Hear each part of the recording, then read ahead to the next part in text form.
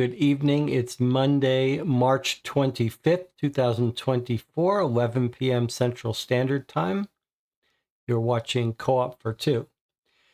Today we're here to play side quest Nemesis, this little small box here.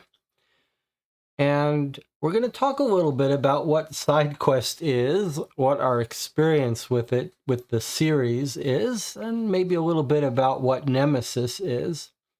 But before we do, let's check in with the chat and catch up on some bookkeeping. Jonathan was the one who said he was interested in playing this specifically. Jonathan has played Nemesis, the board game, or just the digital games, Jonathan? While I'm waiting for a reply, let me just remind you of a couple things. I purchase all the games we play on this channel myself so that we can give our unbiased opinions about games without worrying about stepping on any toes. If you do join me for a playthrough live, instead of purchasing it, it is always nice to go leave the publisher a review of the game so that other people... So it's a little way of giving back to the company. We just last week finished playing 5 games of Medical Mysteries, which is behind me on the wall here. And I just finished recording a review of it, a spoiler-free review. Actually turned into a fairly long review, about 45 minutes. That's uploading to YouTube. It'll probably be live Tuesday or Wednesday. Spoiler is just that we really like the game a lot. On Sunday, this coming Sunday at 1 p.m. will be the 3rd anniversary of this channel. Well, roughly, give or take. And I'll be doing a live Q&A channel update thing that I try to do every 3 or 4 months. I hope you can join me for that if you do watch my videos. I'm happy to answer any questions you might have, talk about the odd psychology of YouTube, plans going forward. I'm going to talk a little bit about Patreon that I'm going to be restarting and asking for contributions. Nothing to be scared about, all good, all fun. What else do we need to talk about? I did just get back this evening from seeing a movie Late Night with the Devil that I really liked. Very stylish 1970s. It's a movie framed as if it was lost footage from a 1970s talk show that's sort of haunted. Very beautifully filmed. Very stylistic. Okay, let's catch up on the chat. Jonathan's been playing the digital version of Nemesis. Okay, so let's talk about what side quest is. Now, we have played on the channel, you can find the playthrough, Side Quest 7th Sea. These are the 2 games in this series. There is a 3rd one coming. I don't know if they've announced what it is. These are puzzle games with a couple of gimmicks, including a 3-dimensional world you build, room you build out of cards, generally card-based. They are designed by the people who make Escape Tales, which we played through. One of the best puzzle games we've played was Escape Tales Children of Wormwood,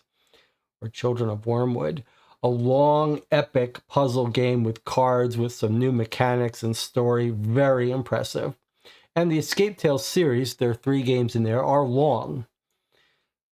And what this group of designers, Jacob Kaban and Bartosz Idziskowski, I think they're Polish, what they've done is they've taken their puzzle skills and they've boiled them down to these small games they're calling side quests.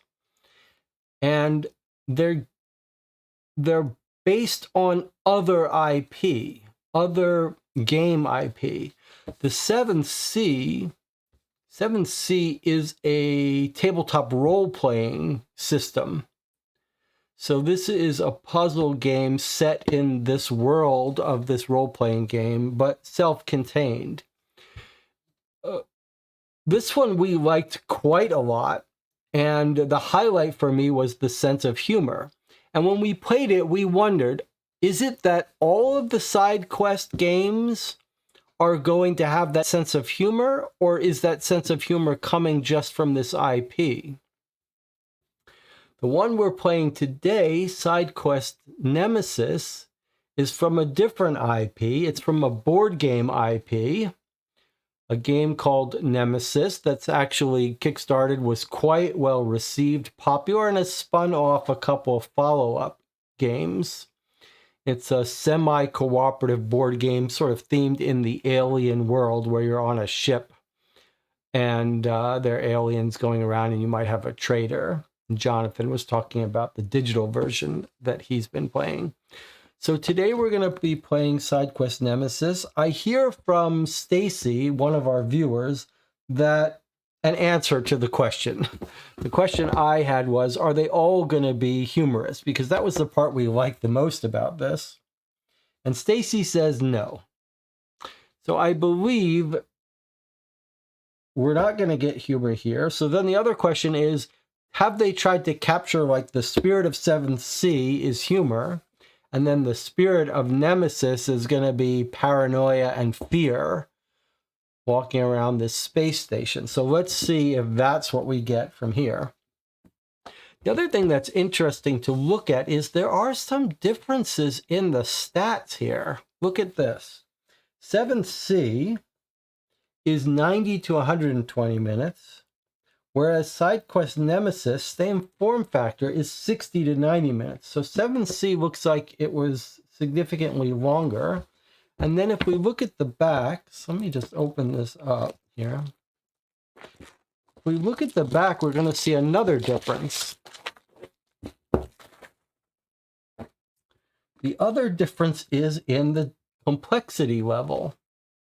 7C was rated 3 out of 4. And Nemesis is 2 out of 4. So it sounds like we're going to get an easier, shorter game in Nemesis, which isn't terrible since I haven't slept in a while. But maybe that's thematically appropriate for being on this space station. But I can see things look different, although this looks similar and this little answer thing looks similar.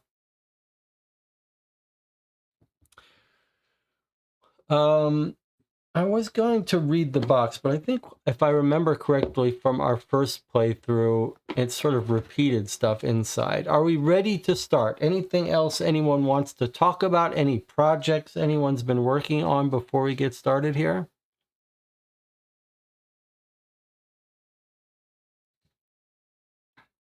I hope by now you guys know you can just come right into the channel from the start, not wait for me to ask, and start talking about stuff you're working on, projects, hobbies. I'm curious to know what you guys are up to, and you should feel free to talk about it here. Kurt says, did anyone catch the name of the found footage movie he referenced earlier? Okay, Kurt is talking. Well, Kurt is doing the right thing. It's better that you guys talk amongst yourselves rather than ask me questions that can be answered in the chat. So I'll let someone else answer that. Okay. SideQuest Nemesis. Let's open it up. Let's read the introduction here. So it's all self-contained. A couple punch-out boards, just like we found in SideQuest 7C, but completely different.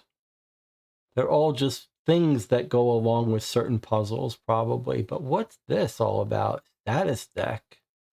It's interesting that it feels like, because of the format, that it's identical puzzle game, but really it is a bit different. Okay, and there's our deck of cards. We'll be punching this out in a moment. We'll need this Sorry, we'll need this to form our world at some point. Okay. So some things look the same as the other side quest and some things look different. Start here. This game has no rule book. Don't open this sheet yet. Before starting the game, make sure all the cards in the deck are in ascending order. Then take the welcome card number 1 and read the instructions. Okay.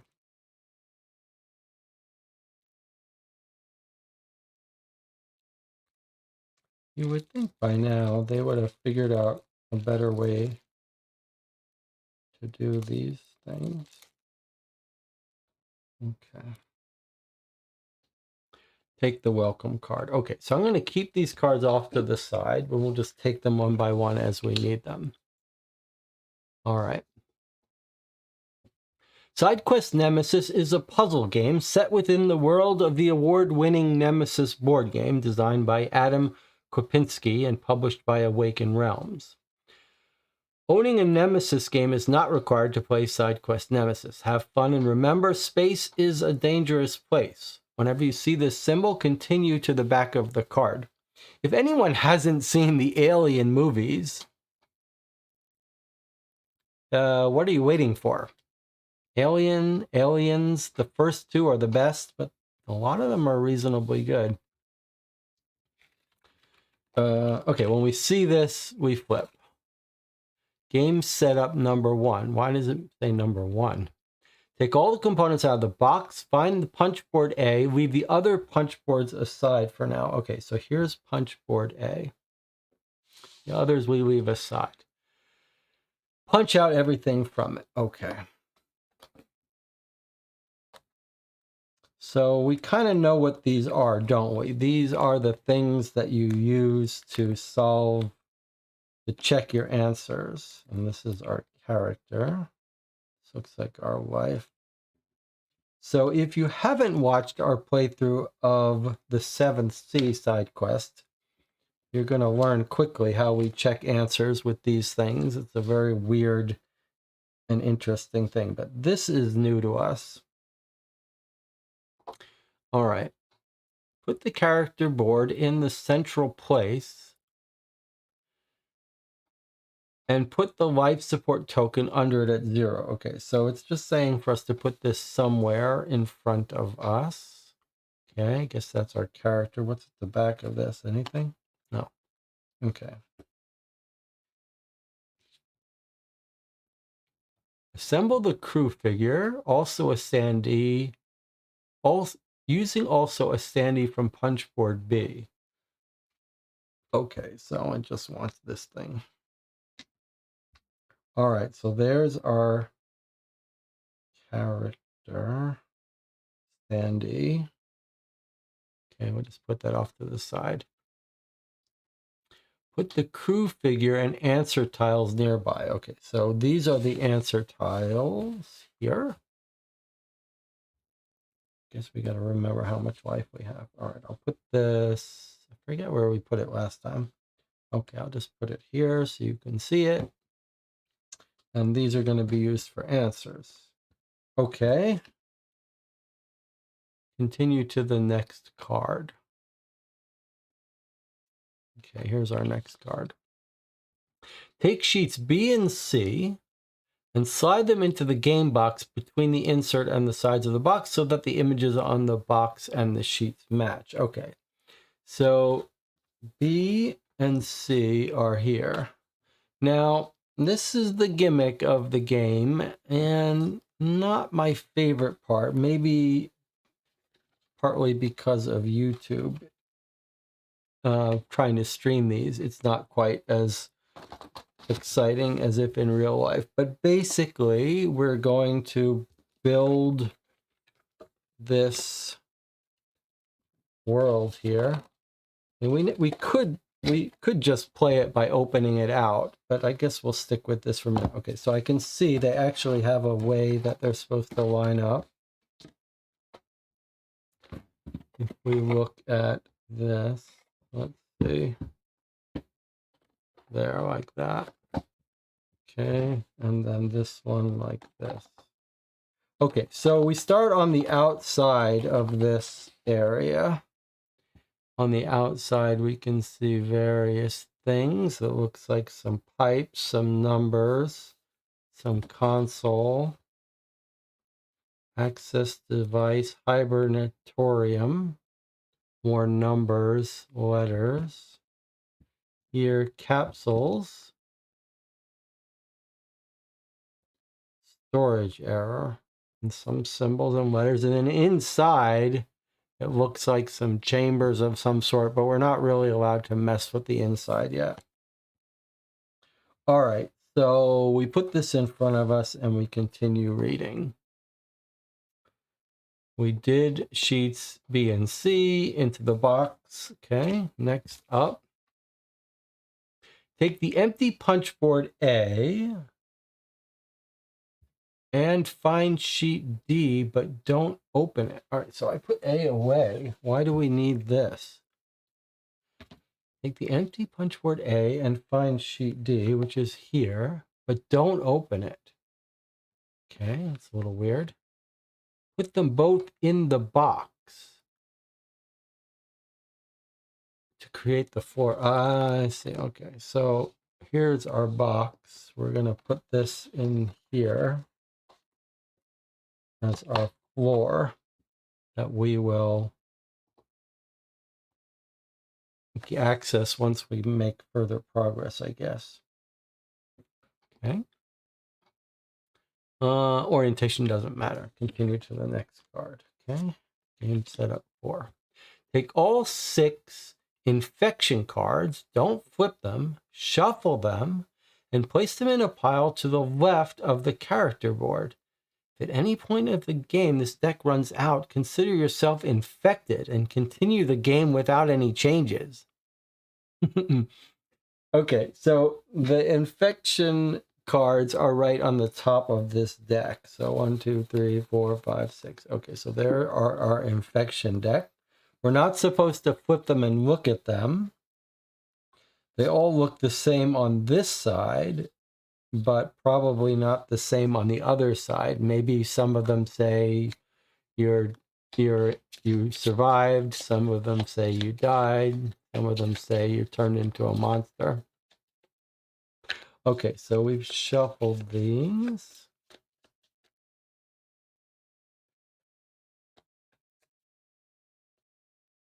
And we're putting them next to the character card. Okay. Let's continue now. To the left of the character board, take all 5 event cards, don't flip them, shuffle them, and put them in a pile to the right. Okay, so the next 5 cards are event cards. This is all new, isn't it? I don't remember doing this kind of thing in 7th C side quest.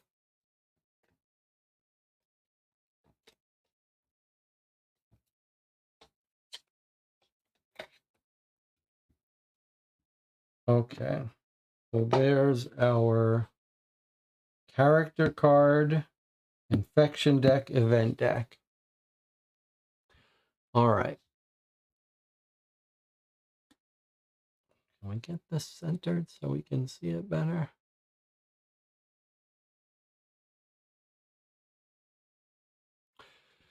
Take all 6 room cards, place them face down on the table in front of the hibernatorium entrance, forming a triangle. See image above. Place the cards at the spots designated by the placement info.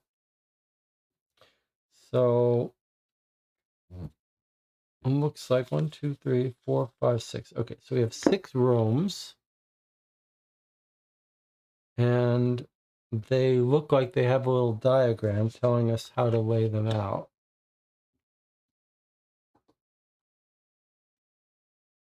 This seems new to me.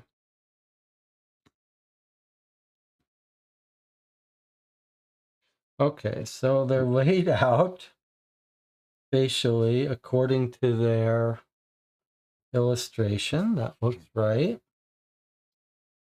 And then it says, Place the crew figure on the starting room card. Do not flip the cards yet. So I take it we're supposed to put this person here in the starting room. It's a little scary, this situation we're in. Do not flip the room cards yet. Continue to the next card. Okay, now the game is going to teach us a little bit. Solving puzzles. During the game, you will be solving puzzles. Each time you will need an answer matrix, sheet A, which is here, and answer tiles, which are these things here. Okay. Whenever you can't solve a puzzle, you may use the hints sheet, sheet E, which is the last two sheets we have here. Some puzzle may require you to use cards, while in other puzzles, the game area may also be involved, the box walls, etc. The answer to each puzzle is always consists of 4 answer tiles. You can use colors, numbers, or symbols. So this is similar to how 7C worked. You can see on each of these tiles, they're each a different color. They each have a different number. 1, 2, 0, 1, 2, 3, 4, 5, 6, 7. They're looks like they're the same on either side. Okay, so we've got colors, numbers, and then arbitrary symbols. So an answer to a puzzle is always 4 tiles, but we don't know if they're the 4 colors we have to figure out, the 4 numbers, or the 4 symbols. During the game, beside the puzzles, you may encounter some events which will require open answers instead of using answer tiles. Okay.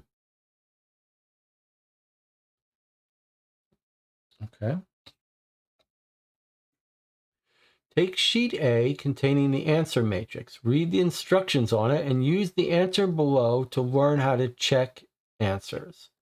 So, okay, so they want the answer matrix.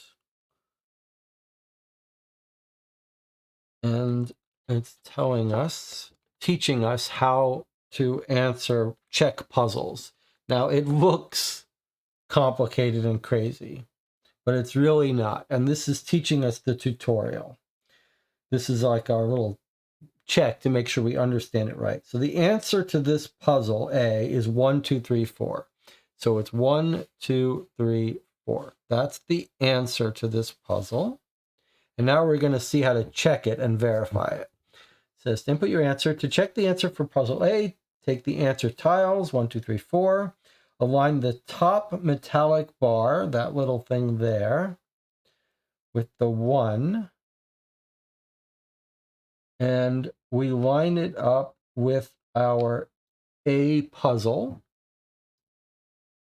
I know how to do this because it's the same system as in the previous game. So this is the first tile of the answer. It's for puzzle A, so we line up these 2 things. And now we take the second tile and we match up its little symbol here, its indicator. And we do that the same for the third with 2 and the fourth under 3.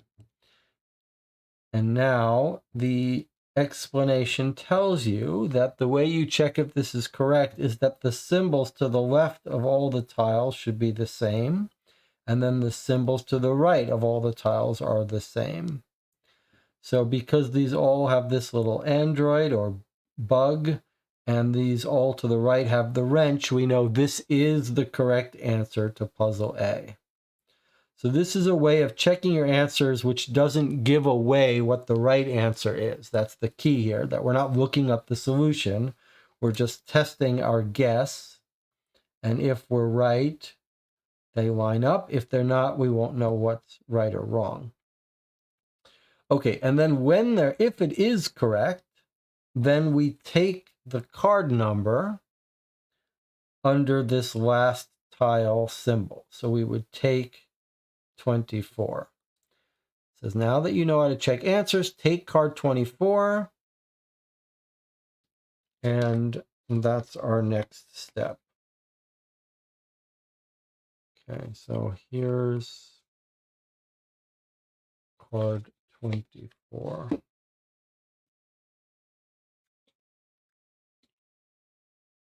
Place any cards that the game directs you to put into the status deck. Okay, this is the status deck. We haven't seen that yet. We don't need this anymore till we need to check an answer. Okay, here's card 24. Let's see what it says. This is where the game begins. Everything you need to know will be revealed soon. Maybe I should put it over here. Is that better? I think probably that is better. In fact, let's see.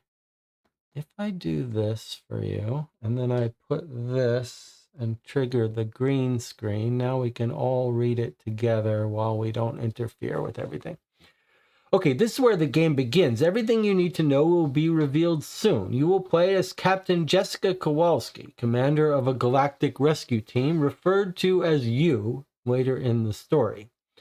Captain Jessica Kowalski, entry 926. I got another job offer from the corporation. A ship with valuable cargo went silent a few weeks ago. The objectives are as usual. Locate the ship, evaluate its status, make sure the cargo reaches Earth, no matter the cost. I was going to turn it down, but the pay is extraordinarily high. Not only that, the ship's ID sparked a memory of an old friend, Adam Cooper. It's been years since I've last seen him. I wonder, is he still a navigator? For all I know, he could be a captain now. For old time's sake, I'm going to take the job. If it pans out, I may be able to finally retire, and Cooper's going to owe me one when I save his skin. That will be my personal goal out there. Captain Jessica Kowalski, entry 927. We've located the target. As I record this, the crew is preparing to dock directly at the bridge. Let's just hope it doesn't take too long. The silence out there is creeping me out more than usual. What's worse, our ship's AI detected the presence of alien life forms known as intruders. Flip the starting room card, the one with the crew figure on it, and follow the instructions. Okay, so here's our starting room. She's docked, and now she's walking in there. A little scary. I wonder if we should take our first break here. Now that you've seen the setup, you've seen how the game works, you've seen the setup, you can see we're going to be exploring and solving puzzles.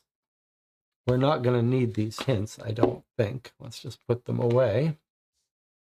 If this looks like a game you might be interested in playing, you shouldn't watch. If it looks like a game you're interested in playing with your group by yourself, instead of playing it along with me, you could stop watching here, go pick it up. I think probably $15 was it?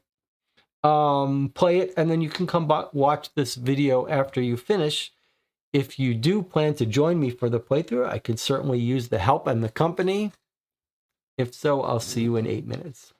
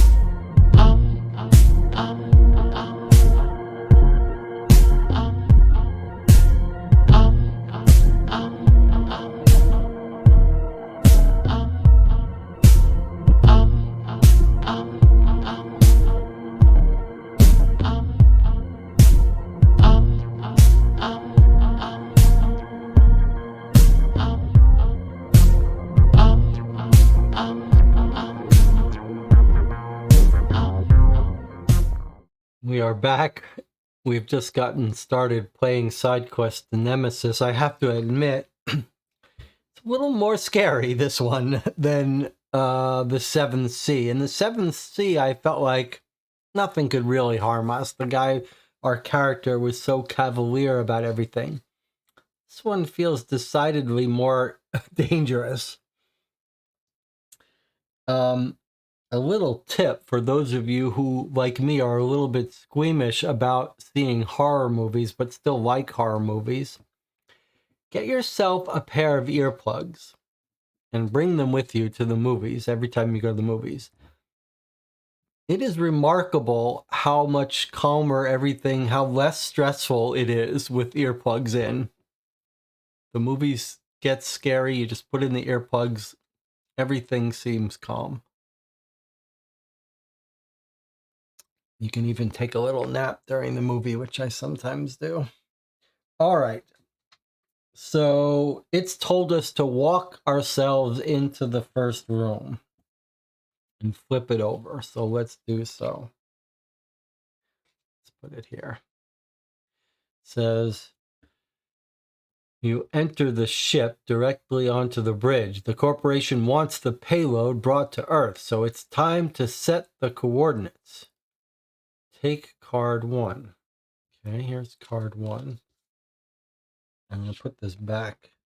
There's the bridge. We're on the bridge. Okay, card 1 says, this system uses legacy coordinates. Make sure you get the code for Earth right.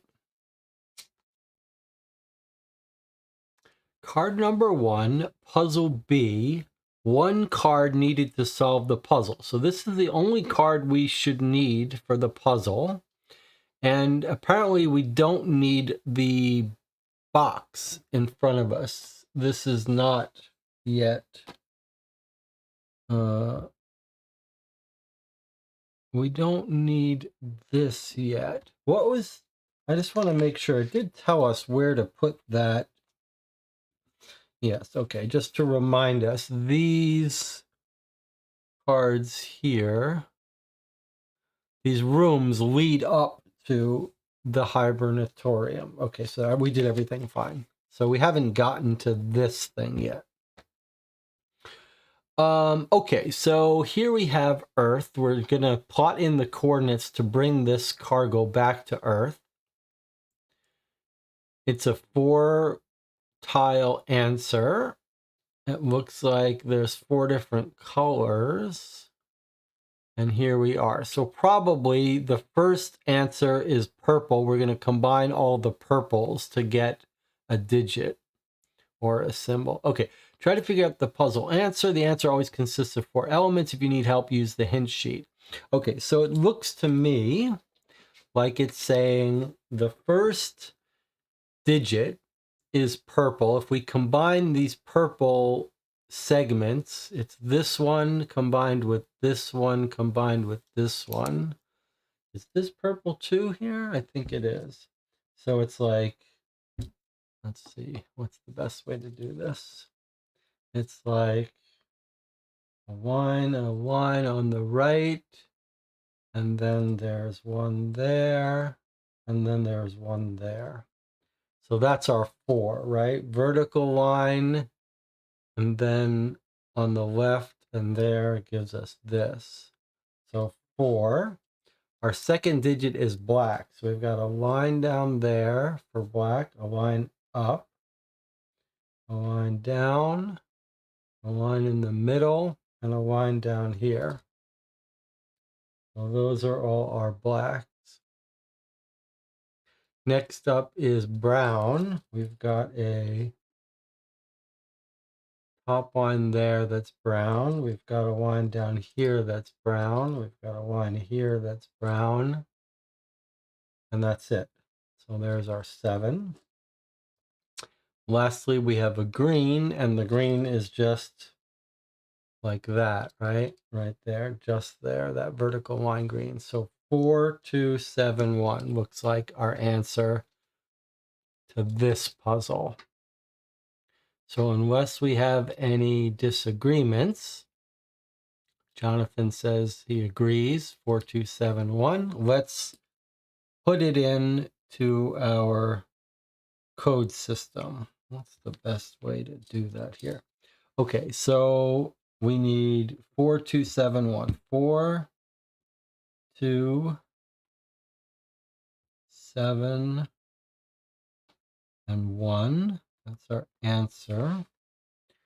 Let's check it. Can you guys see this okay? Okay, so it's puzzle B, right? So we line the B up here. And then the 2 underneath the 4. And then the 7. And then the 1. Okay, we check our answer. These all match on the left, and these all match on the right. So that is the right answer. And then we take card 14, which is the one right under this symbol.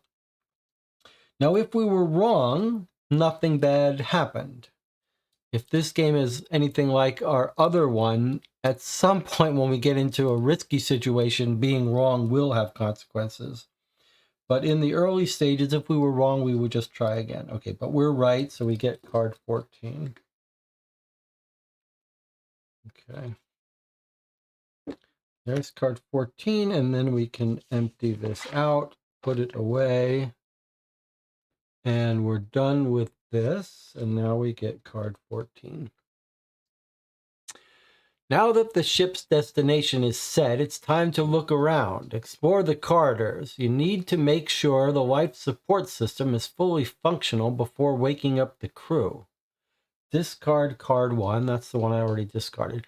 Remember, when you see an arrow like this one on the right, you can freely flip the card. Choose.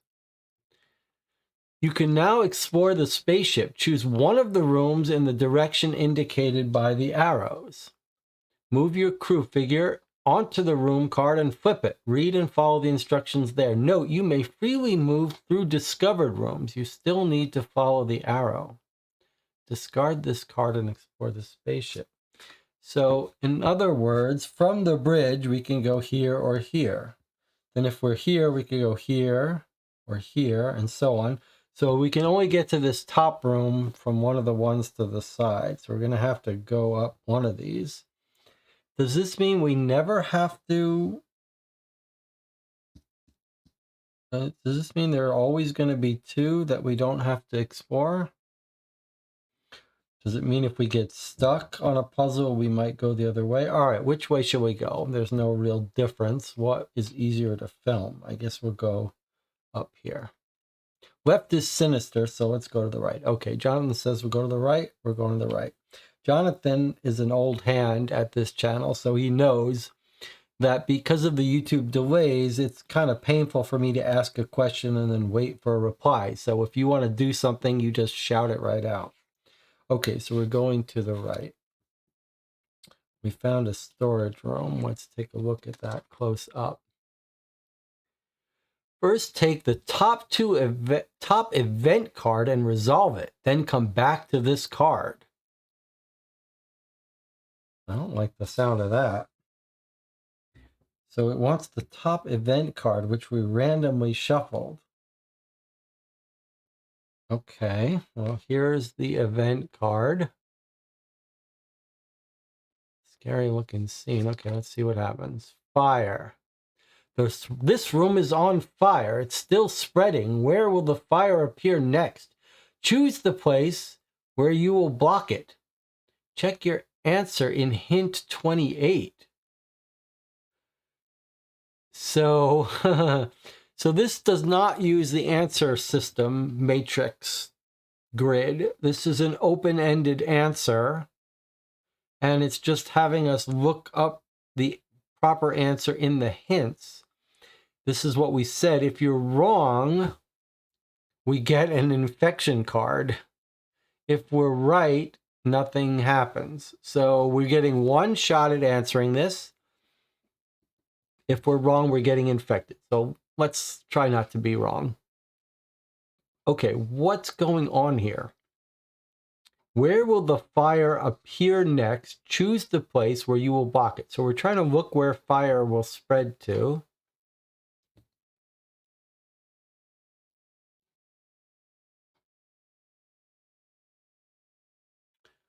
What has happened here? Are they increasing amounts of fire?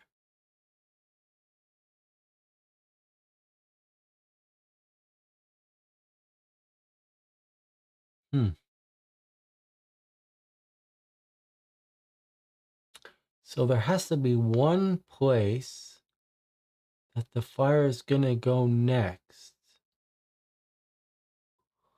What do we see here? What is the pattern?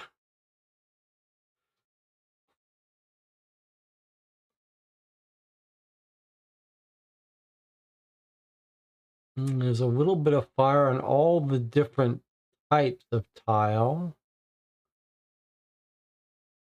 2 fires in the water tile. Little tiny bit of fire here.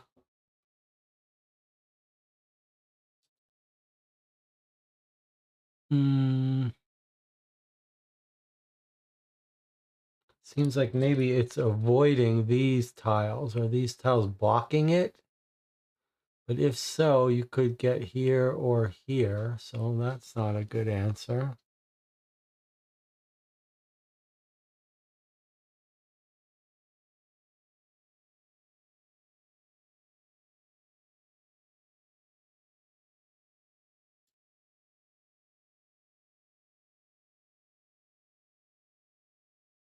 They're all contiguous. That might suggest that the next tile is going to be something contiguous to one of the existing ones. That still gives us lots of options.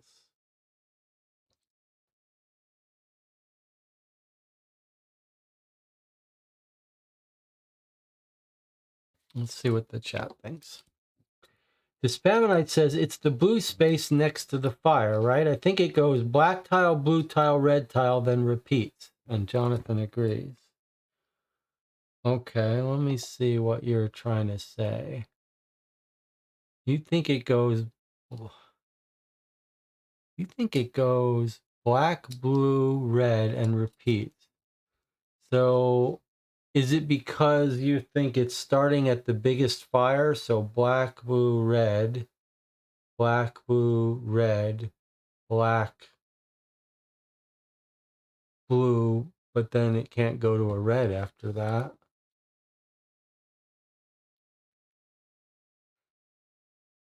But you're thinking it's going down. So whatever's been burning longest is biggest. So you think it's black, then it went blue, then it went red, then it went black, blue, red, and now it's going to go black, blue, and then not be able to go to a red. The red is next to the other red. Okay, don't know what that means.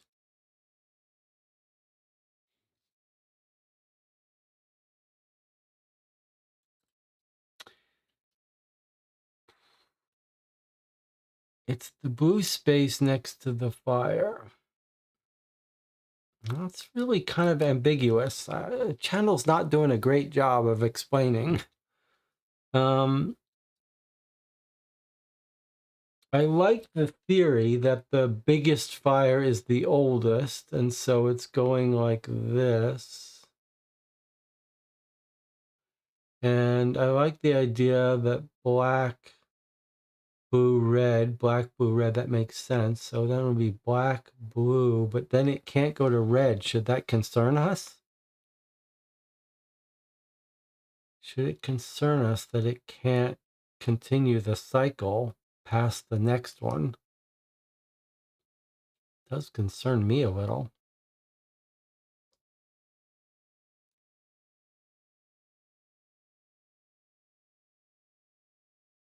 Where's our little things?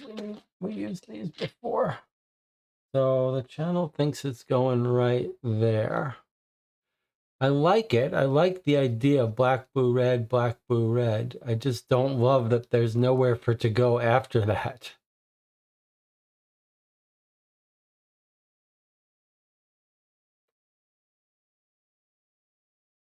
But I'm not sure I have a better answer.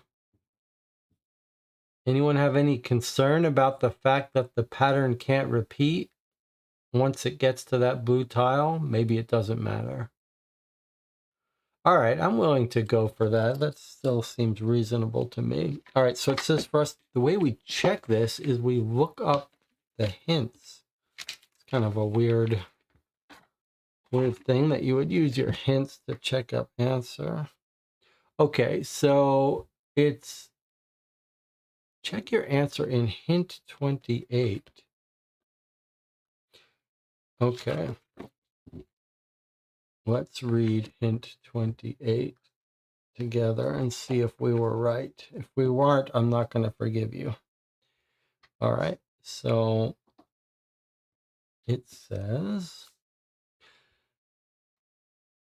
the fire spreads in a pattern determined by the floor tiles. It started on a flower mosaic and followed the pattern of flower mosaic, light blue, hexagon, flower mosaic, light blue, hexagon, flower mosaic, light blue, hexagon, flower mosaic. So the next tile it's spread to is the light blue tile above the smallest fire. Well, that's exactly what we said, what the channel said. The channel figured out. Okay, if you got it right, it says, congratulations. You've stopped the fire and it's quickly extinguished without harming yourself. And then if we got it wrong, we would get some infection, but we didn't get it wrong. Okay, so we're done with this. We got it right. So nothing happens. We just discard it and continue the game into the storage room. Okay, good work, team. The storage is mostly empty. It looks like it needs to be resupplied before the ship can provide life support. Take card 4. Okay. I'm going to put this back on our table and look at card 4. It appears the system has got some instructions regarding the supplies. Find the storage section on the punch board. Take out the rack and punch out the packages from it. Put the rack and packages in front of you. All right, so let's see, engine, supply, storage. Okay, so there's our storage area. She's in the storage room. There's our storage area. And it's got a rack, I see. Okay, so we got things that go in the storage area. All right, you can't see it. I'll put it over here. There's our storage area. And there's our things that can be put in the storage area. There's different colors, different kinds of items, lots of guns and food. Okay.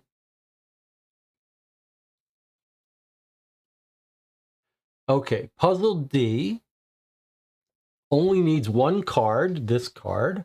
Don't overload columns. Food cannot be in the same column as bait and other food.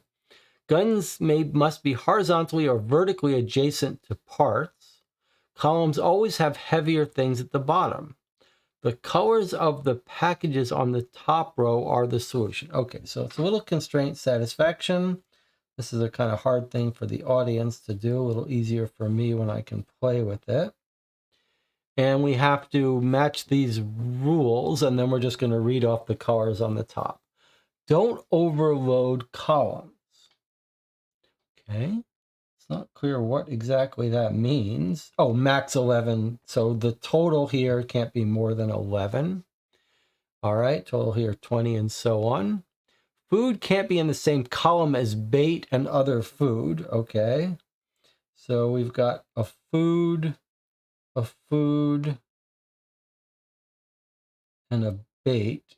Those can't double up in the same column, but they could go in any of those. Guns must be horizontally or vertically adjacent to parts. Columns always have heavier things at the bottom. Okay, so always heavy at the bottom. Well, max of 9. There aren't too many things that can go in here. It does seem like there's lots of options. if we just play with these a bit, heavier thing has to be at the bottom. Can you guys see that okay? Is there a way for me to do it? Okay, let's put this. I guess you kind of still need to see this. I guess that works. Okay, so if we just experiment a little bit, just to test, that's a part near a gun. It totals 5 kilograms, which is under the max. So that is a constraint that meets all of our constraints here. But let's just see.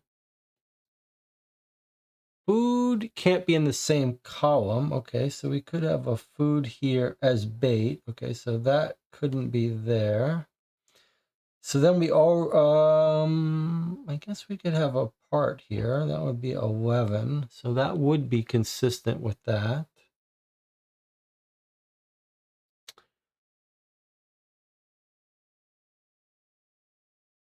And then we could have bait here. Guns here. That would be 22. That would be over our limit there. But what about parts here? That would be 15. That would be under. Then we have a problem here with our 11. So this one, these are going to be a little bit of trouble. Oops. A little hard to fit this all where you could see it. Okay. So I'm just trying to play with this for a little bit. So this meets our constraints. The constraint I'm working on most is the max weight. That seems to have some a 10 and a 2, so that can't work. But we could have a bait.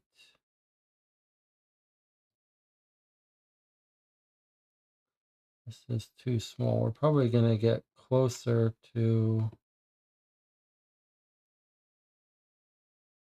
let's see, bait and guns add up to 8. Trying to get closer to this max weight. The heaviest thing, this 17 gun, is obviously going to have to go in this column. That's how we should focus. And then the next heaviest thing, probably in this column. Then the only thing that could go here is a 2. That doesn't work. We don't have any 2s. So that's not going to be able to... Well, that's weird. We do have a 2. This is a 2. Okay. A little hard to read that one. Okay, but can parts be in the same column as parts? Okay, I can see the channel wants my attention, but I'm not going to look at it for a second. It seems like the max weights are our biggest constraint. So here we have a 10 and a 2, that's 12. A 3 and a 5, that's 8. That's very close. It's clear the guns have to be in this 20 column. So this actually goes in this column and fits. Okay, let me see what else I've got. So now we're consistent with the weights. Food cannot be in the same column as bait or other food. So we have food here alone,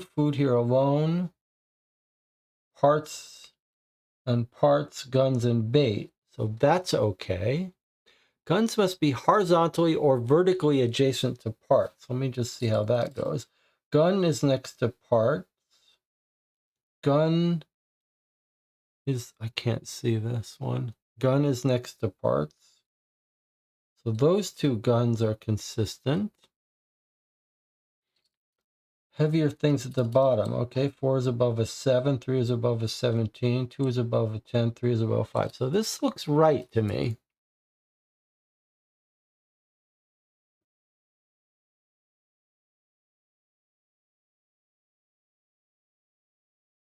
This solution looks correct to me. I guess I can put it in. We can double check it again. The only thing that's a little weird is this comment about guns must be horizontal or vertically adjacent to parts. It's not saying that parts have to be next to guns, just that guns have to be next to parts. I think this is all good. Spamonite says it looks right. Perry says, I think you got it. Okay, channel seems to agree that this is it. Don't overload columns. That was our best way to force things into certain places. Food and bait can't share a column. Guns next to parts. Heavier things at the bottom. Okay, so the answer then is green, red, purple, yellow. Colors are the solution. So green, red, purple or blue, and then yellow. There's our solution. All right, let's check it out on this thing here. So it's puzzle D. So we're going to lay it out like that.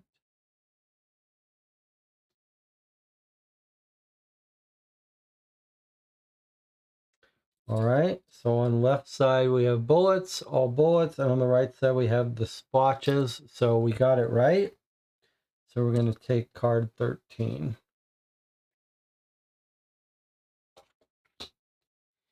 All right, and then we can put this away. And we will not need this anymore. We can just put it off to the side. Okay, so we did card 4. Now we got card 13. Is that right? Tell me if I did it right. I put everything away, so it was our yellow one was the last one.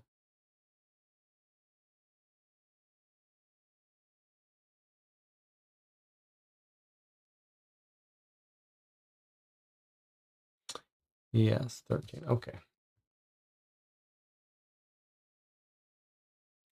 All the supplies are now in place and the ship is ready to provide basic life support. Discard card 4 and the rack that we used and the supplies. Those tokens were just one time. Then move the life support token one slot to the right. It has reached, if it has reached level 4, take card 9. So we're putting this over to here. Has it reached level 4? No. Okay. Load balanced. Slide this card into the corresponding area on the hibernatorium exterior and continue your game. Okay. So if you look at this, there's a place. This says storage error. And now that we're going to put this in it, the load is balanced. So we fixed that problem. Okay. And now we are back ready to make a new move. So we could go back and go through here, or we could just go up here. Seems like we might as well keep going forward.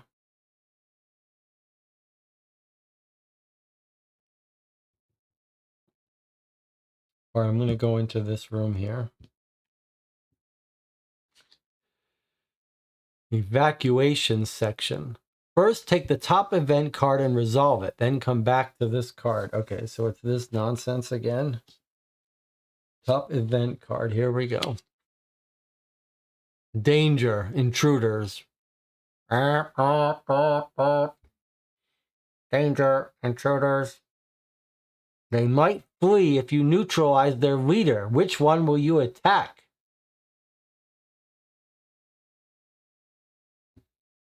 We have to figure out which one of these is the leader. What? I mean, I see the chevrons on them, but boy, on first glance, it doesn't seem like there'd be a good way to tell the leader. Let me just bring this up here so I can see it a little larger.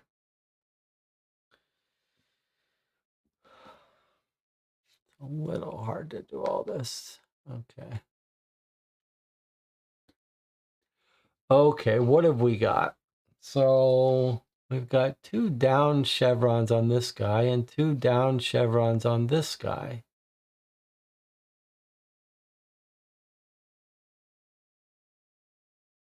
Their faces look different. Some of them have horns going back. Which one is the leader?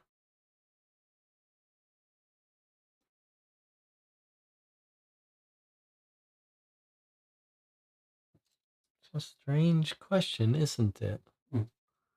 How would you tell the leader?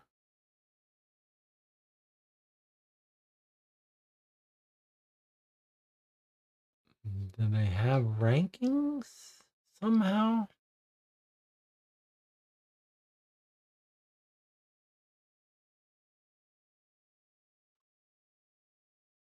I mean, this one looks odd and out of place. These two look very similar, but there's the chevron.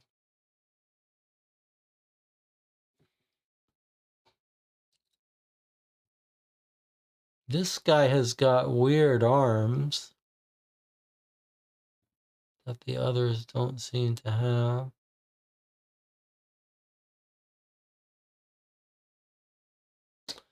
These chevrons are a little different.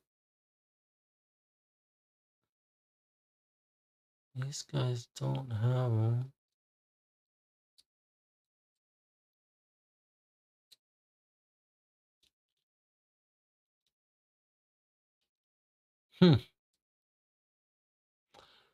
That's weird, huh? Let's see, just noticing other things. I see little holes in their heads.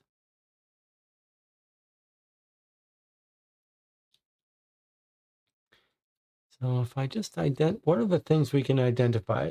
They've got these horns, they've got holes in their head, they've got these mouth mandibles, they've got these chevrons. This guy has weird arms. But why? How would we know if that's the leader? If they were all the same but one, we might guess that one is the leader. And this guy's face, I can't quite make out.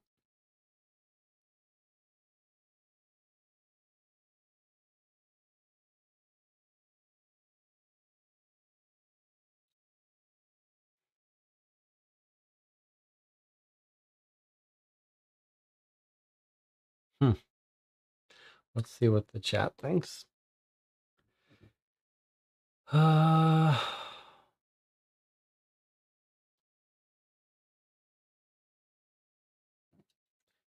it doesn't look like the chat has a real answer. We're all sort of on the same page about noticing things that are different. But is it that everyone's in a pair but one? Not really. The 2 chevron guys could be paired, although they have different heads.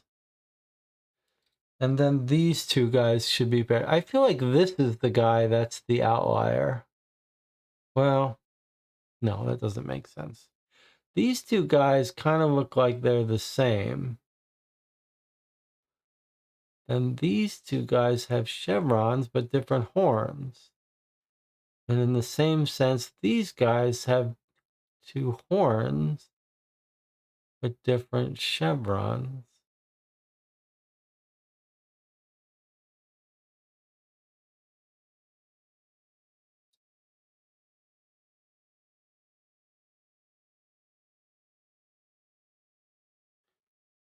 These guys are exactly identical.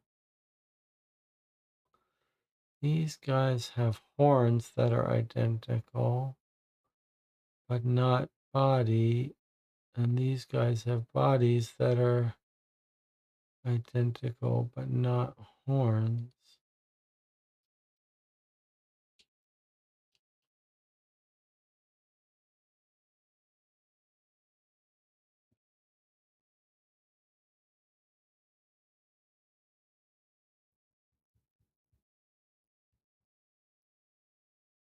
Hmm, weird.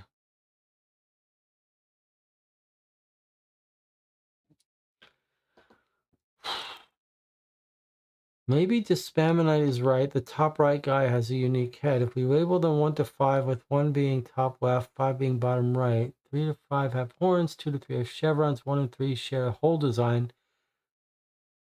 Trick question. Their leaderless hive mind.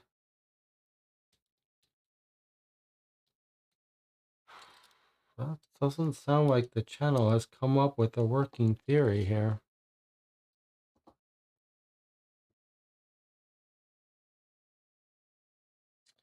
They might flee if you neutralize their leader. Which one will you attack? We can only attack one, really.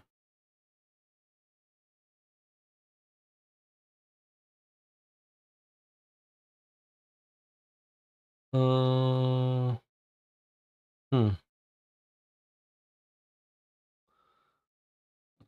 3 are looking left. This guy's looking left, right, left, left. These guys are looking right.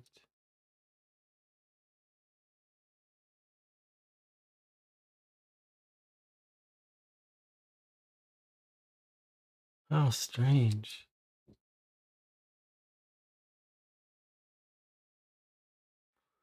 It's hard to even see what's going on with this guy. Is it the holes in their head, like the eyes? Like these eyes are lopsided, lopsided, lopsided. Can't really see what's happening here or here.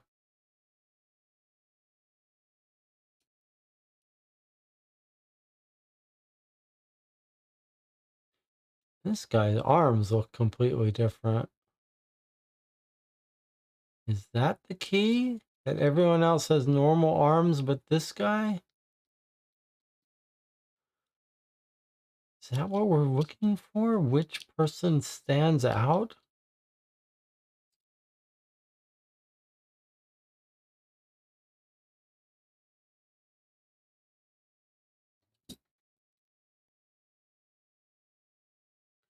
I mean, is that the logic here, though? Are we looking for which one looks different from the rest?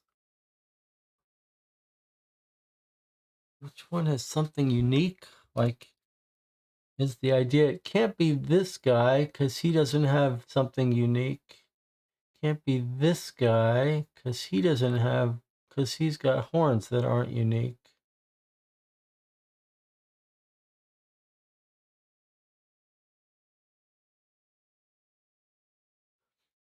It's hard because you can't see details. Like this guy has gills, this guy seems to have gills. Can't tell, can't tell, can't tell.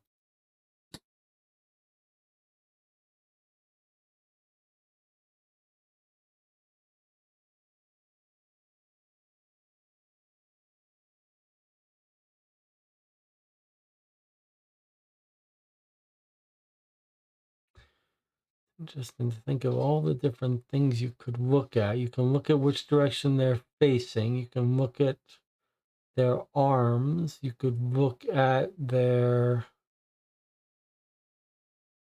holes in their head. You could look at their mandibles. You could look at their coloring.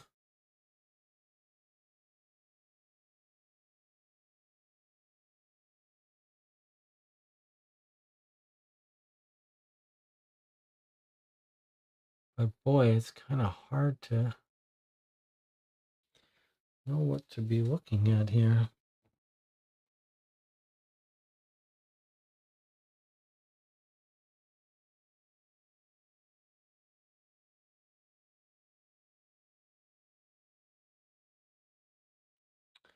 Jonathan, the chat says maybe it's time to vote. No, it's not time to vote. I don't want to get infected, and no one has come up with a rationale.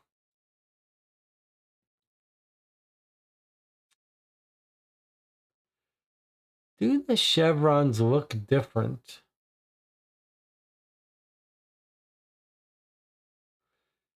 This is a puzzle game. This isn't one of these things where you take a guess. We should, when we come up with the right answer, it should make sense to us. We have some faith in this game. When you come up with the right answer, you know it.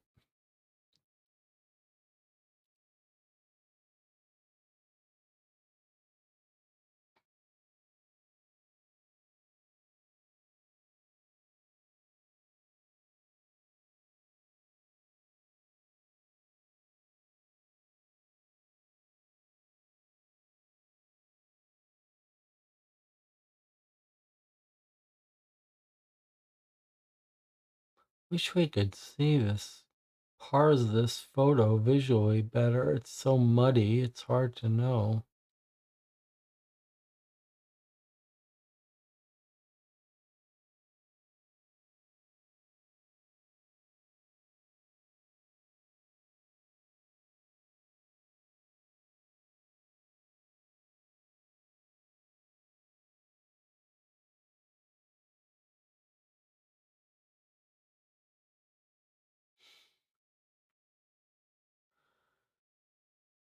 Bottom left guy seems to be carrying something.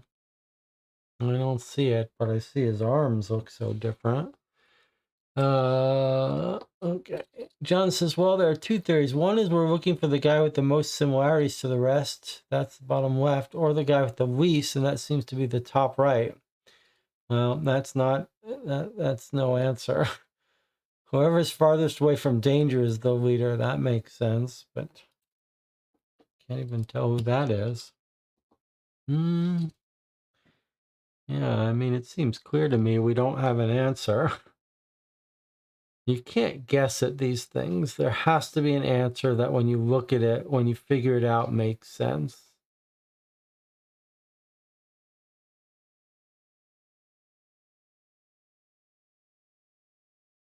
We have yet to encounter a puzzle in this game that felt completely arbitrary. And so I'd be inclined to not expect this one to be completely arbitrary. We have to be missing something. Does the instruction talk about intruders? Yeah, the instruction talked a little bit about intruders, but I don't think it told us enough to figure anything out. Let's see. What does she say?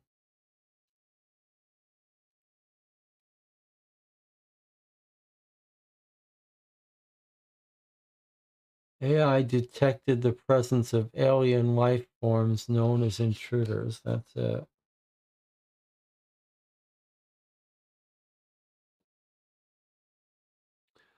It's too bad we encountered these guys.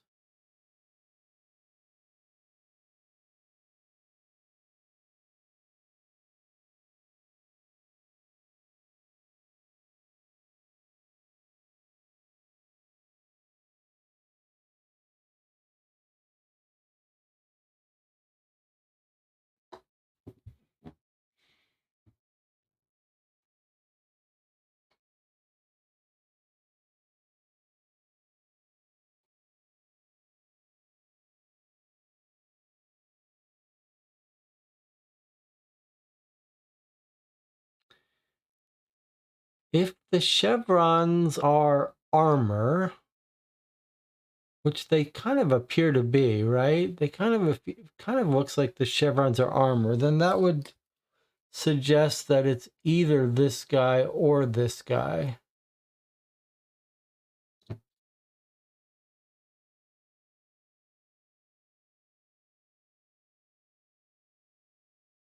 How would we choose between the two of them? It's hard to see what we're even looking at. It's kind of frustrating.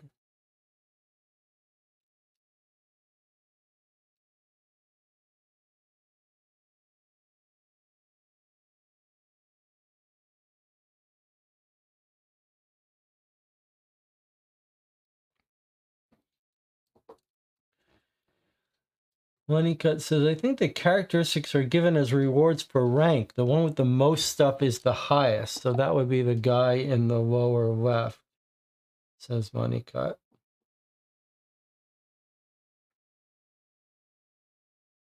So that would be consistent with the idea that the chevrons are armor. So it should be, you're saying he's got weird arms, chevrons, horns. He's got the most of everything.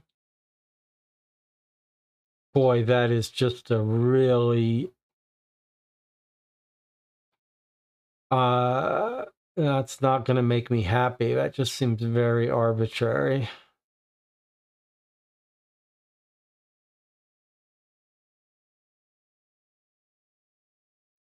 How do you know that the horns are something you add? Doesn't that seem like that's part of your body? And so maybe this is a helmet on top of the horn?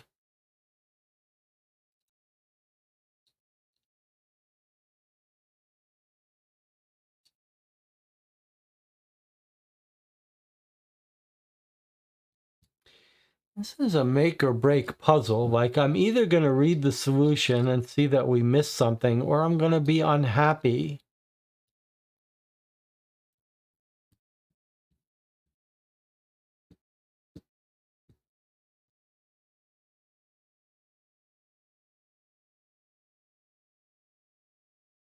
TJ Moneycut says, I'm not saying it's a great answer, but it's my answer.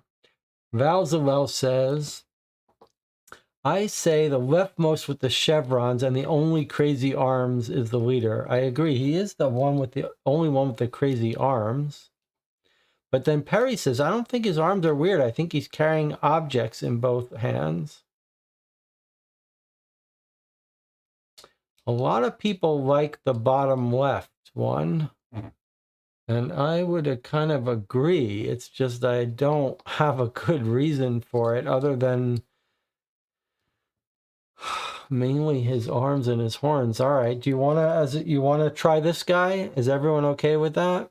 I'm not happy about this puzzle, but if we're wrong and it tells us something we should have figured out, at least there's that.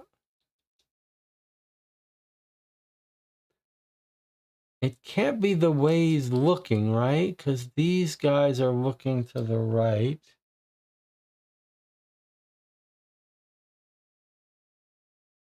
All right. I think we're going to try to answer this guy. Is everyone okay with that?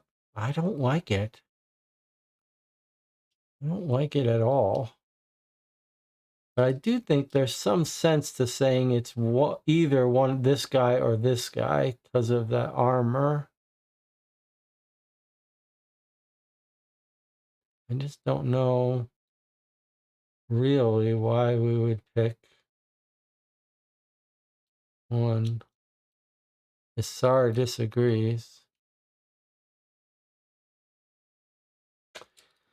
All right, we're going to look it up because we've reached the end of our tolerance, but not happy with this puzzle. Let's see.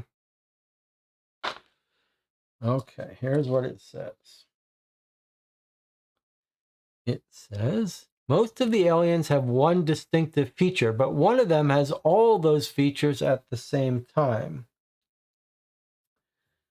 This one is the ancestor to the others and should be eliminated first. It is the leftmost alien on the card. You got it right, congratulations. You quickly neutralize the leader. Okay, so we were right. It was this one. I really don't like that puzzle. That seems like a very bad puzzle to me.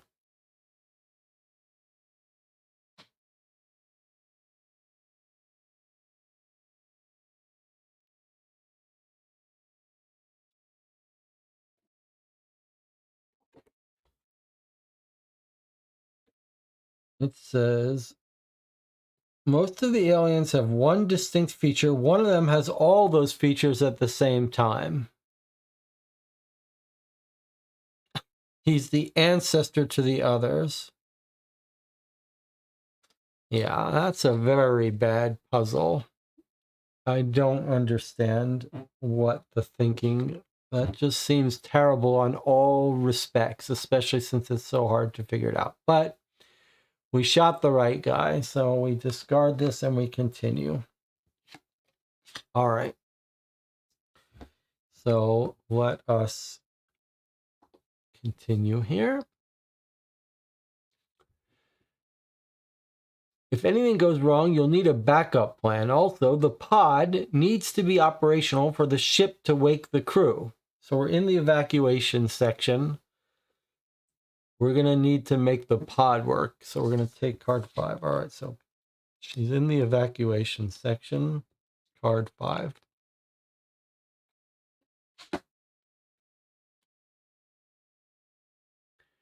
You need to make sure that the cargo capsule contains all the necessary supplies. Find the supply area. That's a little weird. This says we need to make sure the pod needs to be operational.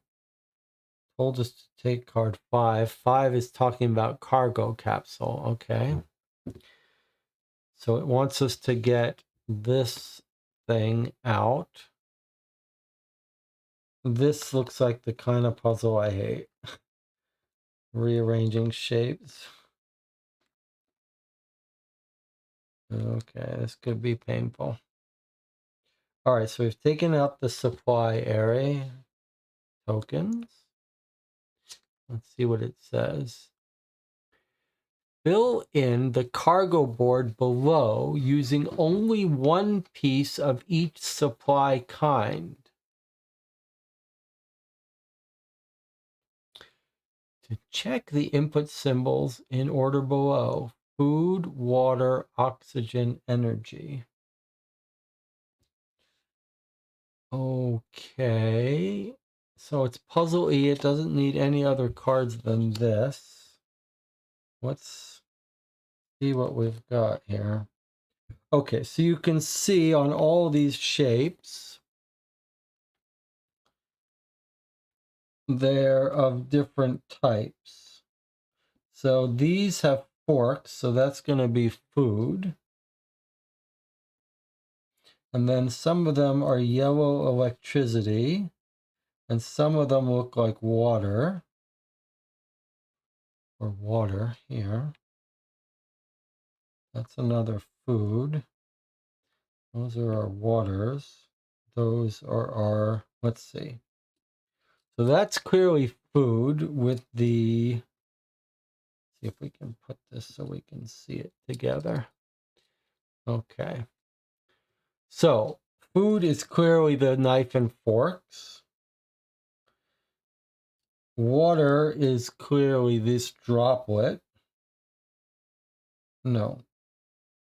Let's see. This is energy. So one of these is oxygen and one's water. Would we think this is the oxygen and this is the water? I guess so. Okay.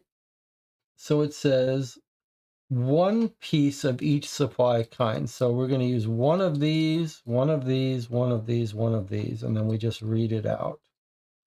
Now, what's this thing in here? Is this telling us anything? Do these look the same? No, they're not quite the same. Okay. Well, let's just see what happens here. We put one there.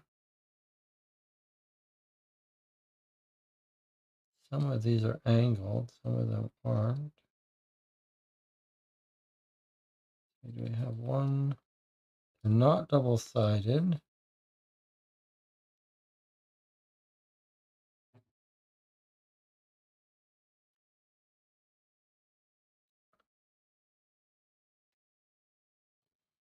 We've got some square ones. What's this? What's this shading? Is this telling us something fits into that shape? Not really.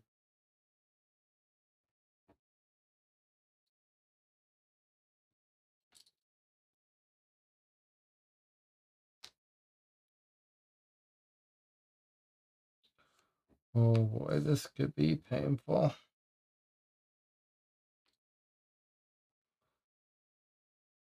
Okay, let's think if there's a logical way to do this a little better. These are all almost the same shapes. Don't have too much choice there. And these are all weirded shapes. So I'm thinking one of these is either going to go like something like that's not going to work because of that weird angle there. So this shape, I don't think we're ever going to need to use. So that could be wrong. Chat says water shape looks like it has an E symbol on it. Okay, don't know what that means. Okay.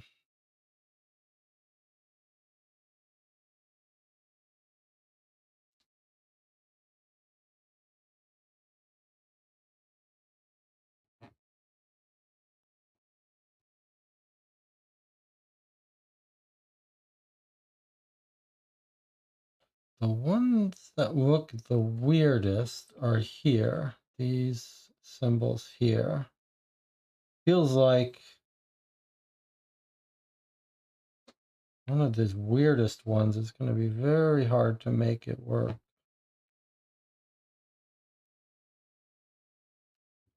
But these look like they might go together somehow.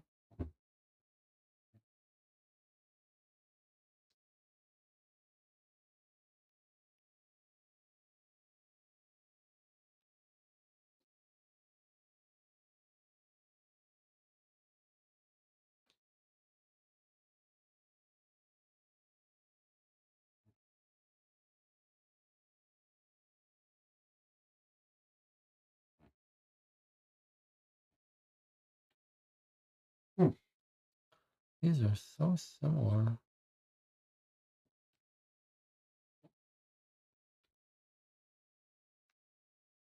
Like my gut tells me that it's gonna something like that. Let me see if this guy can be made to work with one of these triangles.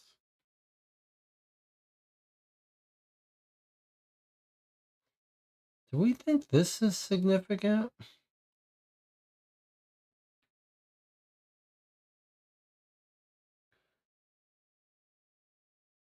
That doesn't quite fit. What about this?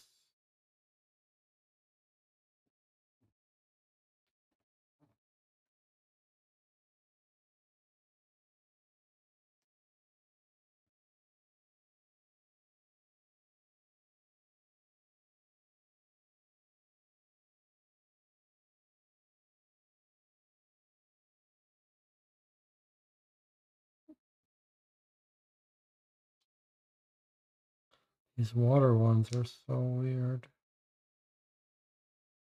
Just doesn't seem likely.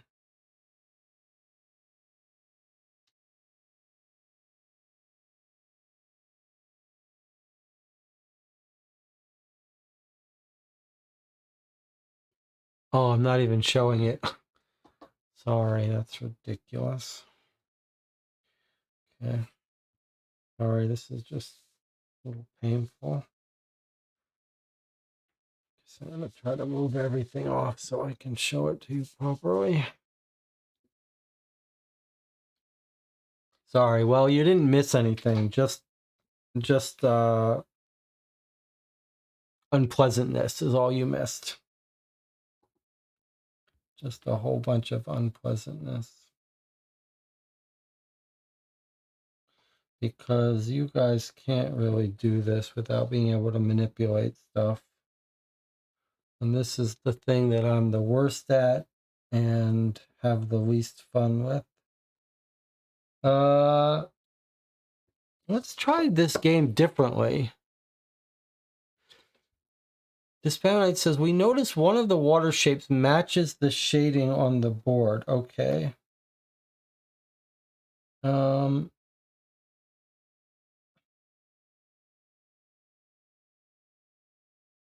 saying this one matches this. Okay, I see. This matches this. Is this our hint to start there? Okay, that looks pretty good. All right, then what could go in this groove here? Not that guy. Not that guy. Not that guy. Okay, water would be done if that's true, so we can get rid of the water.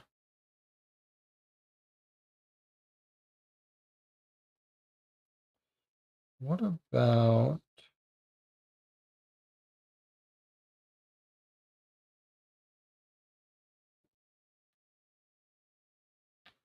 where would these have to go?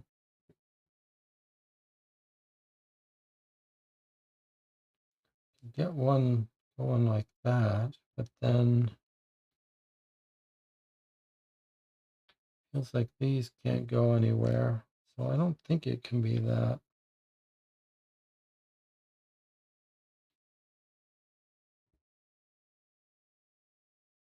Here's our odd one.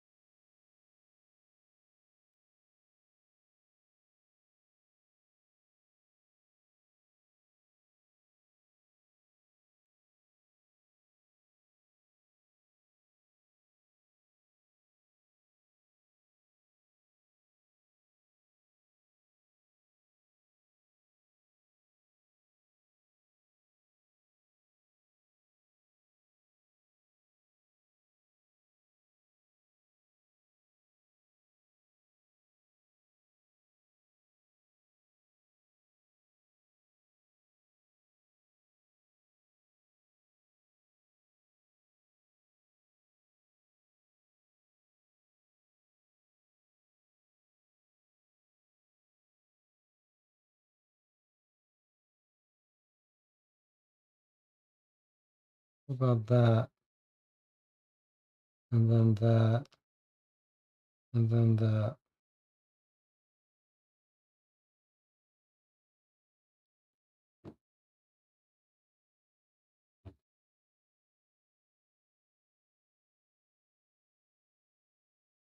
All right. Well, it looks like that's it. I can't say that I found that enjoyable, but at least that key thing that the channel figured out, that we noticed it was shaded, but I didn't see what shape would fit in there. So good eyes from the channel to spot that. Okay, so now we think this is water, right? So if we do these in order, it's the symbols. So food is this symbol.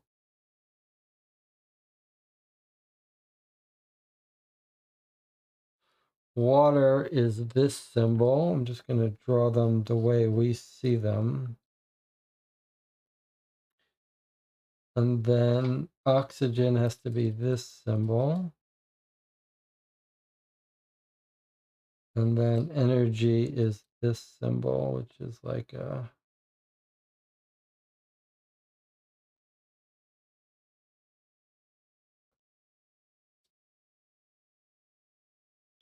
okay.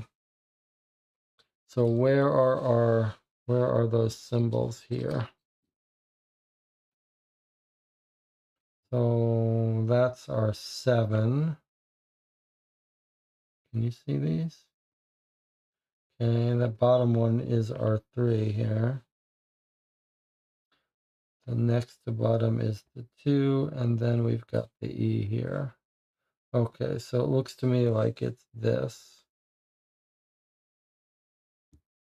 That is our 7, that's our 5, that's our 2, that's our 3, and none of these. Okay, let's put these on puzzle E.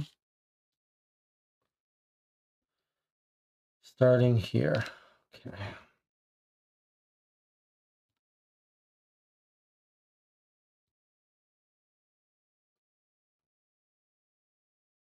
Okay, so leftmost symbols match, rightmost symbols match, so we got it correct. So it's card 12. Okay. Well, good teamwork, good spotting that thing, and good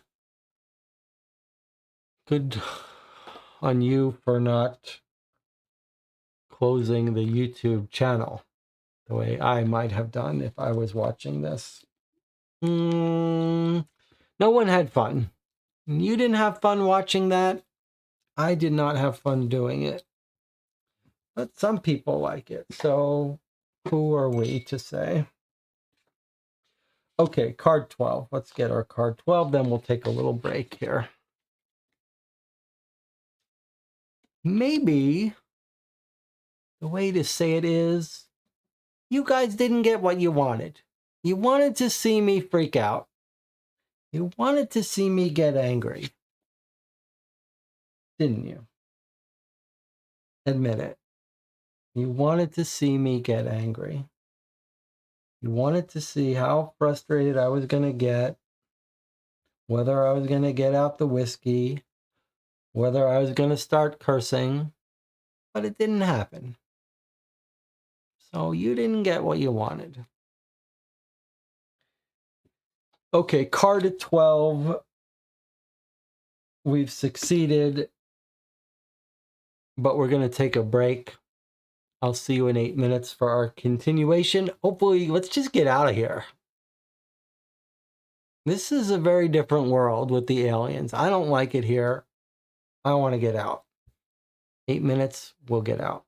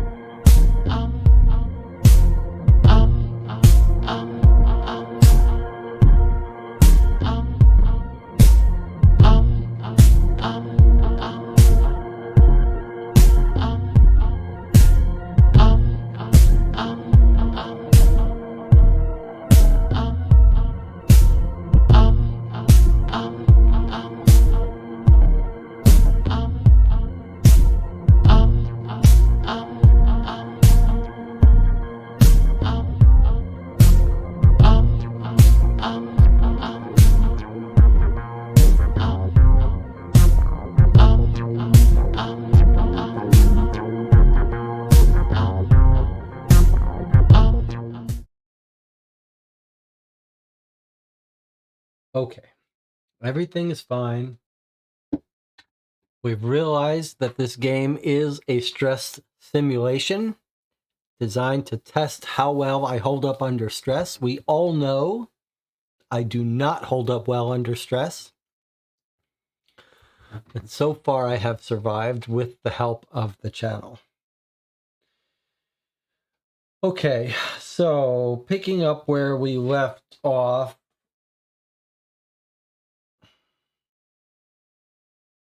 Now, what happened?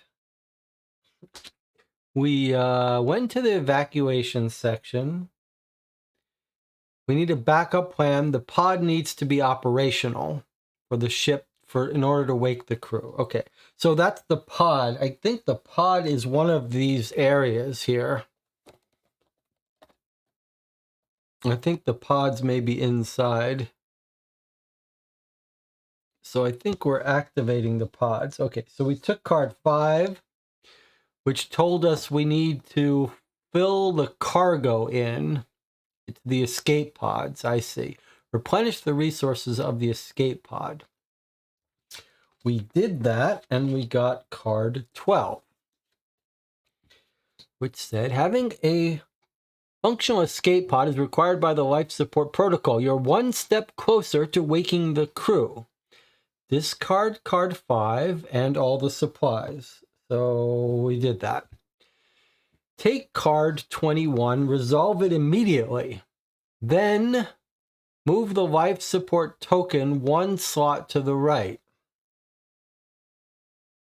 And when it reaches the end, we take card 9. Okay, so but before that, we're supposed to resolve 21? Okay. And then I'm a little confused. Like this has a flip over.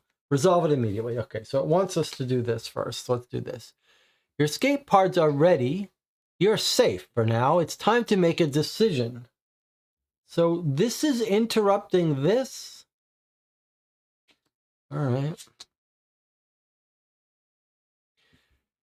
Do you want to start the spaceship's auto-destruction process? Well, that's interesting. I guess we're gonna have a vote on this. So we're in the middle of a process. We're gonna be one step closer to here, but we're only halfway through.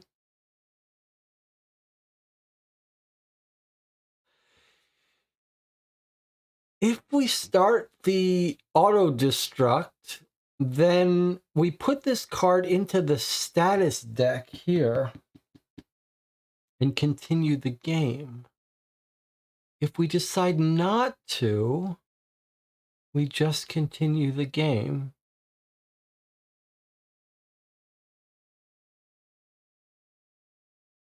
Well, this is the best moment of the game because it's kind of like, it feels like we should be able to anticipate the mechanic that's going to be used with this deck of status things. But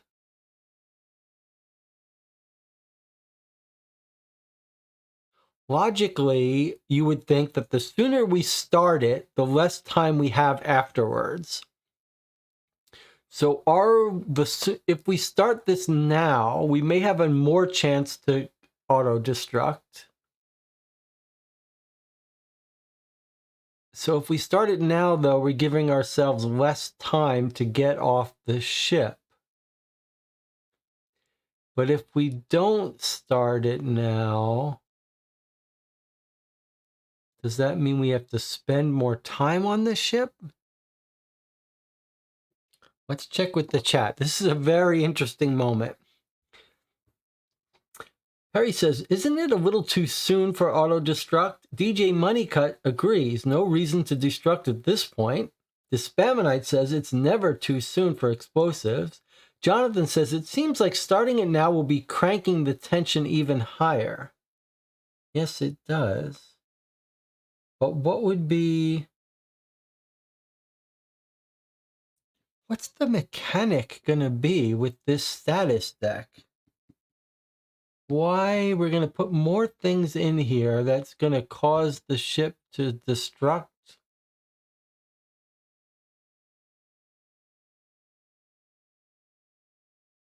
I guess maybe it's like a trade-off. Like the sooner you destruct, you're rushing, but the longer you have, the more you have to survive the creatures.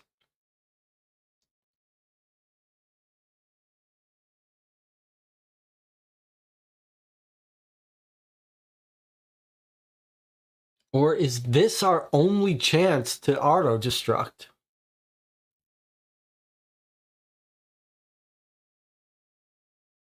Is this our only chance to auto-destruct?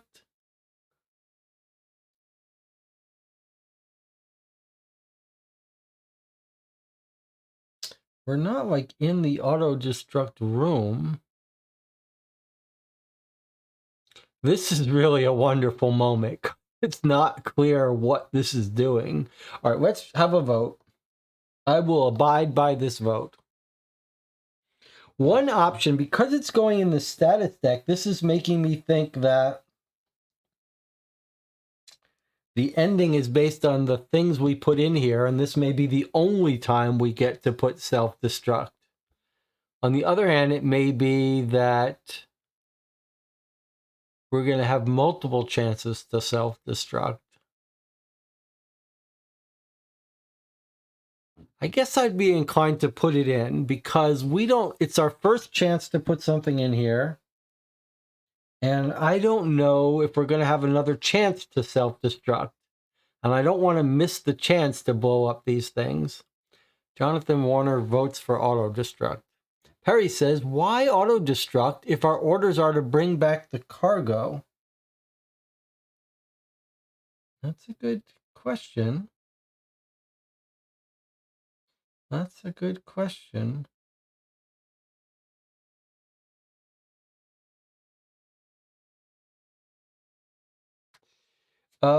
let's think about something for a second. So we have another piece of information, but while we're thinking about it, we got to this decision because we got to this evacuation section. That's what told us to take card 5, which led us to this card. And we haven't explored the rest of this yet. So you could have gotten this. You could have gotten this card by doing everything first. If we did everything first and then came here, then this auto destruct would be the last thing we do. But we've gotten it now basically as quickly as we could have. That would argue against doing the auto destruct because we know that there's lots more for us to explore. If we had gone this way, then we might have been done with the whole game before we started auto-destruct. So that argues for not auto-destructing. Wow, 2 votes don't, 2 votes do.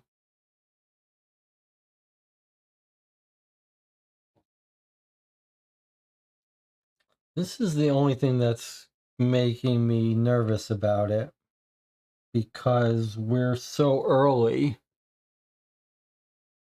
3 votes don't auto-destruct. 2 votes for auto-destruct. So far, don't auto-destruct is winning. So far, we're not going to destruct it unless someone breaks the tie. Valzavel says, I have no idea what to vote. Maybe it's too soon to self-destruct. All right. The don't self-destruct has won out. So we're not going to self-destruct. So we just take this card, we throw it away. Hopefully we'll have another chance. Okay, now we return to this. Move the life support token 1 slot to the right. So we're on 2 now. If it reaches 4, card 9. That looks like the end game happens when we get up to here. All right, now we flip this over. It's the capsules. Caps, U-L-E-S-S. Slide this card into the corresponding area on the hibernatorium exterior and continue your game. Okay, so where does it go? Right there. So we've made the capsules work. We've turned these red word capsules into a mix of red and green. Okay. Well, that makes me nervous that we're not self-destruct, but I guess for our own survival, it doesn't matter if this ship makes it to Earth full of aliens. We're going to get off. All right, now, do you want to go back this way? Or do you want to go this way? Feels like this might be the finale room, so maybe we should go this way. I guess it depends whether we think we can get right off. Feels like we got other stuff to fix first. So I kind of think we should go this way. What do you think?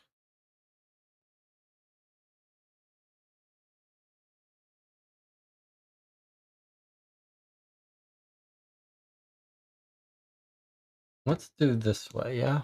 Okay. We're going we're going to go the long way so that we have everything taken care of before we get to here. Okay. Everyone agrees. Okay, let's see what we got. Oh boy. Nest. First, take the top card and event card and resolve it, then come back to this card. No boy. We haven't gotten infected yet, but...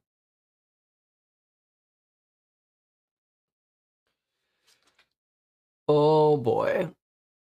Intruder. Choose a weapon to kill this creature. I don't like these cards.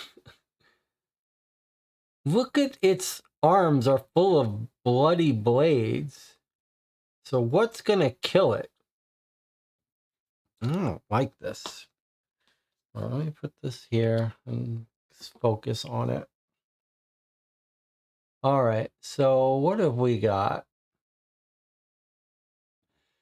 It looks like you can cut off its arms and it doesn't care. So I don't think a knife's gonna work. It looks like you can burn its arm and it doesn't care. So I don't think flame is gonna work. Looks like you could shoot it in the stomach and it doesn't care. So I don't think a gun is gonna work. So this is what I'm thinking here.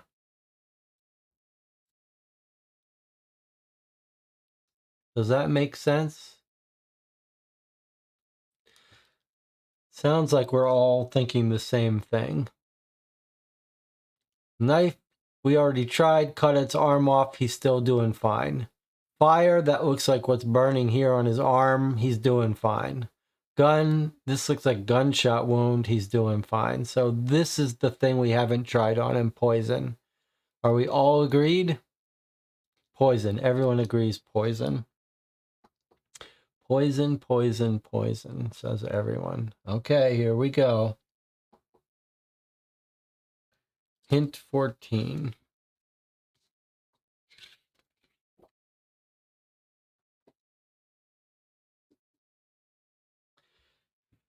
This alien has already been attacked with a gun. It has bullet holes, fire, it's visibly burnt, and a machete, its severed arm, and it's still alive. You should start with another way of harming it. The weapon you should use is the acid. We said poison, but it's acid. Okay, if it's right, congratulations. You have neutralized the alien before it was able to harm you.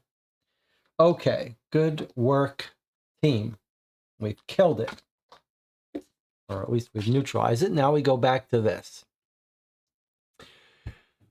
We're in the nest. What was once the shower room now serves as an intruder nest. It might be a good opportunity to learn more about them. Really? I don't really think that that's what we should be doing, but okay. There are many eggs in the nest. You need just one, but choose carefully. After you put this card, combine it with card 3 to form one picture. Okay, so we've got to choose one of these eggs. Okay, so it's puzzle C that needs 2 cards, and card 3 is this one. From what you know about intruder genetics, the most unique specimens tend to give the most valuable data. All right, so we're looking for the most unique specimen. We're in the nest. We're looking at these eggs. I got a new thing out for us to maybe make it a little easier. Combine 2 with 3. Okay, so here's our cards. Okay, so here we have a nest of eggs. We're only going to take one. These are the answer symbols. So once we pick an egg, we know the code. I don't think that we should be looking at these symbols when we're trying to find an answer, just when we look up the answer. So are we looking for an egg that doesn't have a partner? Is that it? Or some of these duplicates, like this one, matches this one? Do we need our cubes? Can we do it that way? So this guy matches this guy, so probably not them. All right, what else? Who else matches who? This one and this one look the same to me. So let's get rid of these 2. All right. This one and this one are the same. Okay. Next are these two. Okay. Next, I see this one and this one are the same. Okay. And then this one and this one are the same. And then this one and this one are the same, which leaves us with this guy who's unique.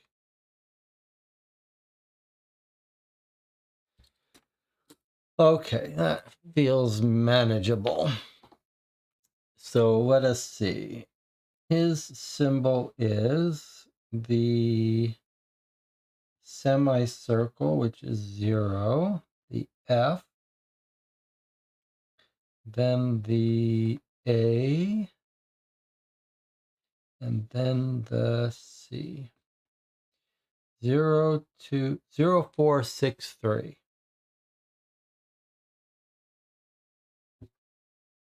So let's put this aside, but not get rid of it in case we're wrong. Let's get out our thing. This is puzzle C. The nice thing about these is if you're wrong, nothing bad happens. You just try again.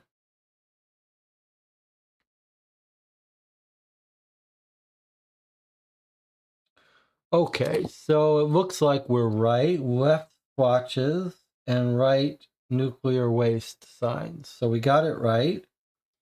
And the answer is card 6. Okay, so now we can put this away.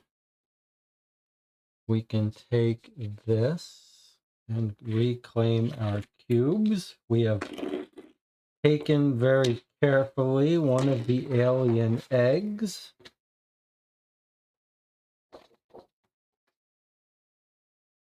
We are here. We're almost out of event cards. We've only got 2 left, which is good. So I don't know if we're playing this game on hard or easy mode, the fact that we're walking through all these rooms. But we did this. Okay, and then what did we see? Draw card 6. Okay, and here is card 6.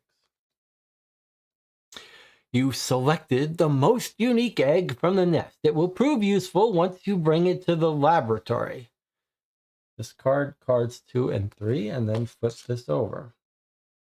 Oh boy. It looks like it's starting to hatch. Intruder egg. Let's hope it doesn't hatch in your hands. This puzzle requires 2 cards. If you don't have a second card, continue exploring the spaceship. Okay, this is an unpleasant looking egg. This really is giving me the creeps. And we don't have the card that goes with. We need to find the lab.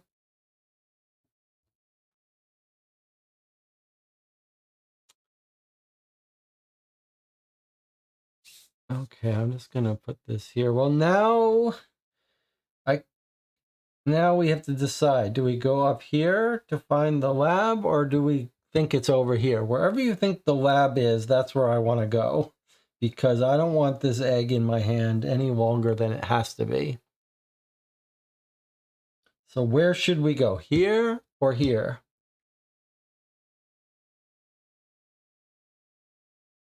I feel like this is the most logical location for that lab, because this feels like it's the way to get into the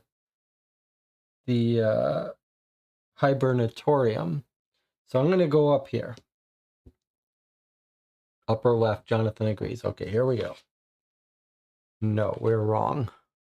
Engine control. First, take the top event card and resolve it, then come back. Oh boy. And we're holding this egg. I don't like it. All right, here we go. Malfunction. It says corners matter. One of the fuses is missing. What shape fuse will you use? And it says corners matter. One of the fuses is missing. I guess it means this one. And then corners matter. I mean, you could ask how many corners does each shape have? So this has 3, and there are 3 lines connecting to it. This has 3, and there are 3 lines connecting to it. This has 3, and there's 3 lines connecting. But then this has 5, and there's still 3 lines connecting to it. So that doesn't help us. And remember, this can be open-ended answer. So it could be circle, square, triangle. Anything could be the answer. Corners matter. Is it the number of corners?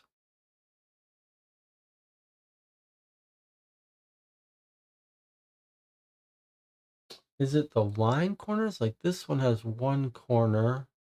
Between 3 and 4 is 1. Between 3 and 5 has got 1 corner.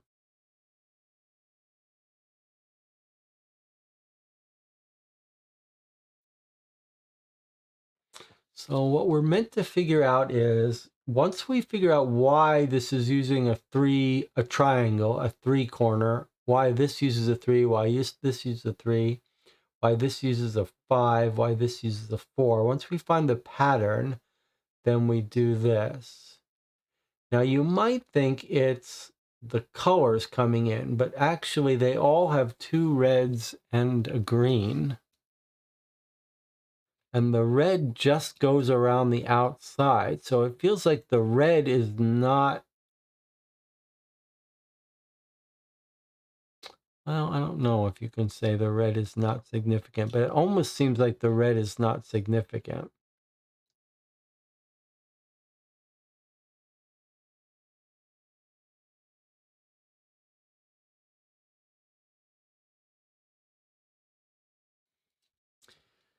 So triangle with 1 corner goes to a 4.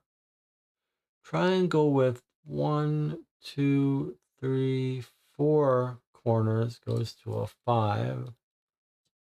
Triangle with 1, 2, 3, 4, 5 corners.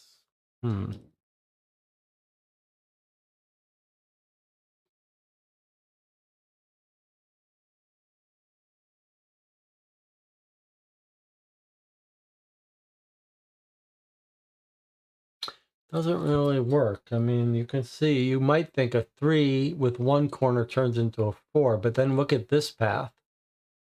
This triangle gets a corner, a corner, a corner, and it just turned into a 5.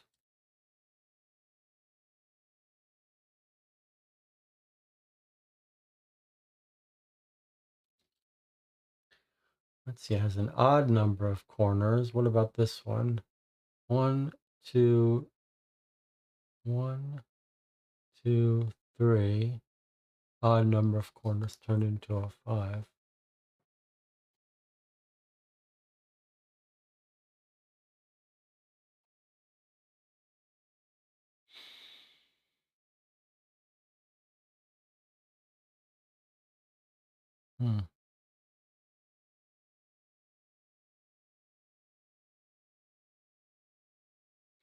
Each triangle connects to one shape.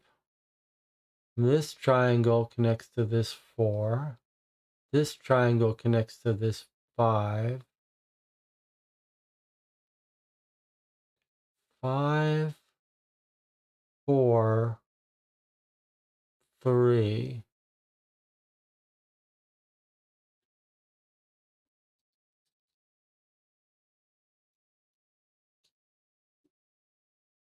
Corners matter.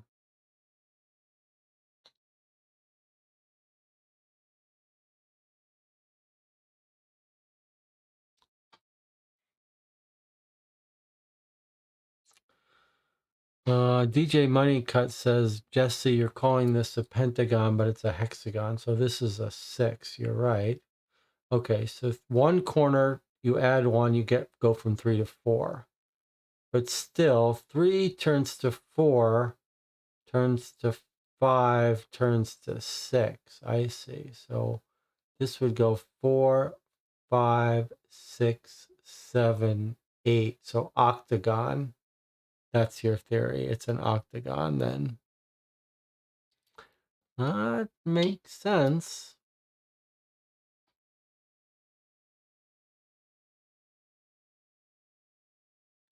So for every corner, we add one side. A 3 with one quarter turns into a 4. 3 turns to 4. 5 turns to 6, which is what this is, a hexagon with 6 sides. So this one would turn to 4, 5, 6, 7, 8. Okay, octagon. I think that's right. 37. Surely that's right. I mean, if it's not right, it's as good as right. So it could have been. Okay, the fuses, shapes, and the paths between them are key. For each turn the wire takes, you need to add one corner. Therefore, the shape you're looking for is an octagon. Okay, good work, team. Good work noticing that I was calling a pentagon an octagon. All right, so we solved it. We throw away this card. We go back to engine control. 2 of the engines were damaged. With the right set of skills, you should be able to fix one of them by dismantling the other. Take card 8. Okay. Here's card 8. Engine parts are scattered everywhere. With the right schematics, you could use them to build one functional engine. Find the engine area on the punch boards and take out all the elements. Put them in front of you. Okay, well, we got some bad news for you. Here's our engine area. This looks like it's going to be a little 3-dimensional puzzle. That's interesting. I can't say that's good news for us, but okay, let's do it this way.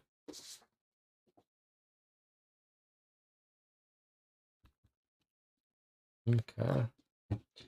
Looks like it's going to be an interesting 3-dimensional puzzle. That's a fun idea, at least.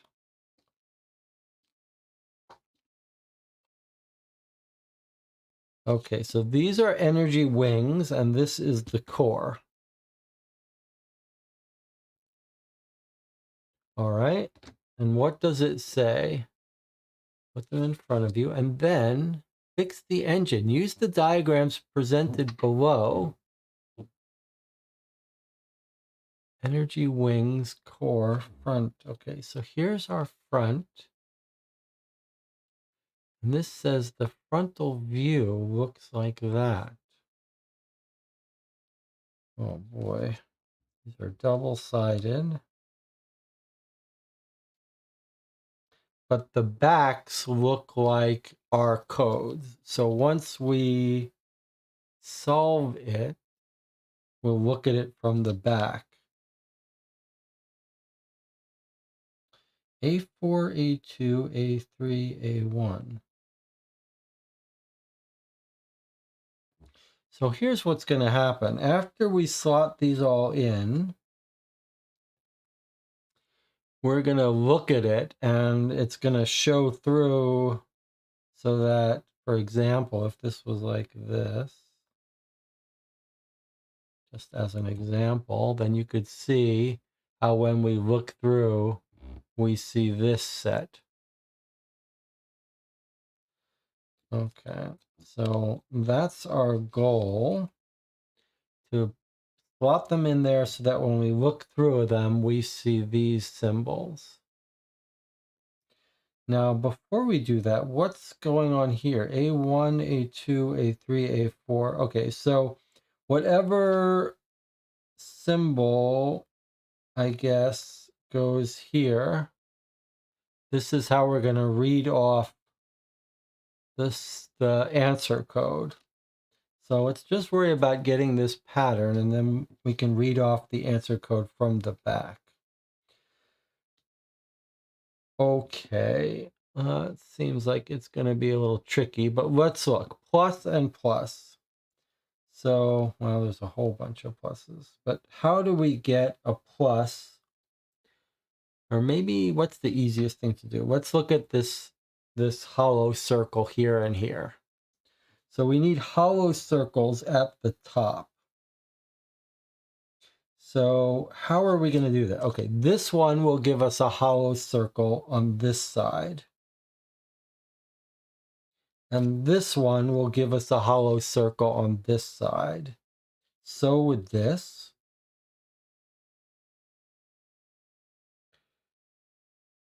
But I think that's it here. So this one has to be on this side, somewhere in the chain. And one of these, or both, have to be on this side. Okay, now let me look at this plus here. What could give us a plus there? Not this, not this, not this. This could. But also, no. But this, no. Let me just see. This, no. Okay, so I think this has to be here. Okay, what about this solid circle on the right? What could give us that? None of these. None of these. I think the only one is this one. Only by using this do we get that solid circle. That means this must be here on this side. Okay, these three must be on this side. Okay, next up, the hourglass at the bottom. We can get that from here. 4 dots here in this quadrant. Not quadrant, but okay, so none of these can do it. But this could do it. Could anything else do it? Not this. Not this. But this could. So either of these two would work here for that. And then the square we can already get this way. Okay, so these three we need, one of these two. Now let's go back to the left-hand side. We need a square in this position. We could get it from this. Okay. And that would also give us these 4 dots with this. Okay. A plus down at the bottom. This won't do it. But this would.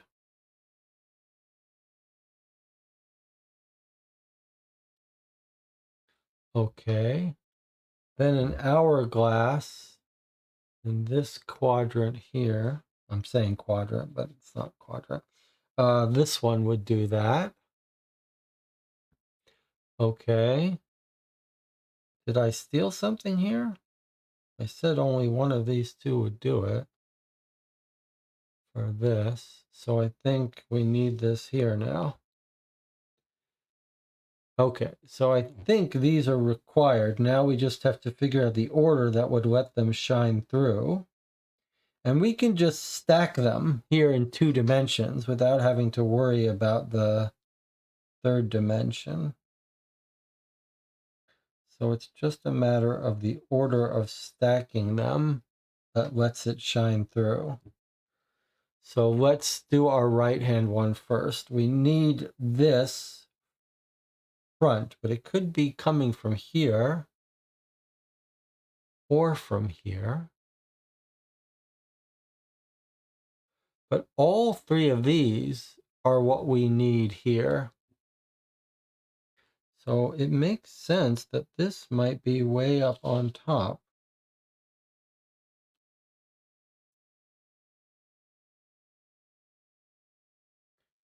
And then we need the circle shining through, but it would be blocked by this one. So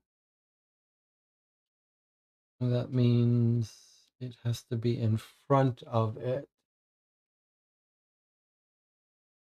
We need the circle. It needs to be in front. So can we just do it like this? Okay. Then we need a plus, but we need this to shine through. So can we do like this? What does this give us? Hourglass 4, square, hollow, plus filled circle. Okay, so that's this one done. That's that one done. Okay, now we do the same thing here.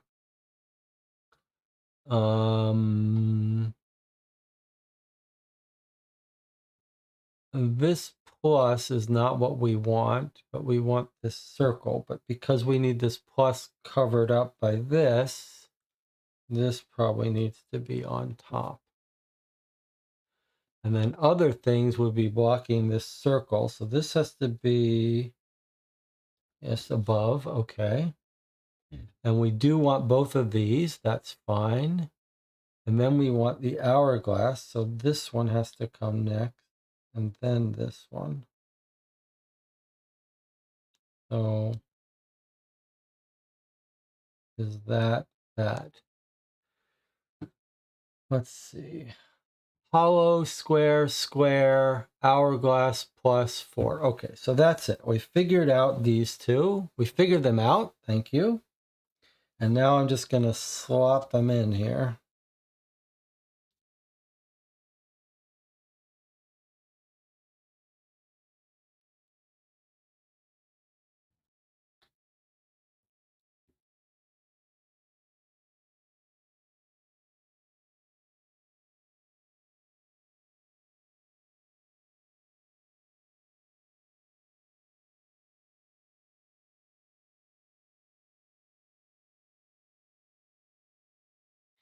It's a pretty cool looking thing. So when we hold it up, we should see our symbols. A little hard to see because of the lighting. Maybe I can show it in the front view. It's a pretty cool looking three-dimensional piece here. Kind of hard to see no matter how you look at it, huh? Here. There you go. And then where's our thing?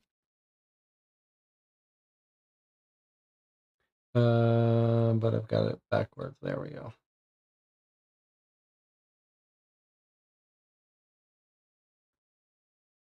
Okay, double check. Looks right to me. Pretty cool.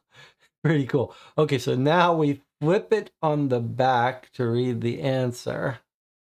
Okay. But we don't read the answer by looking at it straight on. We read the answer by saying A1, A2, A3, and A4. So we want A1, A2, A3, and A4 in that order. A1 is this symbol here. Okay. A2 is here. It's the E. Okay.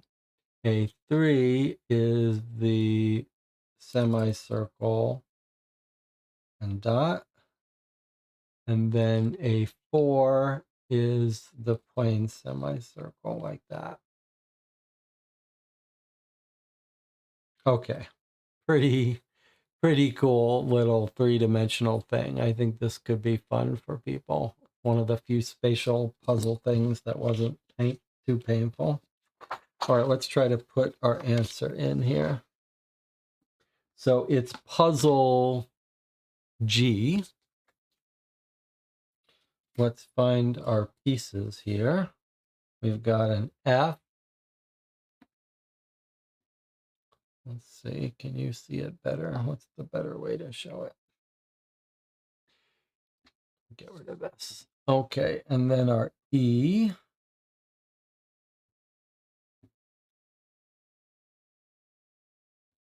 and then our C with a dot, and then our C semicircle without a dot. 4501 for puzzle G. Okay, so there we go.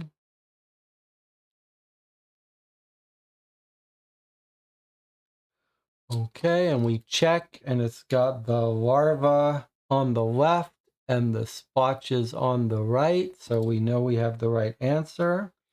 The card to get out is card 11. Okay, so we scavenged up the engine parts from one engine, enough to repair the other. Good work. Try to put our everything back together. There.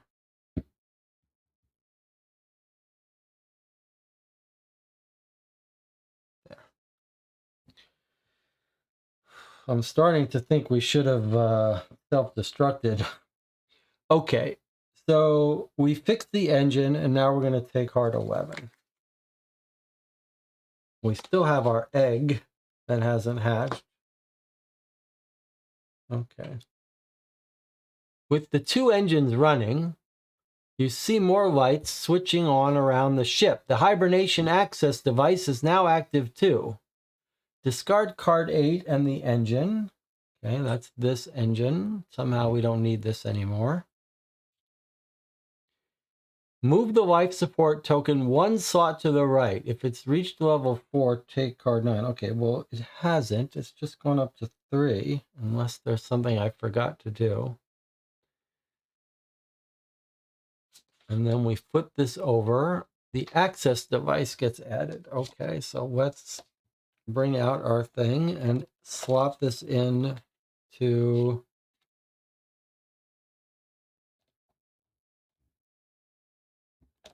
this one here. Okay. So we just need one more card right here is what we're missing.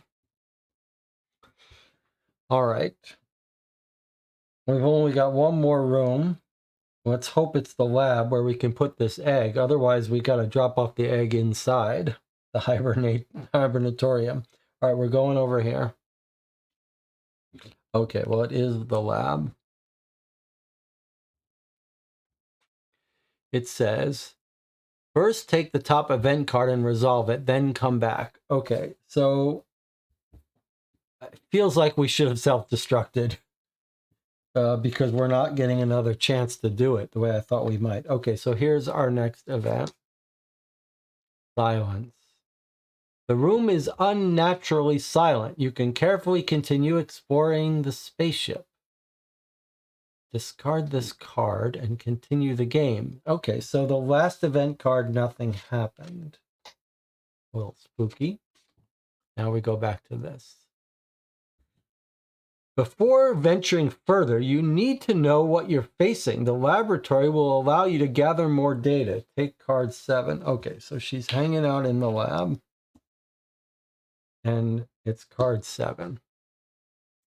The testing module is broken and provides only a basic analysis of the egg structure. You need to test your egg manually. How does it know we have the egg?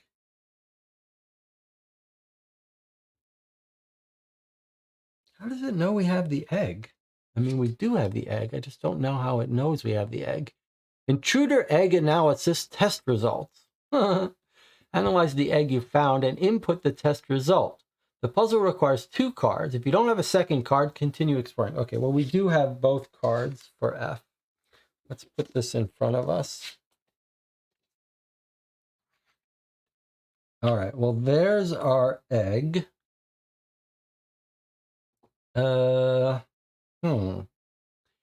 So, are we trying to look at what egg we have?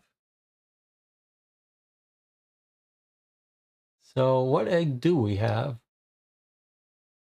We have a horn growing out of the left, 2 big circle here, and 2 things here. It doesn't match any of these. straight away, but is it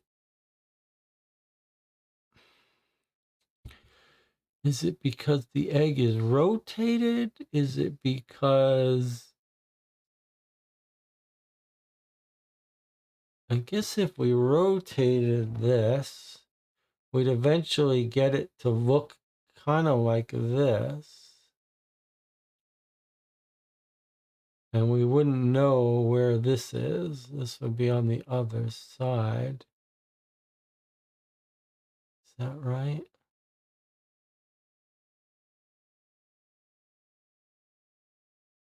Yeah, I think it would be consistent with this if we rotated this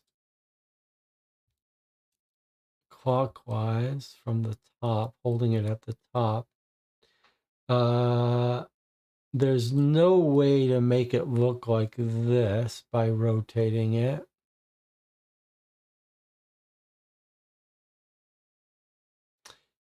If we flipped it upside down, it also wouldn't look like this, because opposite the horn has to be the big circle. So I think it's this one. Let me think about that for another second here. What was my theory here? We rotate it.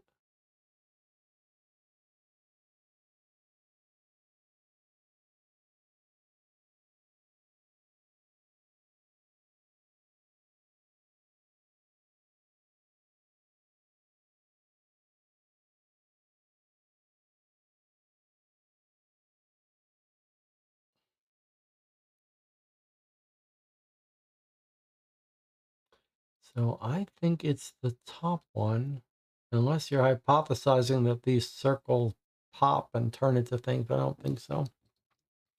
So basically what I'm just saying is look down on this guy and rotate it this way until eventually this hook comes around, and then you'd see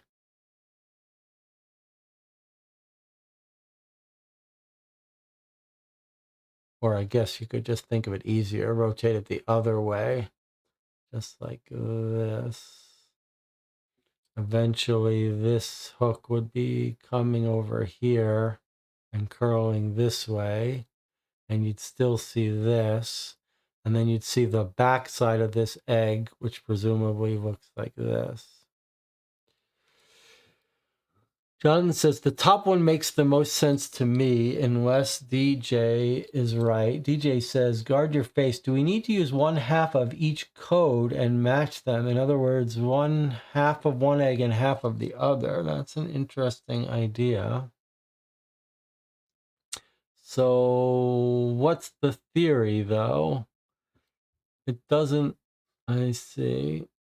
You're saying these are halves. Huh. That's an interesting idea. The good news is it's not a fail and get infected. If we fail it, we just try again. So I believe what we think is the right-hand side here matches. So it would be these would be this right-hand side.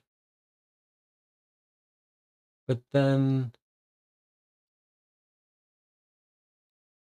let's see, analyze the egg you found and input the test result. This part, let's hope it doesn't hatch in your hand.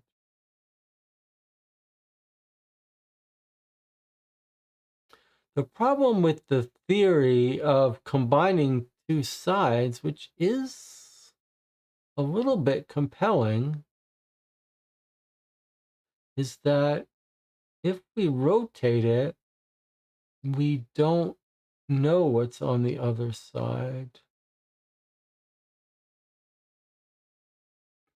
Well, I'll tell you what. Since we can try a couple things with this, that's the way these puzzles work with these main puzzles. Let's try this one first. If it doesn't work, then we'll be more sophisticated. So we're going to say this one, then the E,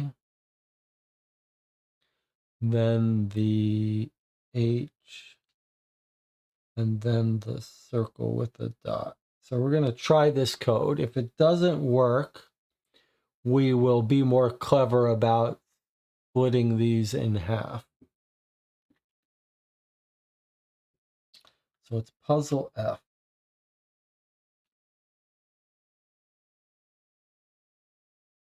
Okay, it looks like it's wrong. So it looks like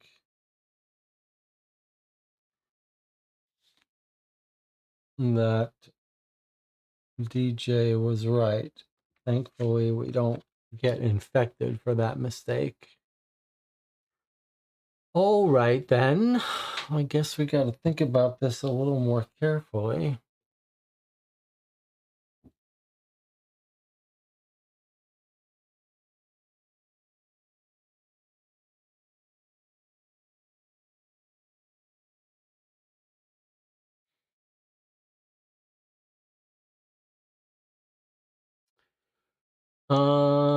Okay.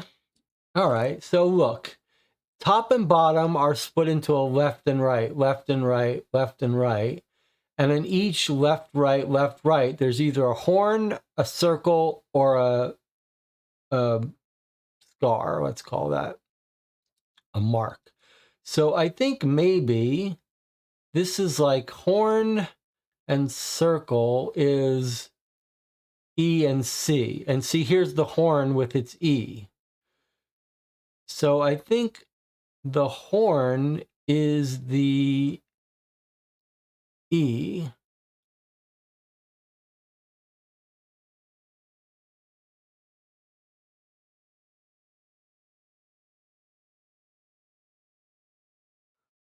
Something like that, like E, E.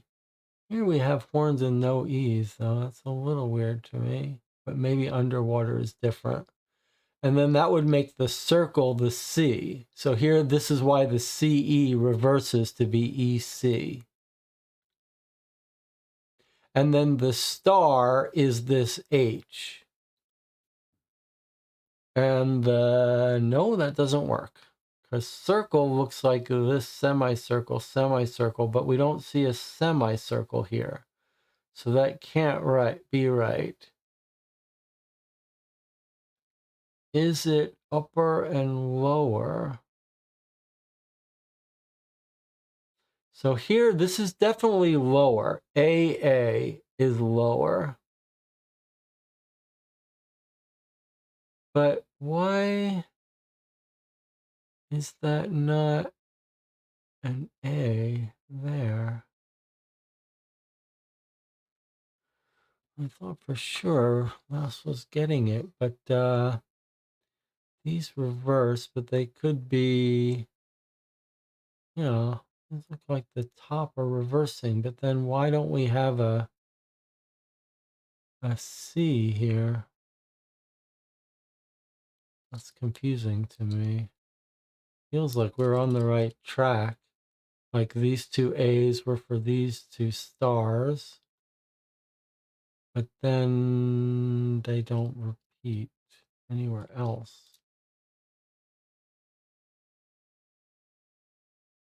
Huh. I thought for sure that was it. That's a very weird thing here. Well,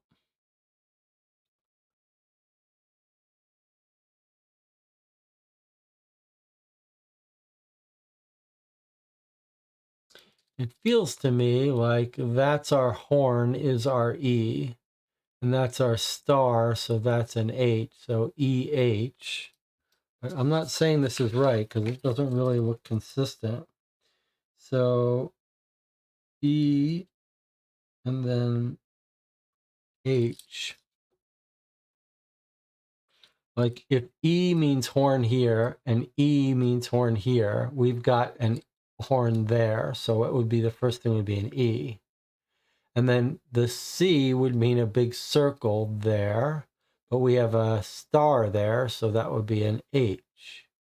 So EH would be our top. Then for bottom, it starts to fail because the bottoms all are unique codes here. Double bottom is AA. We don't have that. We have circle star, and this is star circle. So that makes me think it should be this in reverse, which would be like that. So this is star circle, and we have circle star. So I just reversed it. But that's not a consistent system.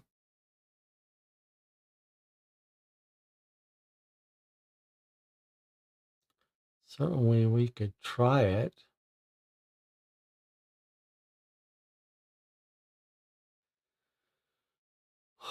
That would only make sense if for any given pair, it doesn't have to be consistent. So like circle is not always a C. It's just that whenever there's a circle and a horn, it's a C and E in some order. So there's two stars, it's double A. But if it's star and circle, it's that and that, which is what we have in the other order. If it's star and horn, you get random stuff. I'm going to try this. And if it's wrong, I'm going to step back and let the channel try to figure something out. Oh, but it can't be this, right? Because you can't reuse tags. So that's not right. That's not possible.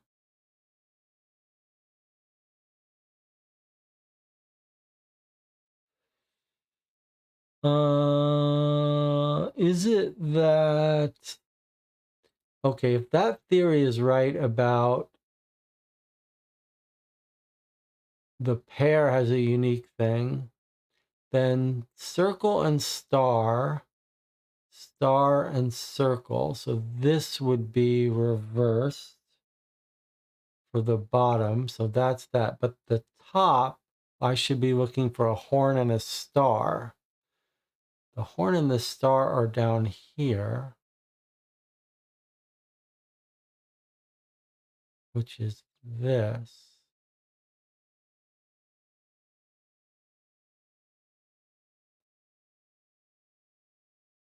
But in the different order. So would that mean this should be like that?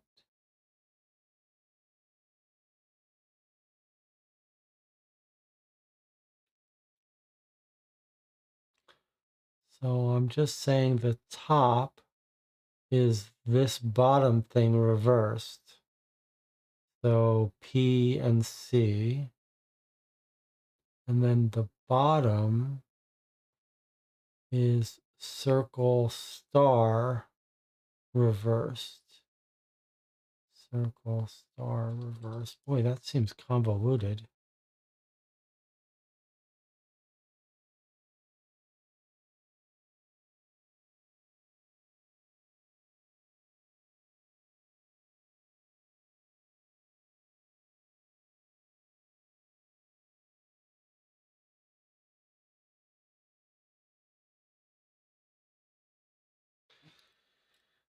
I'm going to try this just because I don't want to sit here for hours if this happens to be right for some crazy reason.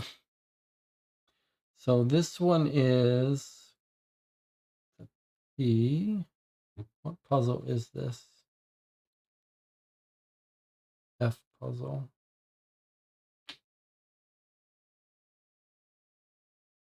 And then the circle. So far, this is right. And then the semicircle. So far, it's right. And then the H. So that is the right answer.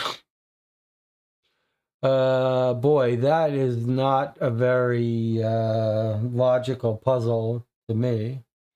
But this is the right answer. Did everyone see how I figured it out? That's a 10 is our answer.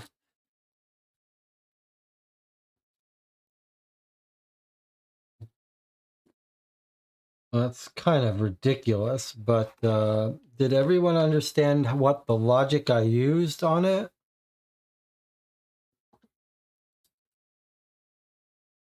I mean, it was started out being DJ's idea that we have to sort of somehow combine, figure out the logic of the code. And this fact that the CE became EC when the circle and the horn reversed seemed to be the pattern. But it wasn't as simple as saying that the horns are always the E's, because whatever is at top, whatever the pairs are, whenever you have a horn and a circle, you have a C and an E. But if you have a horn and something else, it's a totally different symbol. So circle and horn are at the top are CE, but when you have a horn and a star, you have at the bottom, so it's these two. So here, since they were in the different order, I just reversed these two. And the same thing, bottom here, we had circle and star. So I looked for where we have circle and star. So it's the H and this, but they're in the opposite order, so I just swapped those two.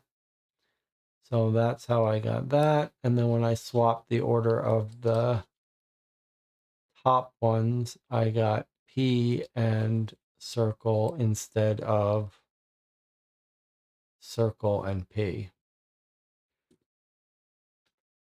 Okay, well, if you say so. I guess it's an alien egg. We can't expect it to be logical. So we get card 10. All right. Let's see what happens when we look at that egg. The analysis of the egg shows useful data about the intruders. It also activated the chemical component of the life support system. So discard the egg cards, take card 17, move the life support token one space to the right. If it's reached level 4, take card 9, which it has. So we get card 17 and card 9, and then we flip this over. It's the lab mod. Slide this card into the corresponding area. So this is going right in here. You can see these pipes connect now. That finishes off our outside of the box. And we have these two cards. We haven't gotten infected yet. I don't know if that's coming soon, but we have got our life support to max. We are on the laboratory, and we've got 2 new cards, but it's time for a break. I'll see you in 8 minutes. Might be the finale of this game when we come back. We'll find out.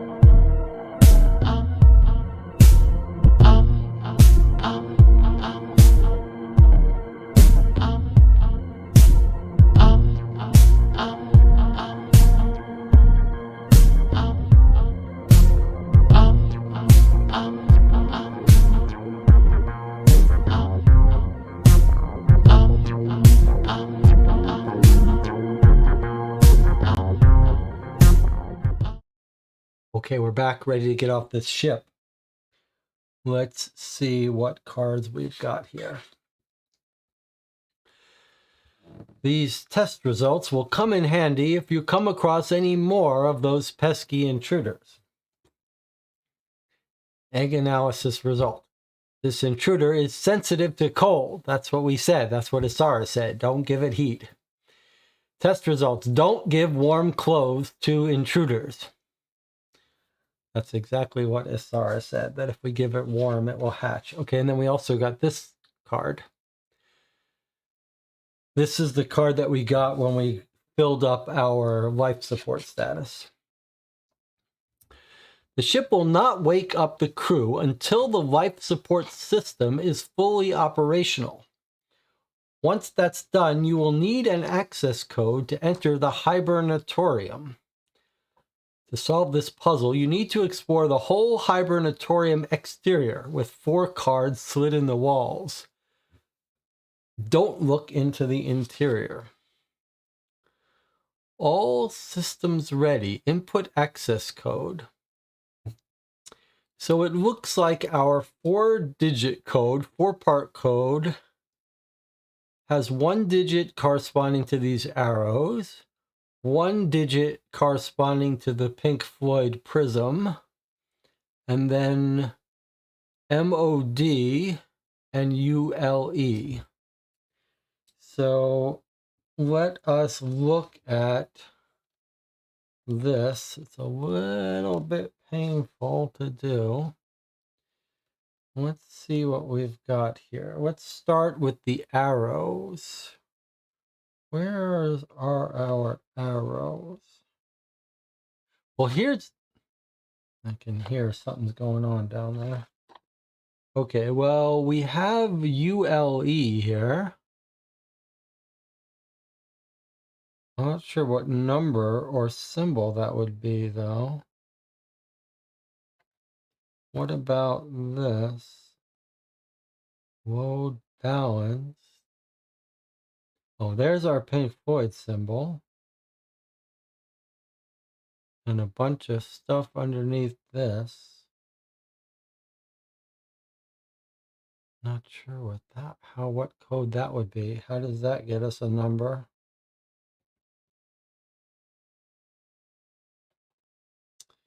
And what's this? This looks like our MOD.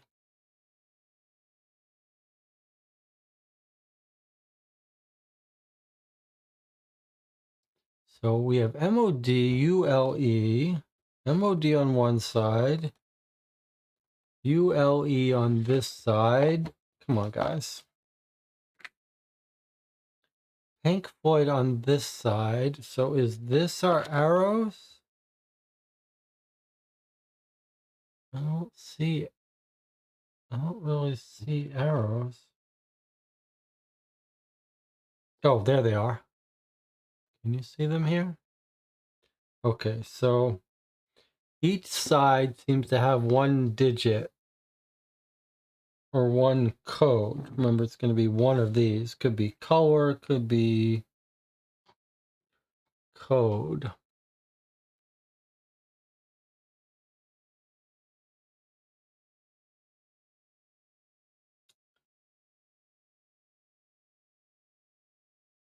Let's look. Which one looks easiest to figure out? Each side has some letters in green, like this says AB, and then balance. This one says NG23, and then has these, and these letters up here. This one has TU87, and then these letters up here. This one has EBAKE67.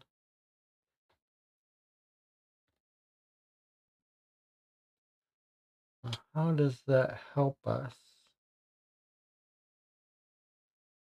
And then we've got these pipes.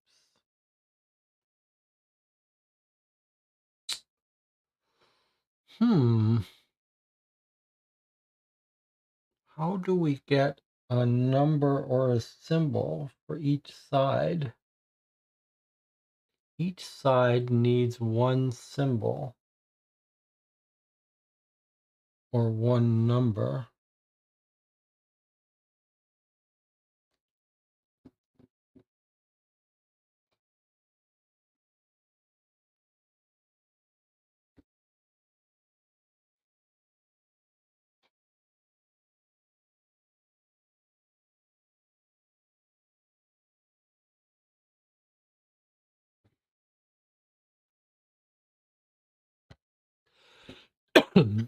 Two letters, two digits. Two letters, two digits. Two letters, no sign of digit.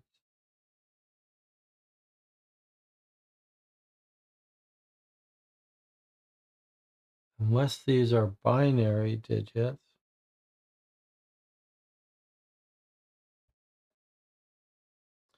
No, they're not going to be digits. Here we have two letters, two digits, and then three letters. And what do we make of these on the top? And what do we make of these connecting pipes?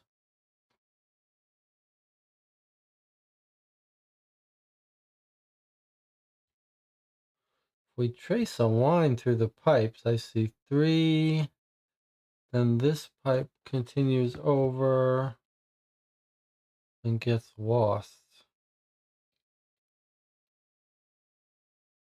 Doesn't help very much. And why do we care about these cards on here? I don't think we really do.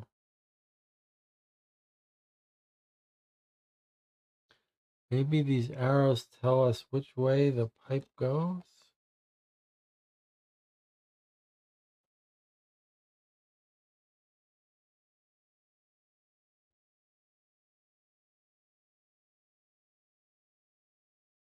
Let me just see. If we follow this arrow from the access device, we go through here and we get G, R,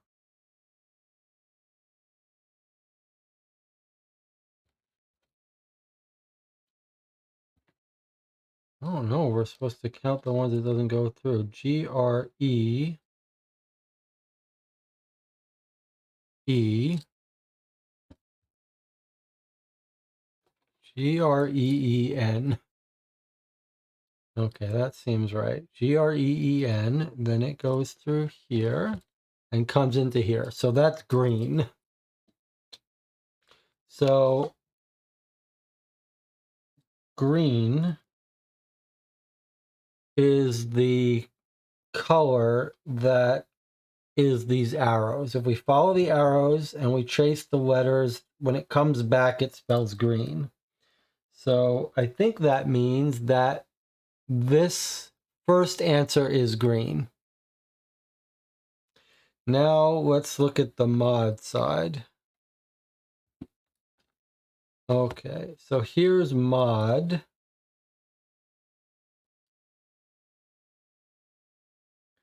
Now it's going to be a color,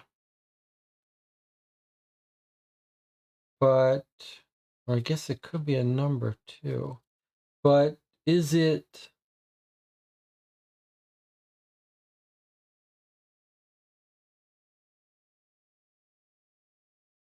how do we trace it through? Or let me skip mod because I don't see how to do that. This one we did. What about this one, ULE? Ugh, sorry.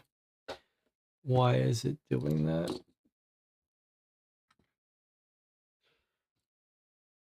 ULE.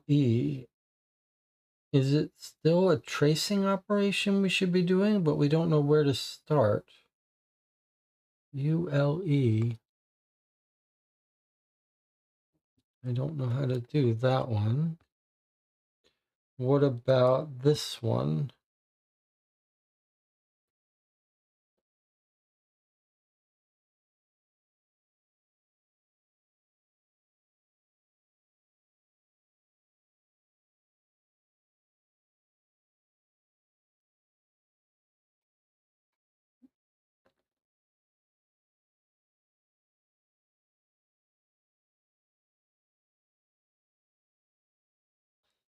Feels like this is clearly the clue for this. Mod.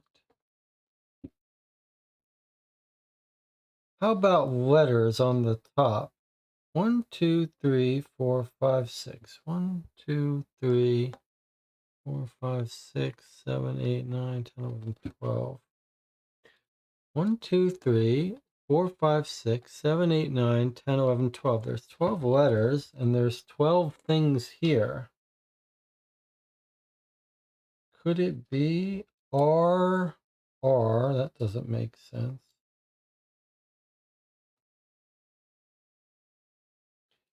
Could it be O?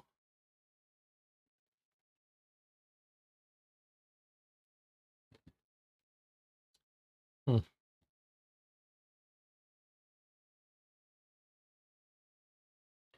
12 spots, 12 letters.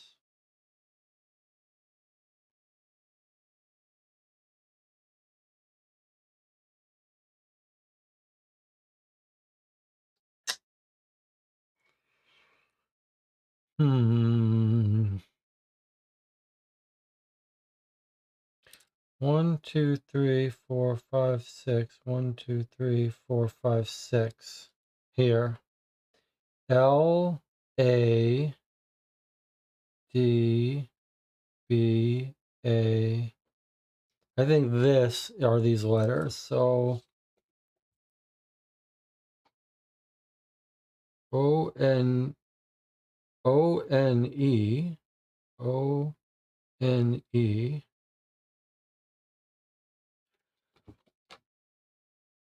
O, N, E. Does that mean the answer to the Pink Floyd Prism is O, N, E? Is code 1? Does it mean this one uses the 1? Our first one was green. The second one is 1. Otherwise, it would be not these, but the other side. That would give us L, A, D, B, A. It wouldn't make sense. Okay, I think this one might be 1. O, N, E.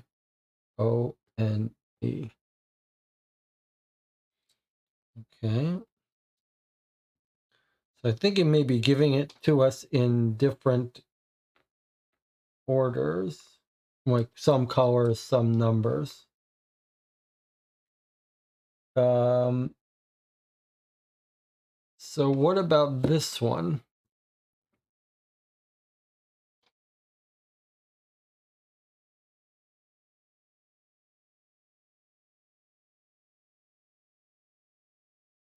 What do you make of this one?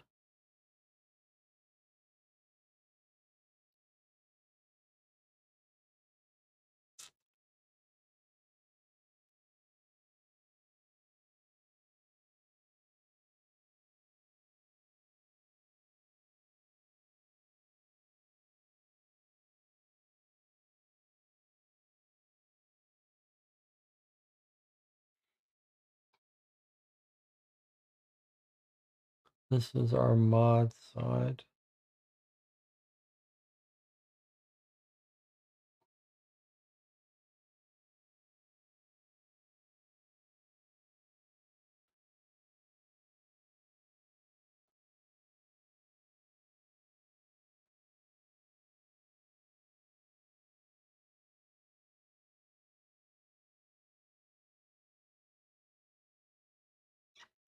John says, for the mod side, could you just combine the two shapes that are connected by blue light to generate an answer symbol? So you're saying combine this shape with this shape?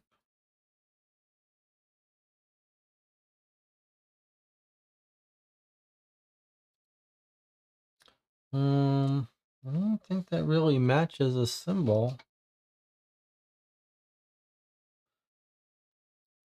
However, if it's missing the dots, this would be this without a dot, and this would be this without a dot.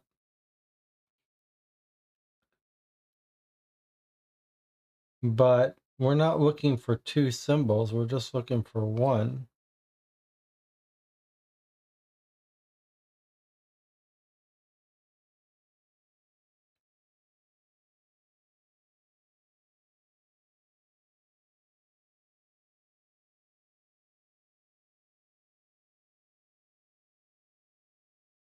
I like your idea, though, of combining them.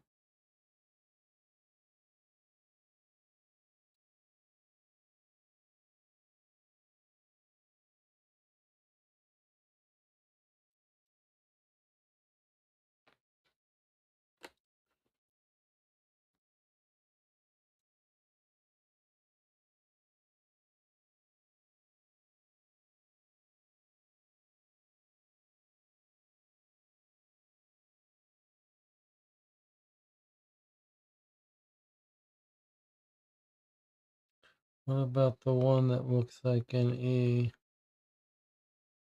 I don't know. How would you get that? These are curved. There's no curve.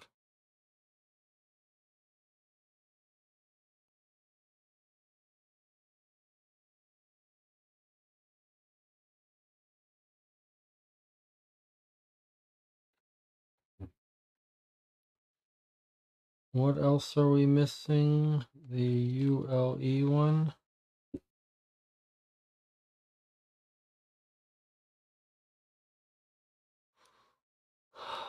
Caps.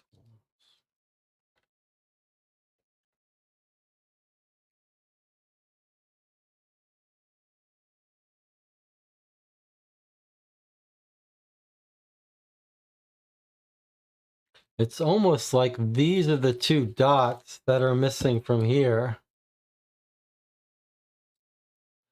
Are they exactly where you would expect them to be? I think they might be. Are these the two dots that are missing from these two things? Like these are missing dots and mod Yule. I think those are the two dots that are missing. So I think that maybe one of them is the H and one of them is the U. What do you think about that idea?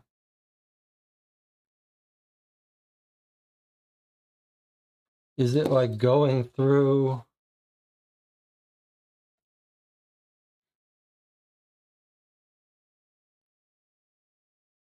So if that's right, then they've got two symbols here, here. So if we look at our thing, we're starting out with green as our first, and then the mod we think might be the H symbol. And then the ULE is this symbol with a dot. And then lastly, the Pink Floyd symbol is the number 1. So if we did that, then the code would be this.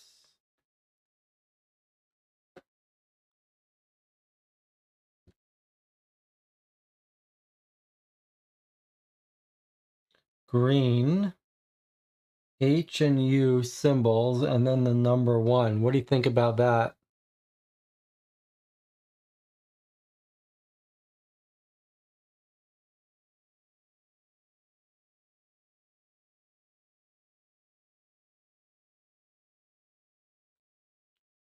Where these two could be reversed, I suppose. DJ Moneycut says looks good. Okay, let's give it a try. That's pretty interesting if that is the answer. Okay, so it's puzzle H. So let's start it out here. Okay, this is going to be the make or break it right here. Ooh, looks good. With some good teamwork. With some good teamwork. Looks like we got it. Energy bolts on the left. Star planetary system on the right. Good teamwork.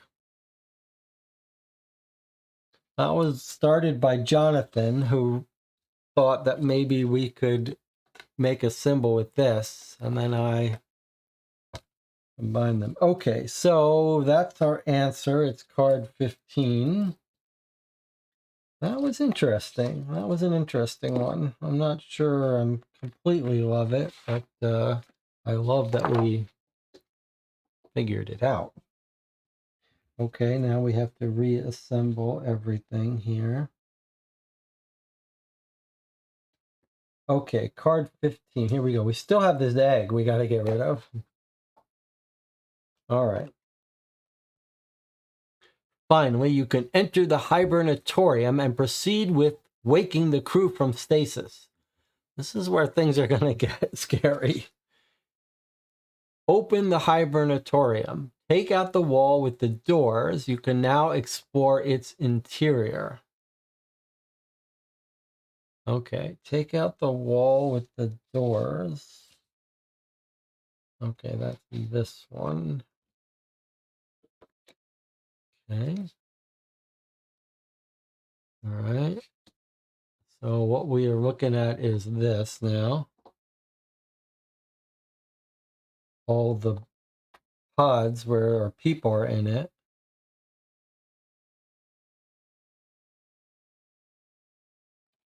What does that text say? I want to be one before last. I see. So we have to wake these people up in certain order or something. Okay. And then it says take card 16. What about the back of this? We already flipped it over. Okay. Card 16. Here we go. Waking the crew requires precision. There are instructions around. You'd better follow them.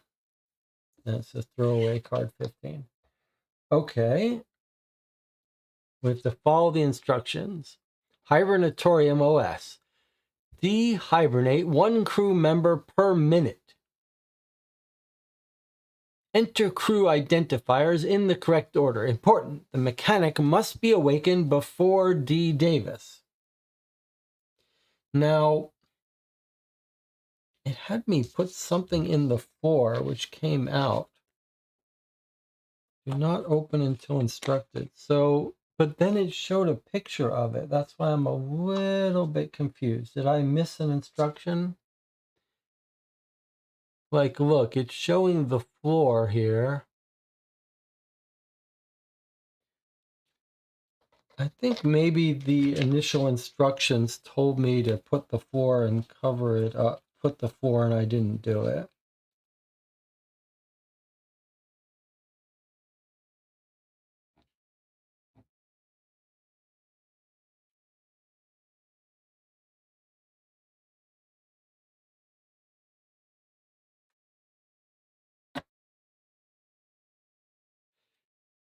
Yes, okay.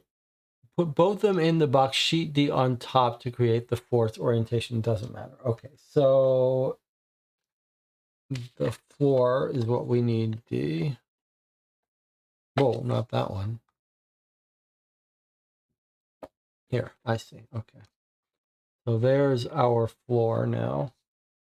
So the orientation doesn't matter. So we must not need it for this. Okay. And now we have to do them in order. But the mechanic must be awakened before D. Davis. Okay, so I'm going to open this up because it's too painful to try to use it in its three-dimensional state. So here's, and it said there are instructions all around. But maybe we need the instructions on the back of the wall.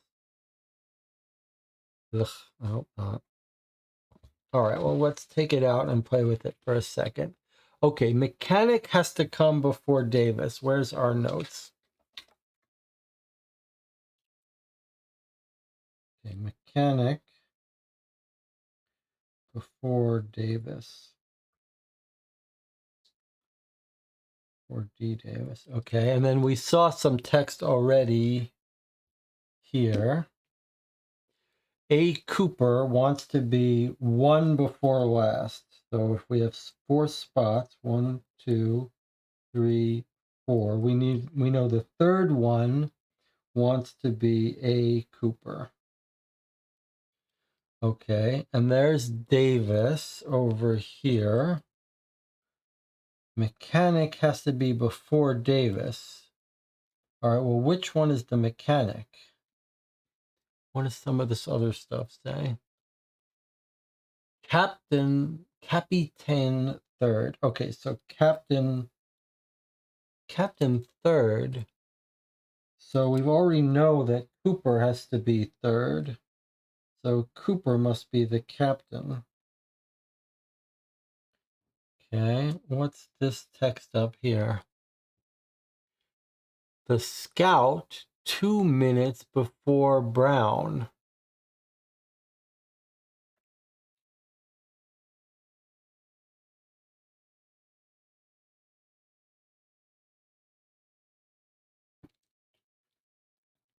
I guess 2 minutes means 2 spots. Scout 2 before Brown. Well, if that's right, if the scout is 2 before Brown, then the scout has to be here, right? And Brown has to be here because you can't have Brown here. So if the scout is 2 before Brown, then you got scout and you've got Brown.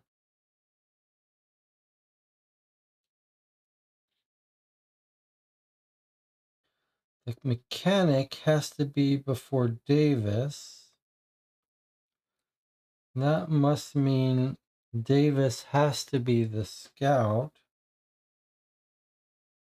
which means the mechanic must be here. I don't know if this makes sense. So Brown is here, Cooper is here. The scout has to be Davis, and the mechanic has to be Jones, then is the only one left. So I have Jones, Davis, Cooper, and Brown. That's the order I have here. That's a weird thing, though. So the way we got that is we know that this says the captain must be third. And we were also told that what else were we told? I want to be one before last is Cooper. So that puts Cooper in the third place and the captain in the third place. So that's how we got Cooper was the captain and in third place. Then the scout has to be 2 before Brown. The only way to make that work, if that 2 minutes before Brown, if that makes sense, would be Brown last, scout here.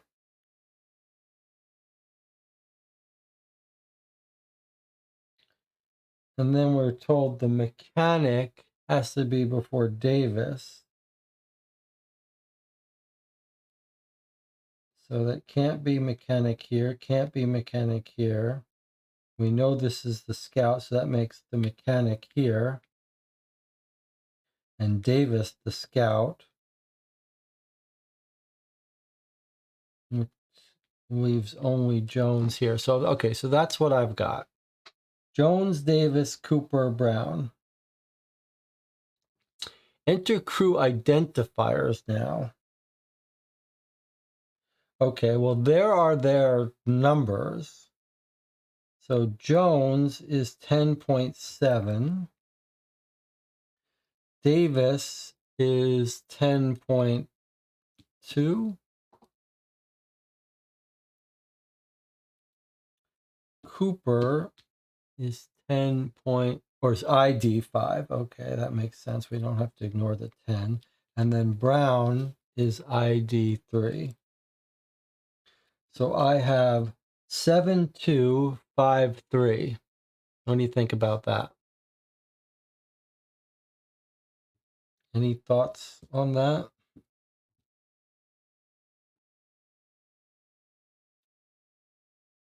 DJ Moneycut says it looks good to him. All right, 7253. The good news is it's not one of the ones that's instant fail. Okay, so 7253. Let's try it. This is puzzle I.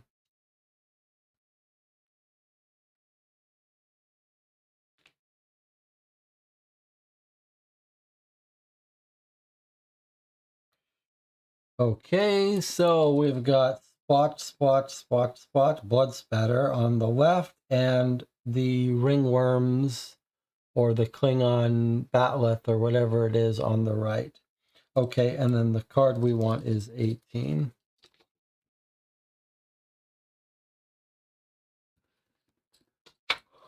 Okay, so we woke up our crew, and now we're just going to put an egg in them, I guess. Here's 18.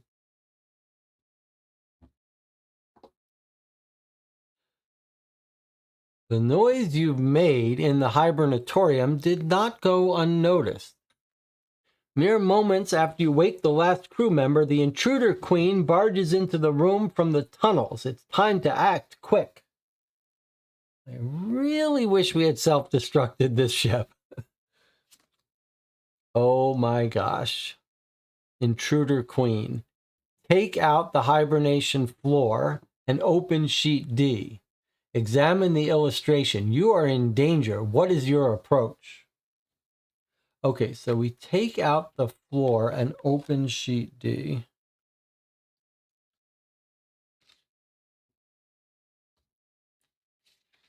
Where is our sheet D? Oh, here, the floor.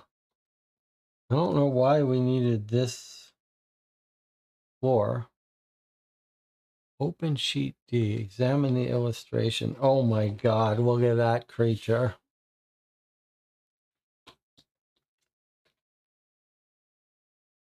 That is terrifying. Now, what does it want from us?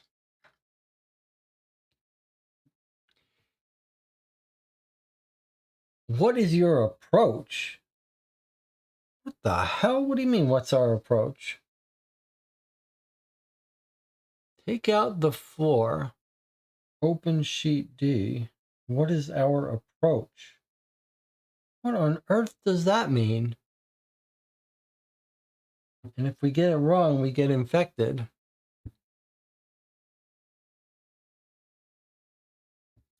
Take out the floor, open sheet D. Does that mean we're supposed to... We can't use the floor. The floor is behind her.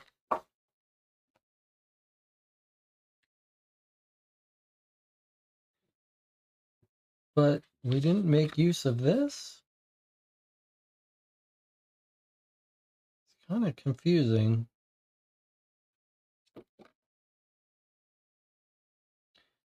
This was the floor.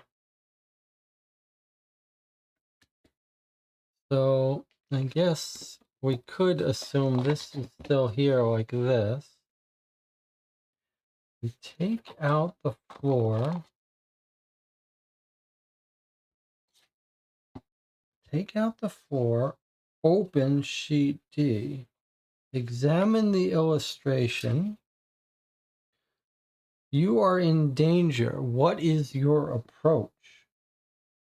And it could be any answer. What is our approach? What does that mean? What is our approach?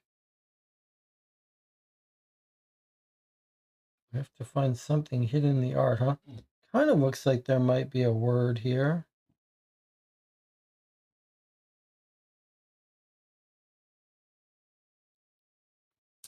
I'm trying to zoom in on this for you. It kind of looks like there's a word there. What do those words say? It kind of looks like it's... What does that say? Kind of looks like that says don't hurry, don't...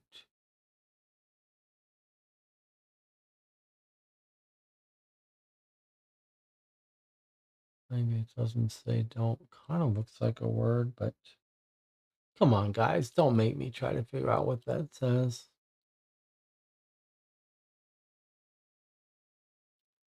If it says anything.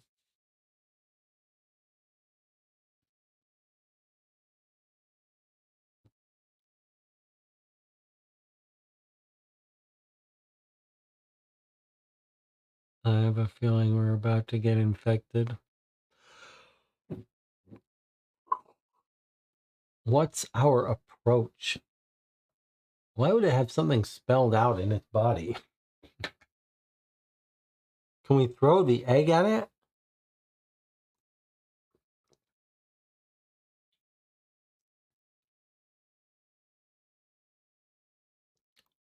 How could it have some words written on its body? That would be... I don't understand how that would make sense as a puzzle.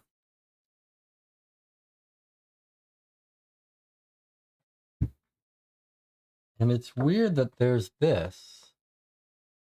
I think that's for later, maybe for escaping. What is our approach? It's a queen. Intruder queen.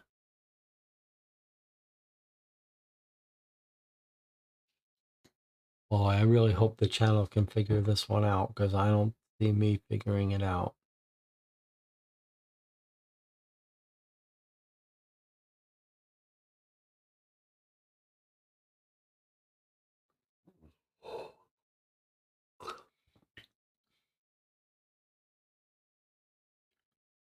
Can we look at the other half of the illustration? Sure. Here's the full illustration. Focus in on part of it if you want.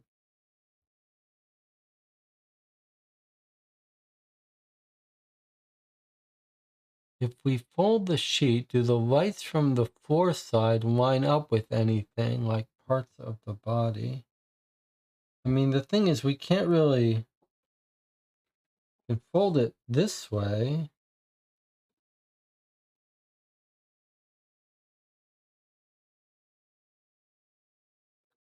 If we fold it this way, it doesn't look like they are on top of anything.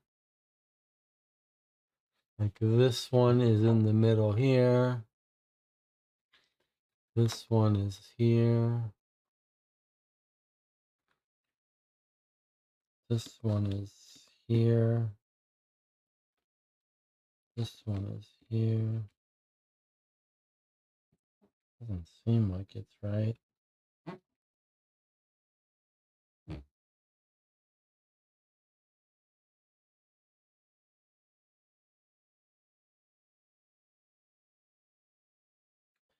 This art is so muddy. It's very thematically evocative, but it's hard to look for things inside it.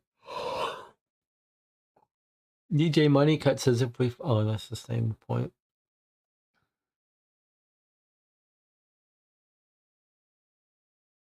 I feel like I just want to hammer that egg into yolk in front of her. Maybe that's a bad idea.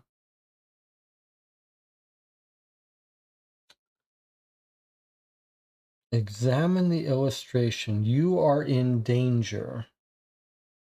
It does feel like this might be words in here. Let's look at this again. I don't understand how thematically it would fit.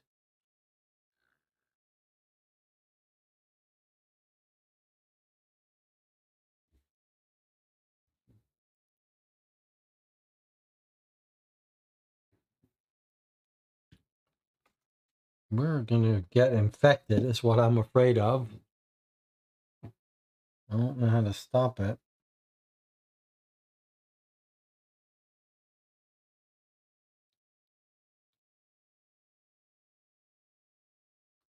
What is our approach? It's not even clear what the hell that means.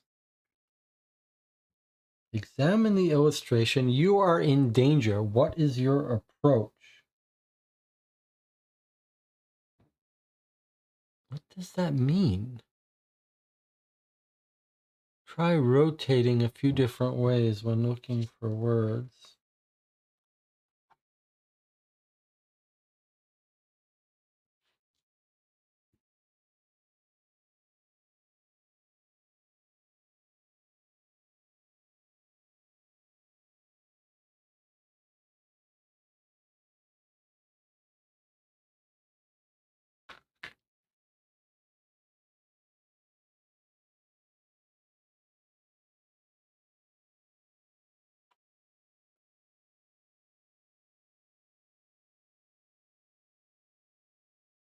Someone please save me from this creature.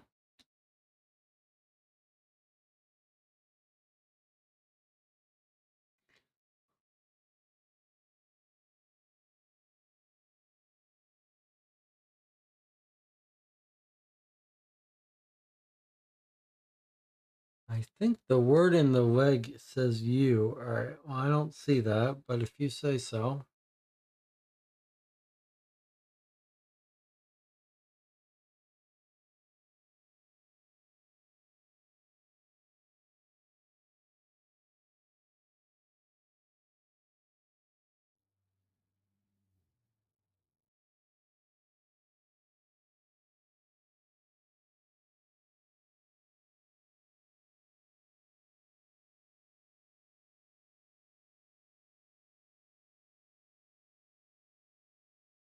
You mean not in the leg, but you think you see the word Y-O-U.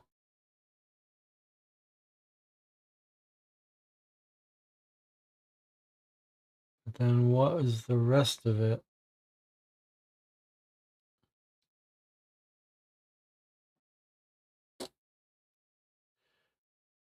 I really wish this game would tell me. Is that what you want from me, to find words in here? Because I'll just get infected instead. I'd rather get infected than try to figure out what these words say. Looks like he says marry you. He wants to marry us. But if it's some other kind of puzzle, maybe I'd keep working on it.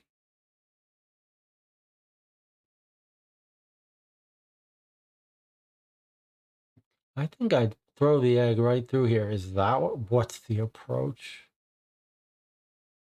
Approach from the rear. What do you mean, what's the approach? Why are you saying it like that?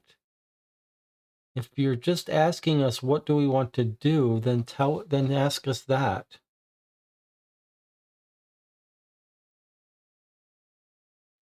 A very scary hand. I don't know what to tell you guys.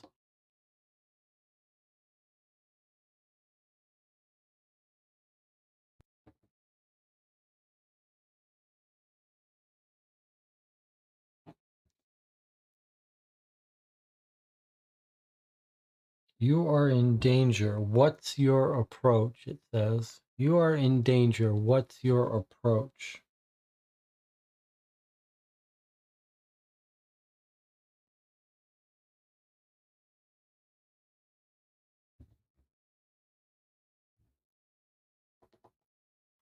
What's your approach?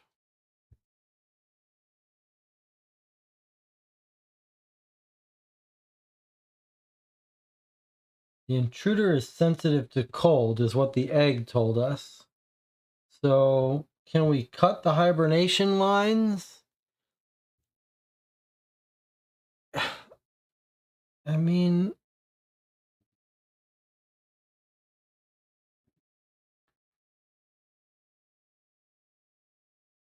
what is it asking us for? What do you want from us?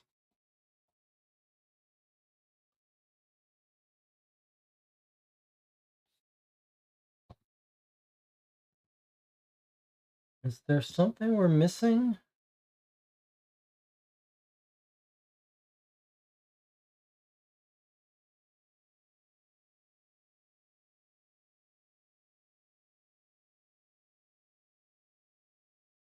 Can you rotate the image so its claws are pointing up north?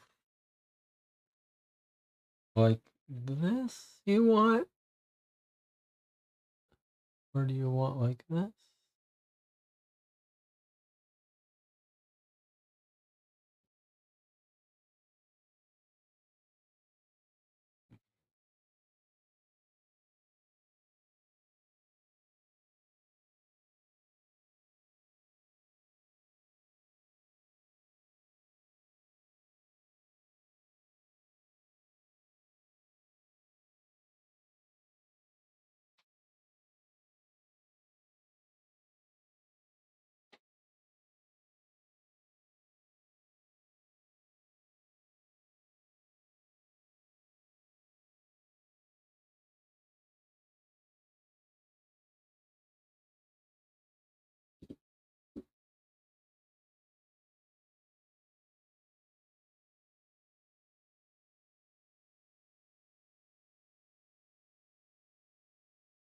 Why would there be words on his body? That's the other thing.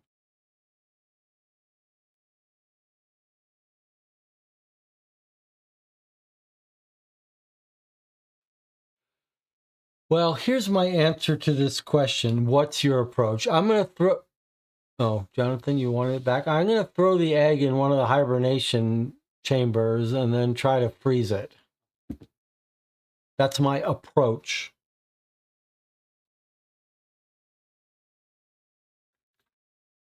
Jonathan, you want me to leave it like this? This is just really stupid. Okay. Well, I'm going to look up the answer here. I have no idea what kind of answer it wants. So we're going to look up hint 9 and see what it kind of thing it's asking for. Maybe I'll look it up secretly. This is so stupid. 9. From an alien analysis result, you know that those aliens are sensitive to cold. The hibernatorium is a room designed to enforce and keep low temperatures. Therefore, your best approach is to force the queen into the hibernating equipment. Any answer that uses the low temperature in the hibernatorium may be treated as a correct one. Okay, well, that's exactly what I said to do. I said we're going to throw the egg in there and lure it into the cold chamber. But boy, is that a stupid way to word this puzzle. And to have writing that looks in here. Don't phrase the question like that. If you want the person to just come up with a story of how to do it. Don't write, what's your approach?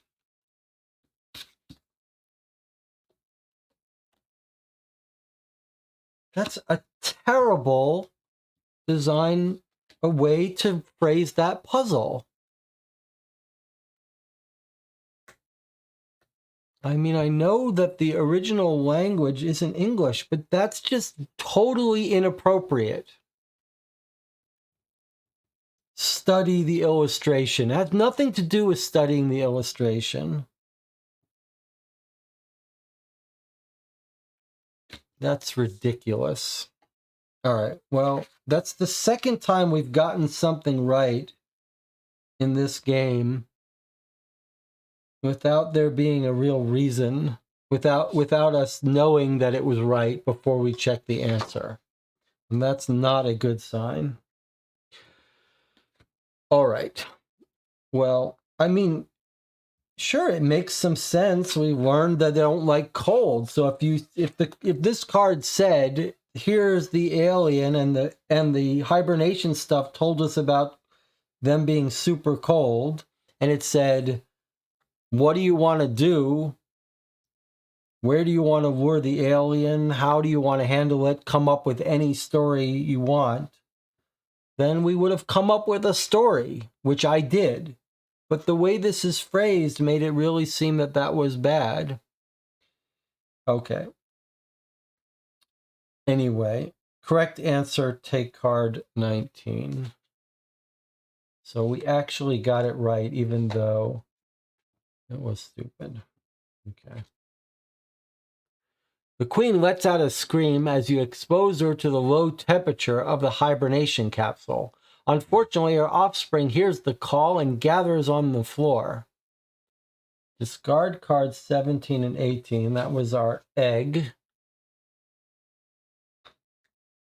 And 18 was what? Where was 18? Was that? That was the actual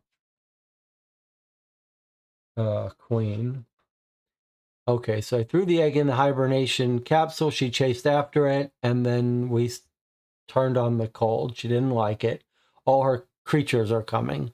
Put the hibernation floor back inside the room. Okay, so this goes back in the room. Oh, back inside the box, inside the room. Okay.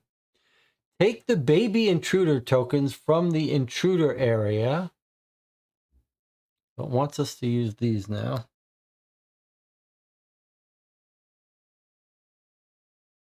These are all the babies. They're just like little bits of light. They're like little spermatozoa creatures. Okay. Place them on the correct spaces on the hibernatorium floor. Turn their heads in the correct directions. Place the crew figure on the starting space. Okay, this is pretty creepy. Let's see if we can do this. Can I do this without putting it in the box? Let me just take these out. Hopefully we won't need these. Okay, so we've got the floor oriented properly. And now it wants these all exactly. Okay, so you can see there's little holes where they're coming out of. So I'm going to put these in their proper orientations. I think this one is this way. This one is like that. And this one is like that. Okay, all carefully oriented. I believe that looks right. I guess I could move this out of the way more. Okay. Okay, so that looks like I've lined it up right.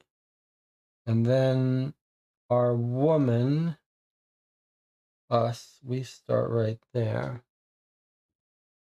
It shows a different token, but we don't have that token, so it's just her. Okay. Take card 20. Okay.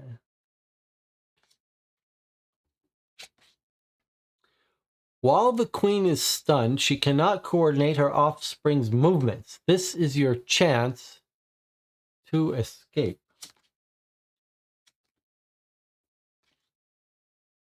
The queen is stunned, so the larvae will all move in a predictable way. But how? Important. Don't go where the larvae have already been, or you'll get slimed. You can move to any adjacent floor tile. Anytime you do, all larvae also move to a floor tile adjacent to them. Each larva's shape determines how it moves.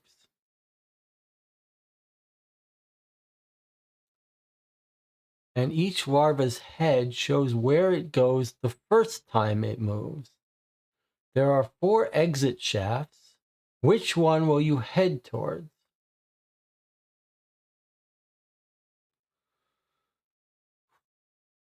Well, it looks like this guy goes in a straight line, right? So 1, 2, 3. 1, 2, 3. He'd land on us, I guess.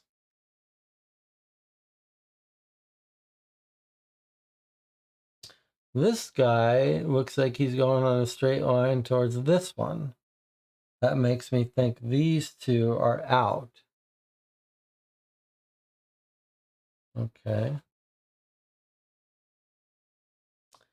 That leaves these two as options as far as I can tell. Now, This guy looks like he wiggles back and forth. So I have a feeling this guy's going like here, here, here, here, here, here, here, here, here. So, or he's going here, here, here. Let me make sure I got this guy right. Yeah, that's right. So maybe he's going here, here, here, here, and then he won't go to this one.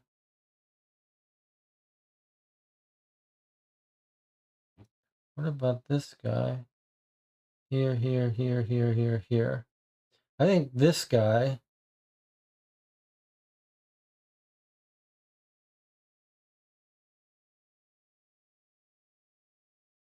is going to hit on this. This guy's going to hit on this. This guy's going to hit on this. So the only one here is this one.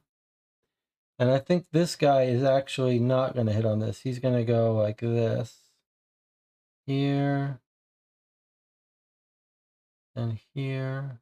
Here, here, here, here, here, here. So I think red is the right answer. But,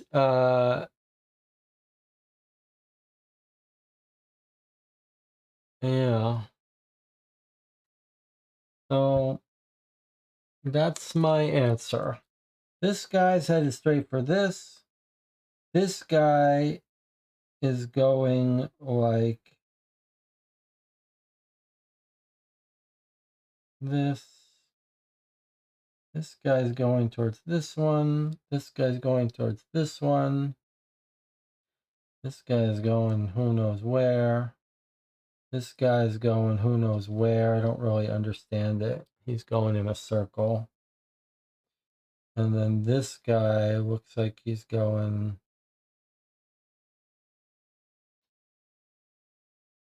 I'm assuming this is the end thing. It's not just one spot. But Jonathan says, I think they move one when you move one.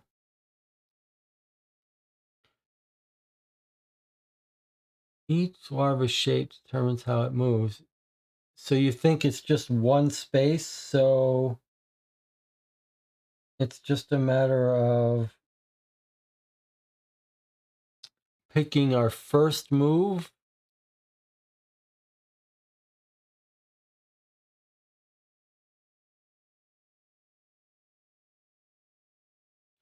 But I don't know how we move towards red. I mean, look, it's not like it's a straight line to it. So you could move that way. If you picked Ches said go to red, this would be towards red, so would this.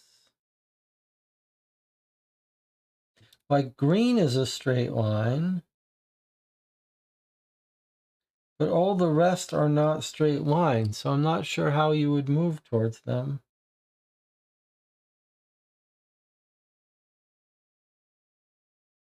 And how do we think this guy would move? Each time you move to an adjacent tile, they move in their direction one tile as well. Well, sure, okay, that's fine, but I don't see how that...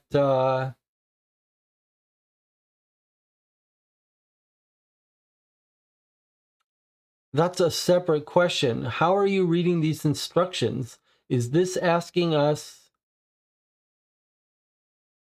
to pick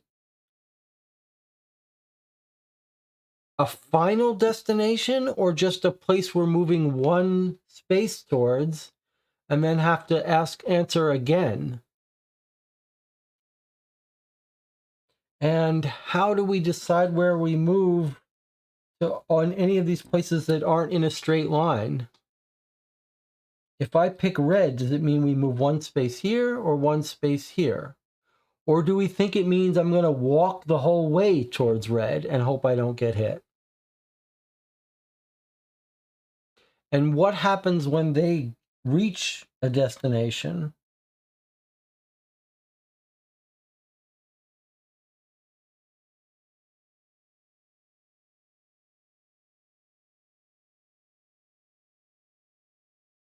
What's the exit shaft? Well, the exit shafts are clearly these things.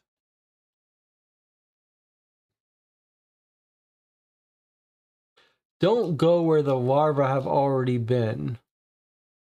Does seem like it just wants us to go one space. But,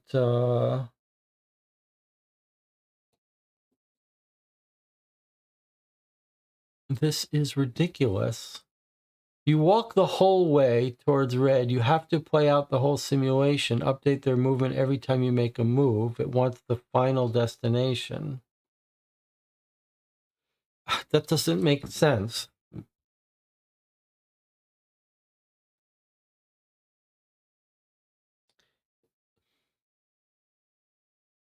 Yes, I can see that to check your answer, you want to run the whole simulation forward, but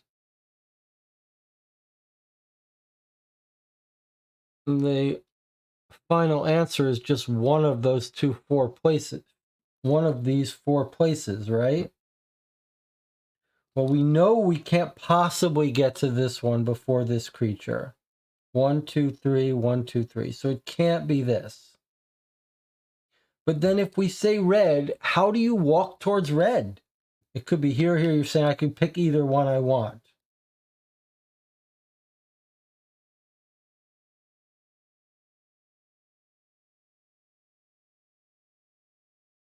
What about this guy? What is that? How does he move? Does he move here?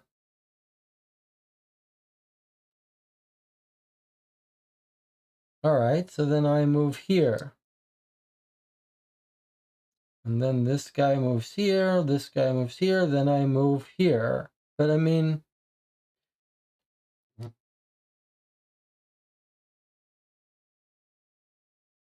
I don't really have to work it out, right? Because I know I can't go here. That means this guy is going to beat me. I go here. Maybe I could make it to, maybe I could bypass him before this guy gets to it. 1, 2, 3, 4. Maybe I can get to this before this guy gets to this.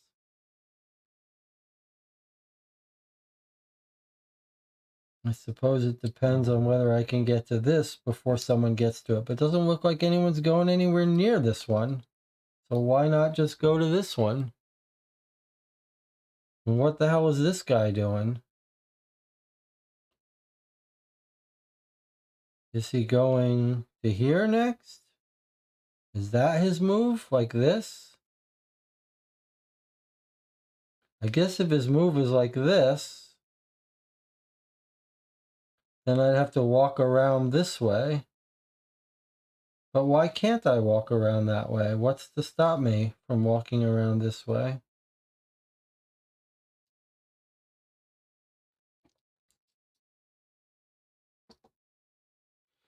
We have to go to an exit chef without larva touching us. Yes, and we can't walk on any space they've already been.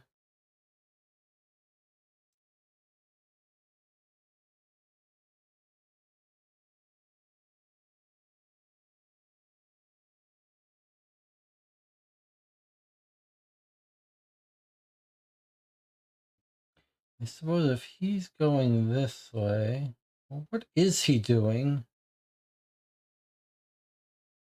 He's gonna go here, then here, then here, then here, then here, then here, then here, then here, then here. So if we try to walk and beat him,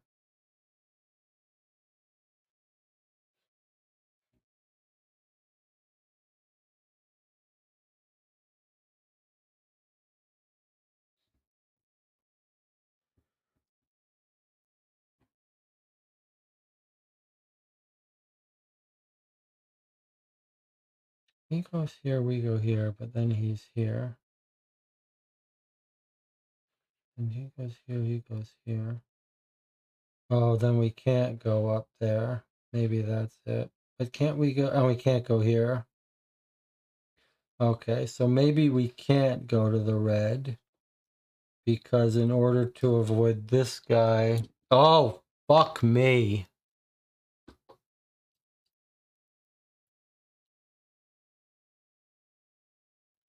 All right, so maybe we can't get to the red because if this guy's going like this, then we can't walk in his space. And if this guy's going like this, which he might be,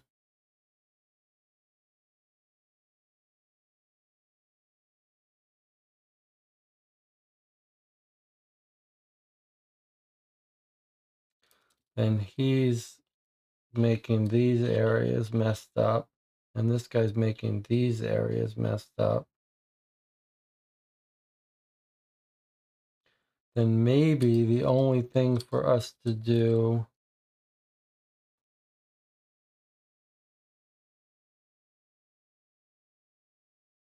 but if this guy goes here, let's see. So if we go here and he goes here,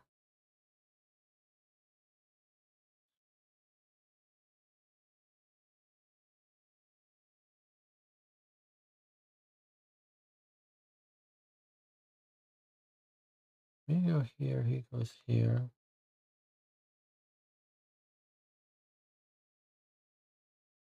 This guy goes here. Then is he going here next? So we can't go there.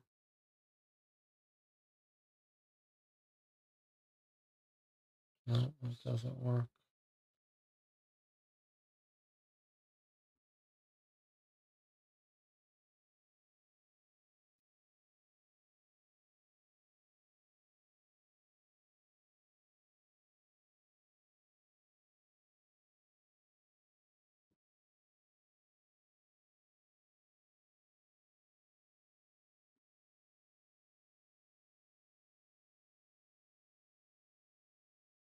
I think this guy is going like this,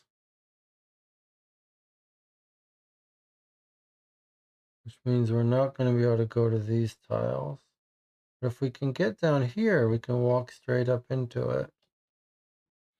So if he goes here, and we go here, and he goes here, and we go here, and then we go here, and then we're in trouble. Okay, and we can't go down. So maybe we can't get to that red after all. But then how are we going to get down here?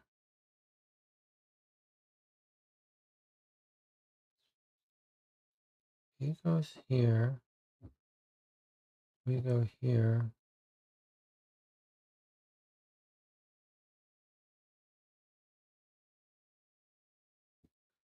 This comes here. Then we go here.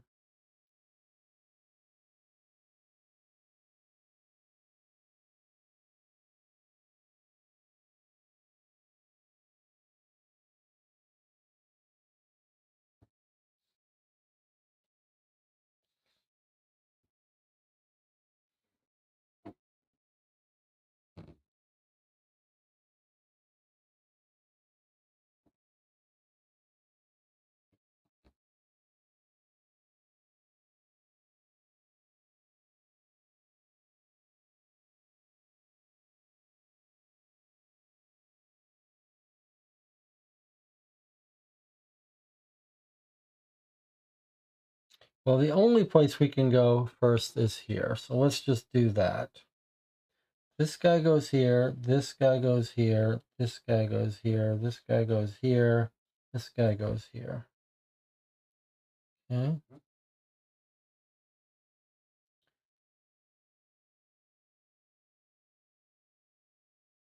On the next move, I think this guy's going down here. Did I turn this guy? Yes, he should be this way. Okay.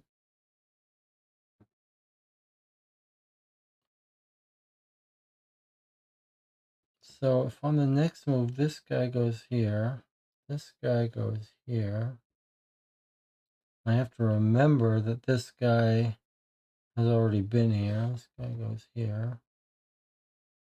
Where am I going to go? I have to go here.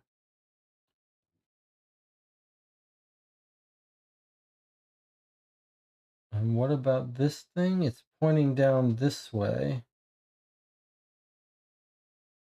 I don't understand. Is that a space you can go into? It says he moves in this direction.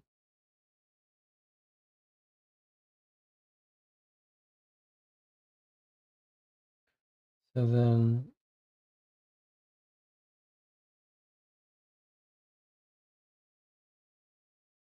this guy goes here. This guy goes here. This guy goes here. This guy goes here. Then I go here. He goes here. He goes here. And we go on here. This is so stupid.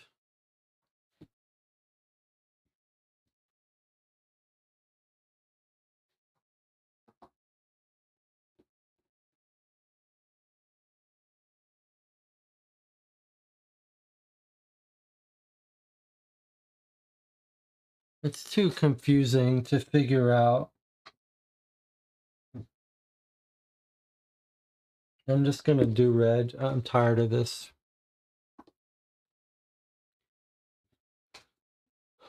Check your answer, hint 31. I don't even know if it wants me to.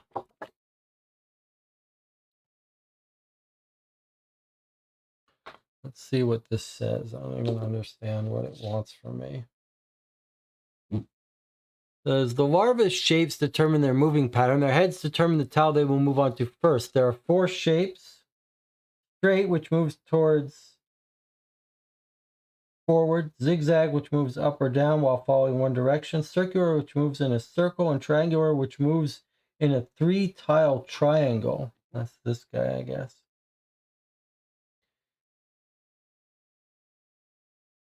The larva's patterns leave you only one chance to safety. Reach the red shaft.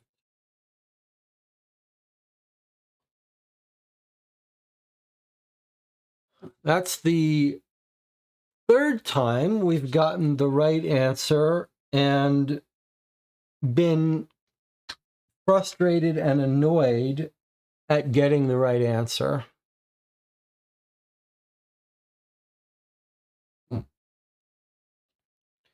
Okay. So we got the right answer. Take card 22.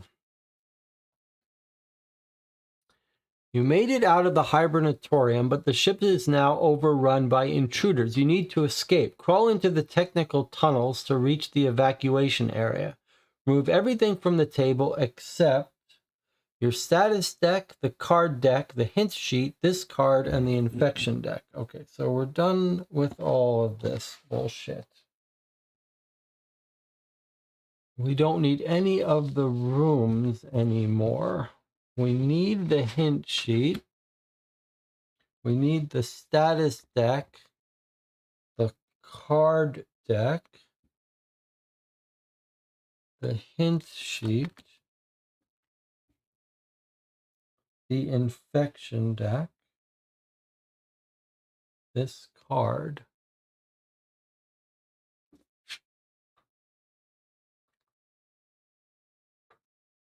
Okay, we've cleared space except for those things. Hints, status, infection, the deck of cards, and this card here. Now we'll take yet another break. We'll come back and surely it will be time for the finale. I'm ready to get off this ship.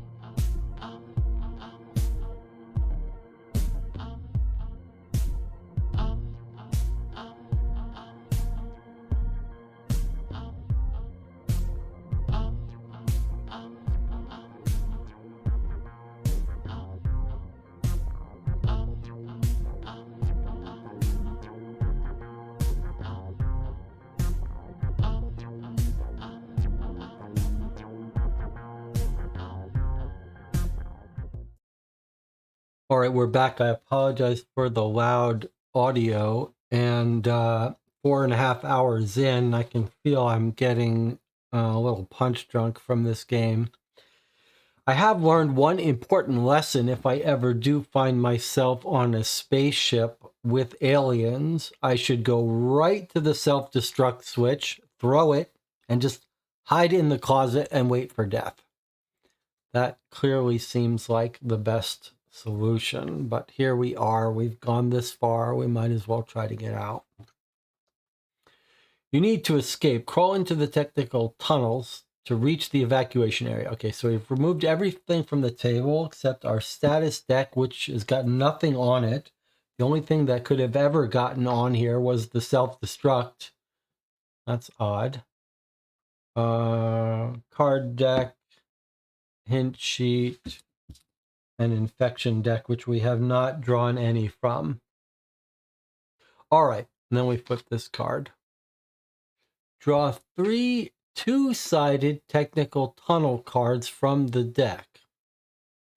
Find your way from the start to finish. Collect any letters and numbers you pass along the way. Look out for intruders. Don't go into areas with them. Tunnel cards must always be fully adjacent to each other. When you leave a card, you can pick it up for later reuse. The path will be much longer than 3 cards. If you want to skip this puzzle, read point 1 in hints sheet. What is this saying? Like, does this mean like this is such a bad puzzle, so hard or unpleasant that our playtesters demanded we have a way to skip it?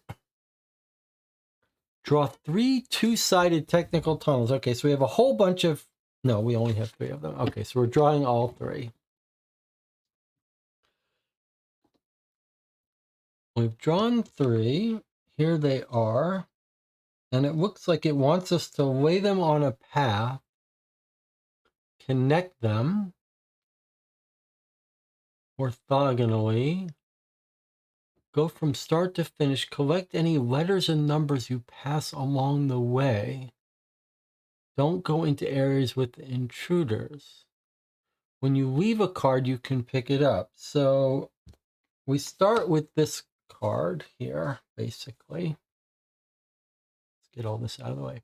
We start with this card. We put ourselves on it, but that token is annoying, so we're just going to use one of our own here. Okay, and then we can put either of these adjacent. So we could put this card here, or we could put... Can we change the orientation?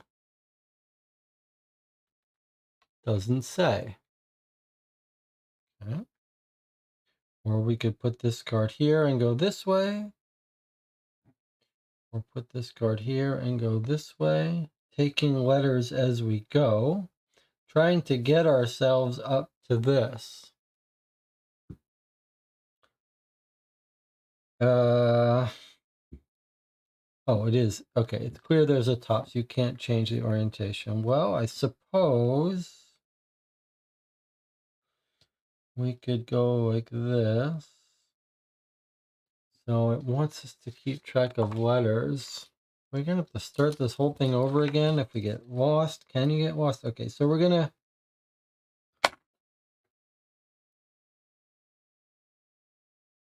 to go this way here to the T. Then we pick this up. Then we're going to go through the... Where are the creatures? Oh, here. Okay.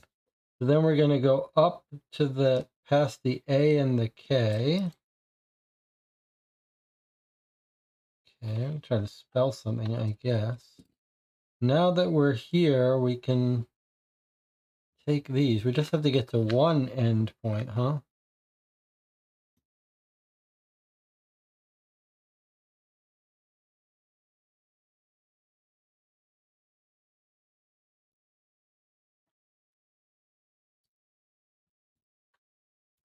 It's a pretty cute looking system here, but it feels like it's just totally random flailing about till you make it out. We can't go up here. That would get us into alien territory, but it's clear we don't have to try to find this end. It's actually kind of cool that there are only 3 cards, actually, when you think about it. So there's an end that you can come in this way. The only way to get to that, is there any way to get to that 4? No. You're never going to be able to get into this end. So we can throw away the 4 end. No 4 end. There's no way to get into it. The only way is coming from the left, and the only left is a creature. Okay, so let's look at it this way. I'm going to take these things off. We're going to start over again. So you're never going to be able to end the game at this 4. So that means you have to end the game at the 5. So let's walk backwards.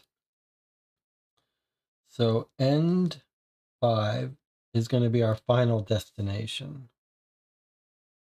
Now, how are we going to get to that end 5? From what angle? I don't see it. What card could come in? I don't understand.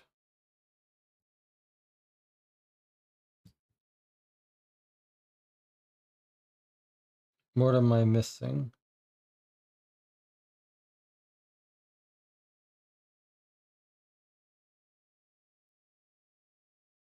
Oh, they're double-sided? Okay. Okay. All right, this is kind of clever. All right, so look. I was wrong that you can never get to a 4, because maybe we can get to it this way. Is that possible? No. There's still no way to get to that 4. Okay, so 4 is out. We're never getting to the 4 end. But we've got this end here. Can anything get in diagonally? No. So we're never getting to the 5 end.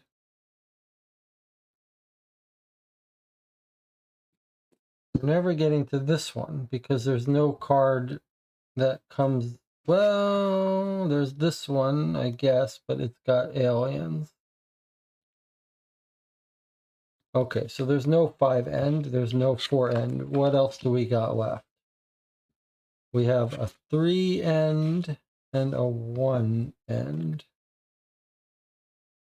Okay, so let's look at this 1 end and see if anything can walk into that. You're not coming from there. You're not coming from there, and you're not coming from there. So there's no 1 end. Okay, and that suggests to me that this has got, where's our end? No 1 end, no 5 end, no 4 end.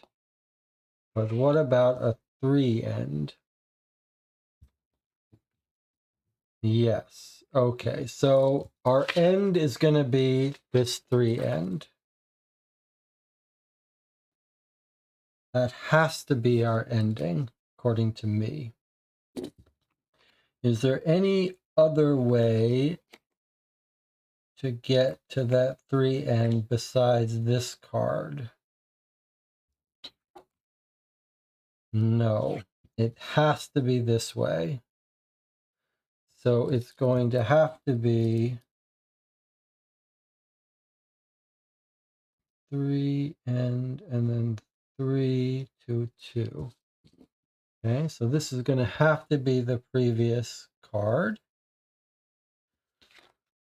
which means you're going to have to come from above. Okay, there's one way to come from above, and that's the only way to come from above. So the only card that can precede that 2 is a D, according to me. Okay. So how do you get to the D? Well, okay, here's one way.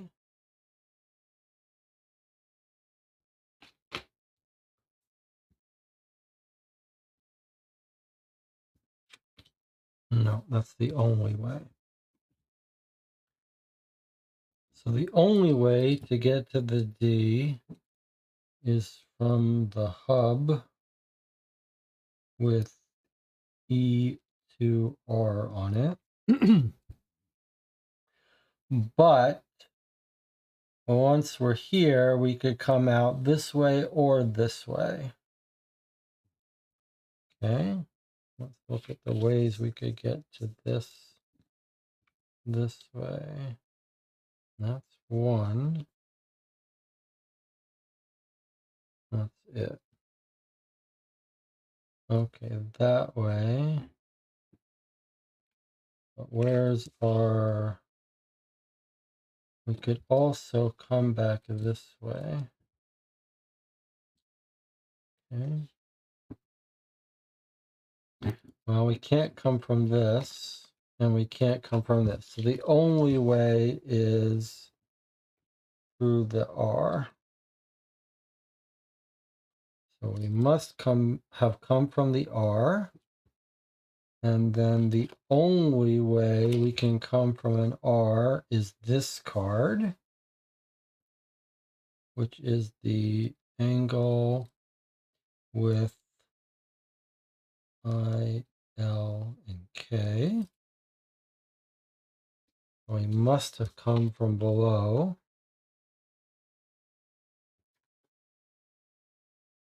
Which could have come from this card. What about from this card? No. Well, it must come from this card.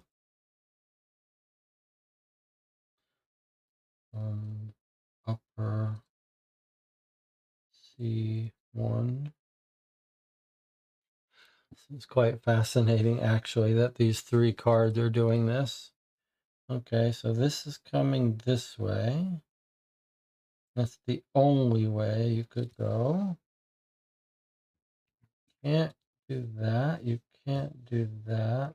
You can't do that. You must do this, which gets you to an A.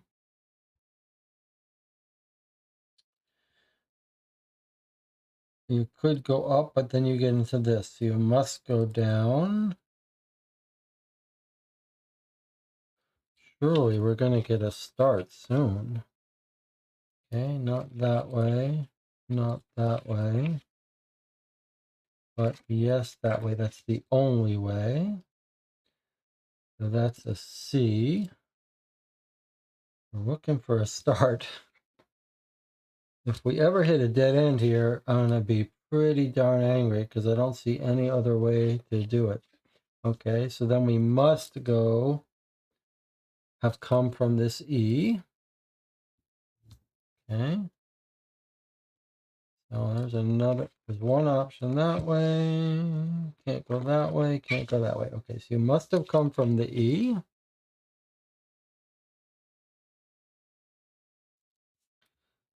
Which must have come from this hub with I, K, and L. Okay, surely we're getting to cut to a solution soon. So if we take the L, we could go up this way. Don't need this anymore. If you take the K, you could go this way.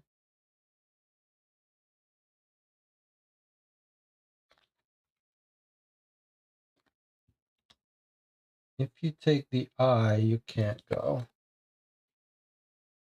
Okay, so, but now we've got two ways to go.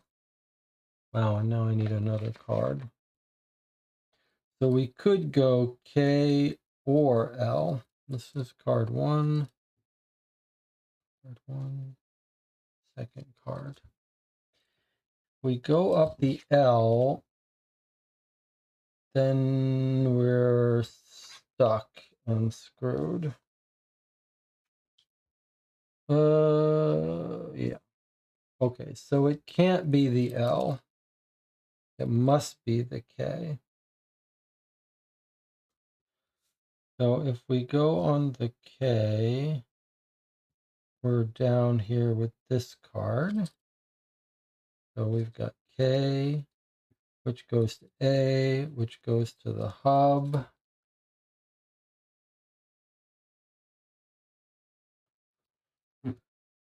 With R and A. This is just kind of crazy if you ask me. Oh, but look, there's our hub to T to start. Okay, so now if we reverse this whole thing, we get from the start, I guess we can trace it out and try to follow these instructions. From the start, remember we're doing this in reverse here. So from the start to the T, to the hub, to the A. So start T to the A. And now we want a hub with R and A. A hub with start T to the A. Now we're going to have a K.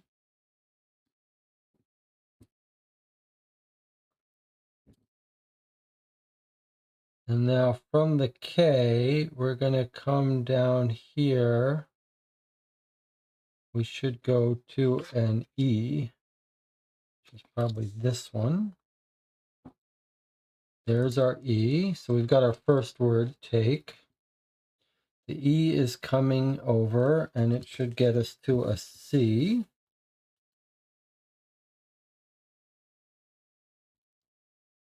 The C backs up to an A. I'm not sure this is the right A. I guess it has to be A. So there's going to be an R, right? Take card. Okay, C goes up to the hub. Now we want an R. Where is the R that this connects to?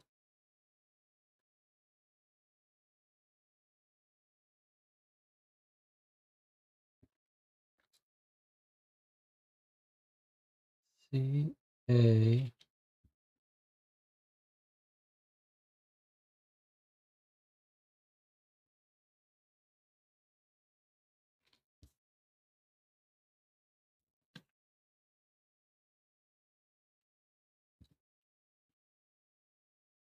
R, C, A, R, up to the hub, through the hub to D, take card, and the D goes to 2 and then 3.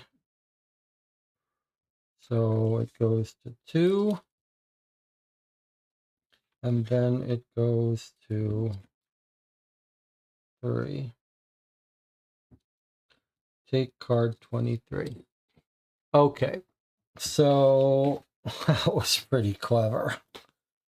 With 3 little cards, a unique path back. Boy, that's pretty clever.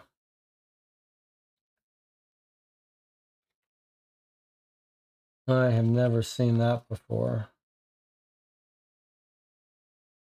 How did they do that?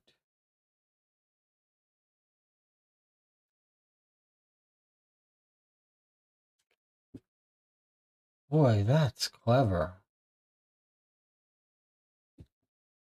I mean, I'm sure it did not come across from your end because it just looked like nonsense. But the fact that there were so many possibilities going forward, but only one unique path going backwards, that's pretty impressive. Okay, card 23. I'm impressed with that one. You reach the evacuation room. You're ready to escape, but let's discard all these cards. But what? But what, guys?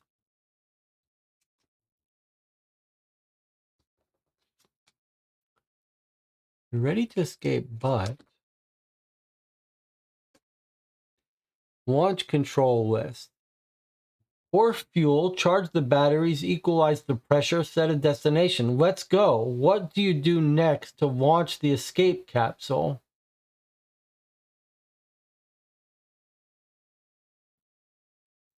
What is it? You're ready to escape, but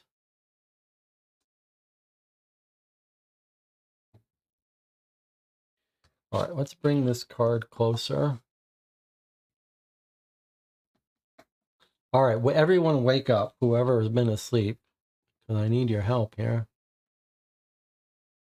Pour the fuel, charge the batteries, equalize the pressure. Okay, it seems to suggest the pressure's okay.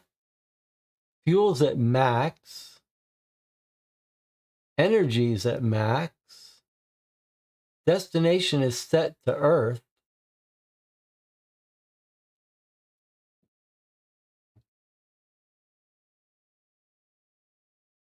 Seems like we just push the button. It's kind of confusing, isn't it? Study the card. What's your approach? What does this say down here? Is it that we shouldn't do this because we've got the egg? Like, we shouldn't do this, right? We shouldn't bring the egg back. There was no chance to get rid of that egg. The other odd thing is we could have set the self-destruct and we'd still be in this exact same situation. Nothing about the game has told us to do this. I think we should just not do it. Jonathan, you have played Nemesis. What should we be doing here? I don't think we should go to Earth. Like, we're all ready to go, but we've got this egg.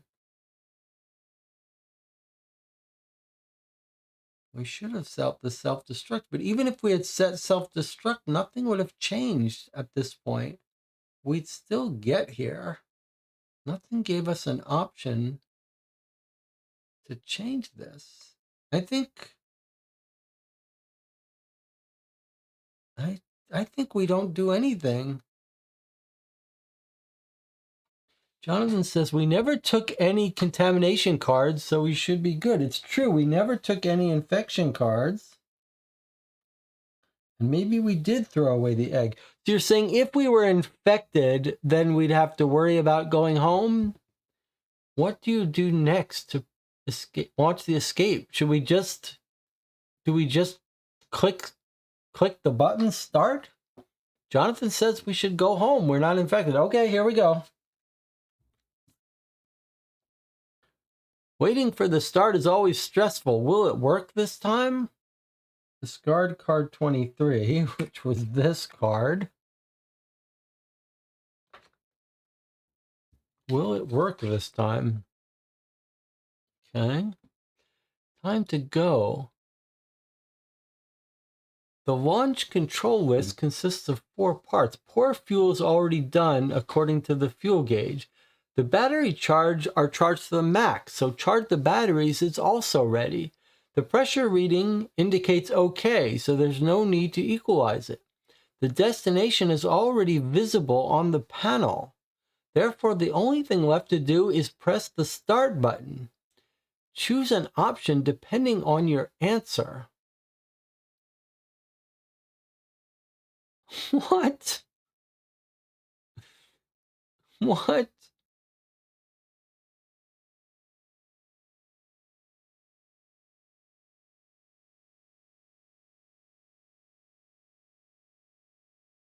What?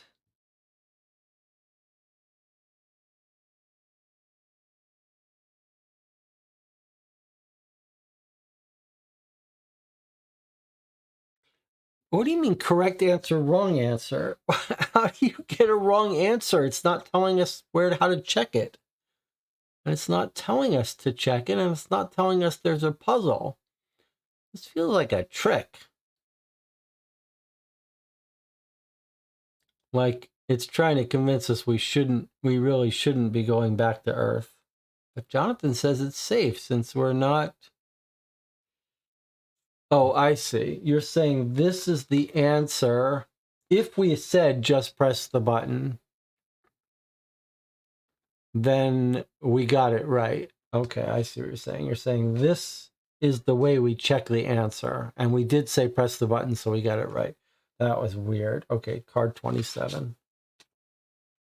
Congratulations, you escaped the ship before any of the intruders got to you. Okay, so then it tells us to discard the last card and flip this over.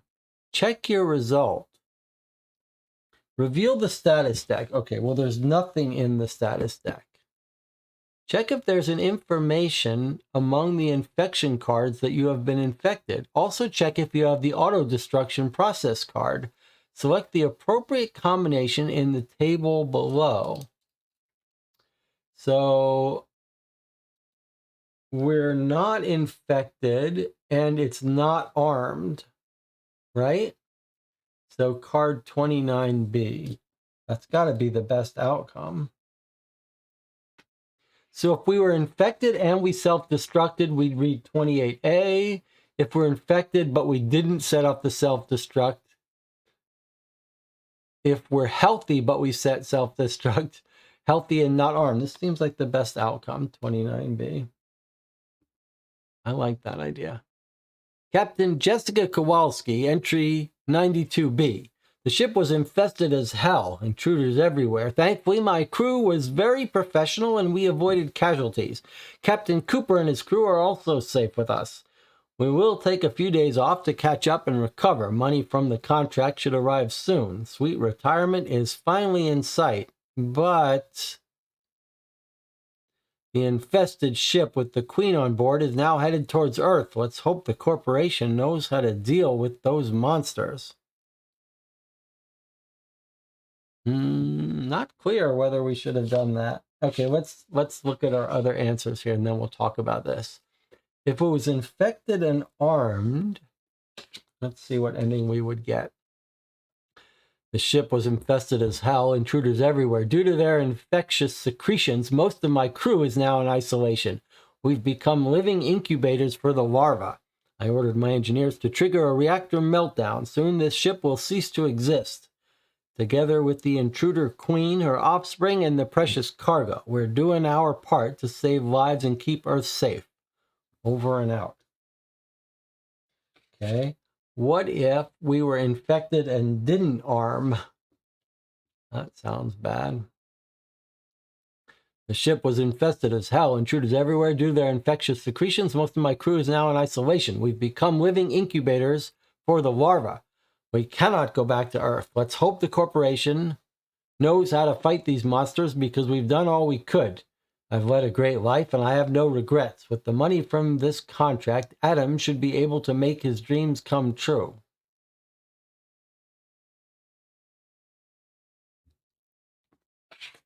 This was if we did get infected, but we didn't set the self-destruct. We're not going to Earth, but we are infected. But you still think you've got money to spend? That's a little odd. And lastly, if you're healthy, but you set the self-destruct anyway. The ship was infested as hell, intruders everywhere. Thankfully, my crew is very professional and we avoided casualties. Captain Cooper and his crew are also safe with us. And yet, there'll be no homecoming. We watch the infested ship explode, together with the intruder queen, her offspring, and the precious cargo. The corporation will charge us with treason and hunt us down for that. Looks like instead of retiring, Adam and I are back to living that renegade life. So Jonathan had his Jonathan's experience saved us. we were going to blow up the ship. Jonathan said, no, don't blow it up. Actually, I can't remember what Jonathan said about the ship, but we decided not to blow it up. That was the right thing. And Jonathan kept us from being infected and said, because we're not infected, we could go home. We got a pretty good ending. We got the money. We didn't get infected. Here we are. Jessica, you made it home. You put me through some unpleasant experiences, though. So I'm not going back out. But you got your money. The ship's still infested, but since no one got infected, I guess we're okay. And what do these cards look like? So each time you made a mistake, you would have gotten one of these. We didn't make any, so we didn't get them. Some of them say nothing, nothing. Some of them say you got infected by a virus or intruder. So I guess, so it looks like 2 out of 6 caused you to be infected. So most of the time, even if you failed a puzzle, you still wouldn't get infected. Or, yeah, if you had any of these, you're infected.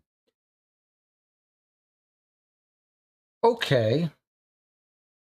Well, let's take our traditional 5-minute break. We'll come back. For those of you who are still here, if you're watching this after the live stream, the 5-hour live stream, YouTube says there are still 7 viewers, 10 likes. So 7 people have survived on this ship till the end. The rest of you got infected or died, but 7 of you have stuck with me and survived the ship.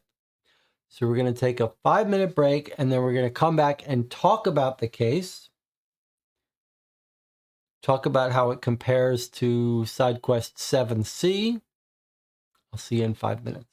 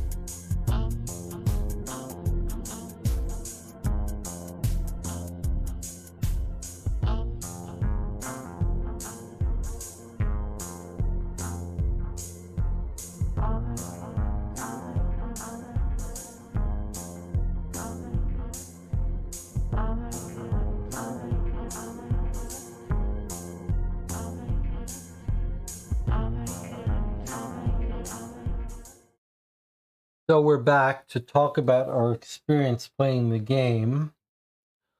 5 hours, so that would take a normal person playing not on YouTube maybe 2 hours. Well, let me listen to what the chat has to say about this. John says, overall, a pretty mixed bag. A couple of neat puzzles, a handful of easy ones, and a handful of undercooked ones. I really think it needed more narrative text on cards. DJ Moneycut said, 7C had the demon battle as the climax. Here, the queen battle was too early, was probably the worst part of the game. John says, with more narrative text on cards, it could have painted some of the scenes better and created more sense of paranoia. DJ Moneycut says, not too impressed with the puzzles except for the tunnel card puzzle, but super impressed with how much game and variety they fit in such a small box. John says it was missing the sense of everything falling apart that you got when playing Nemesis. DJ Moneycut says, study the illustration. What's your approach? Is going in the co-op for 2 book of quotes. John says, I think there should have been some more narrative decisions not tied to puzzles. It feels a bit wrong. You can solve all the puzzles and avoid any negative outcomes from event cards.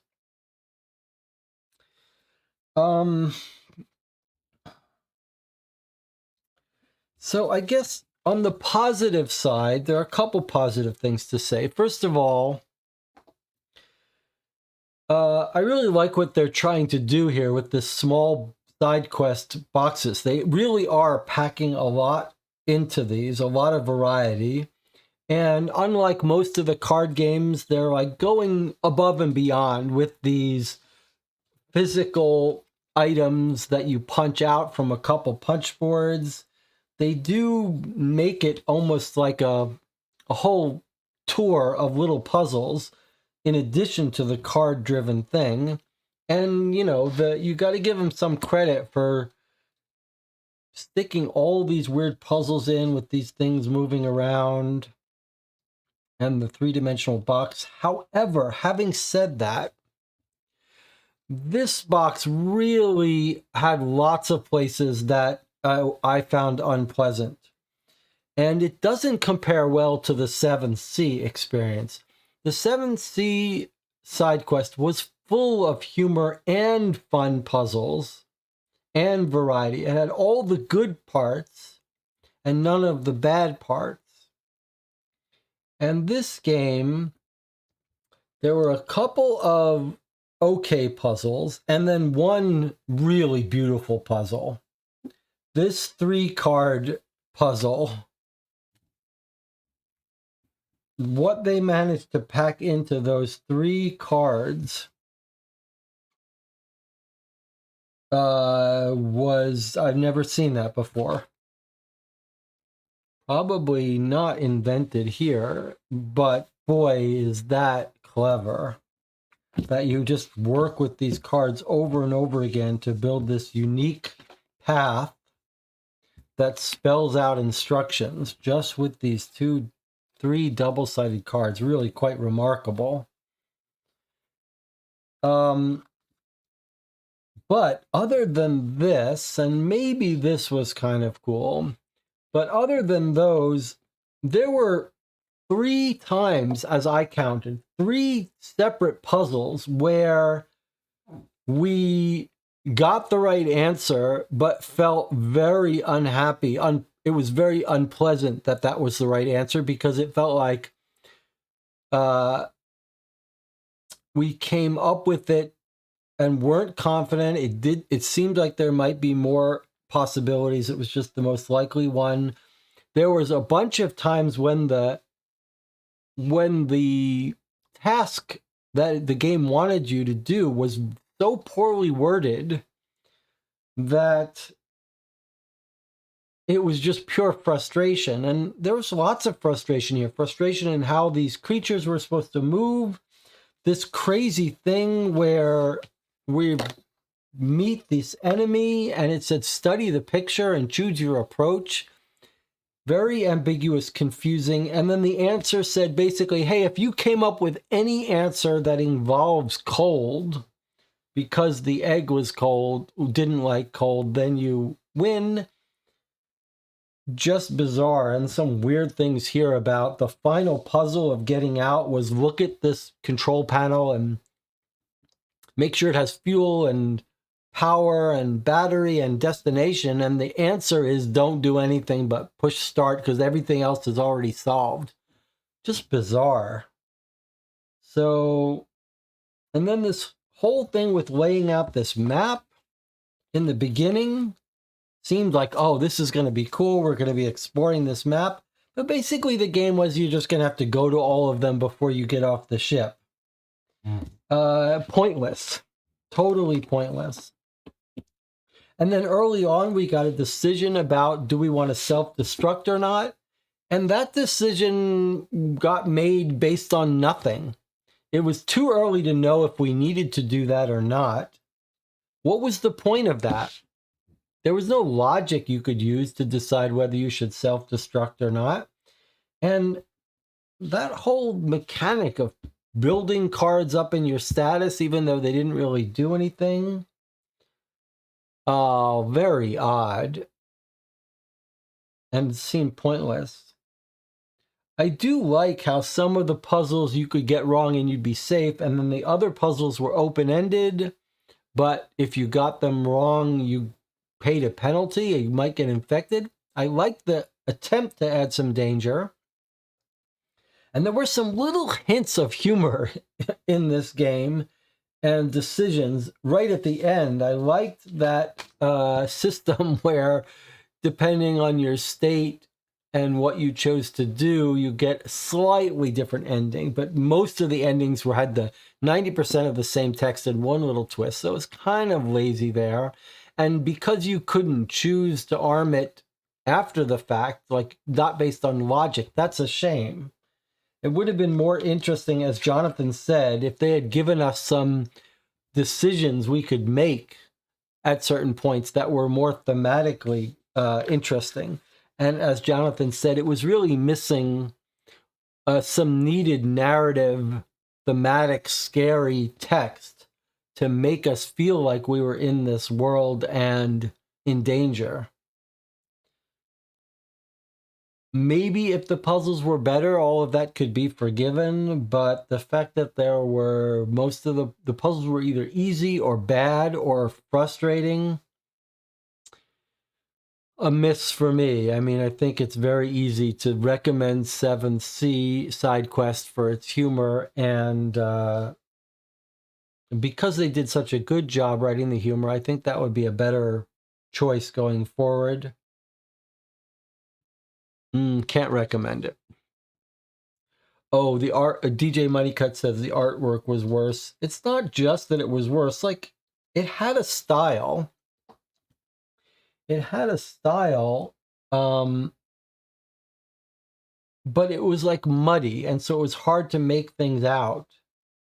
And that would have been forgivable if they didn't have two key puzzles that depended on you parsing the visual scene in very weird ways. And those were some of the least pleasant puzzles that were explained very poorly, both of them.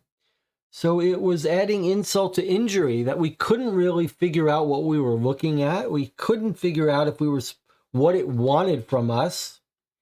In both cases, we got the right answer, but just out of frustration. So, yeah, not really a success. I would play more, though. I mean, I like that you don't need rules. You basically just get thrown into the game and taught it as you unpack the cards. I like the variety. The system for testing answers actually does work. It's kind of clever. They just need a little bit. The puzzles don't even have to be harder. They just have to be explained a little bit better, with a little bit more humor, a little bit more narration, and a little bit more choices. And a bunch of the mechanics seemed fake. The status token moving around There's no point to that. It just wants you to solve all the cards, see all the cards before you finish. You never lose life. You can never get more. You always see all the cards, and that's what gets you all of them. It just felt a little transparently fake in terms of mechanics, maybe.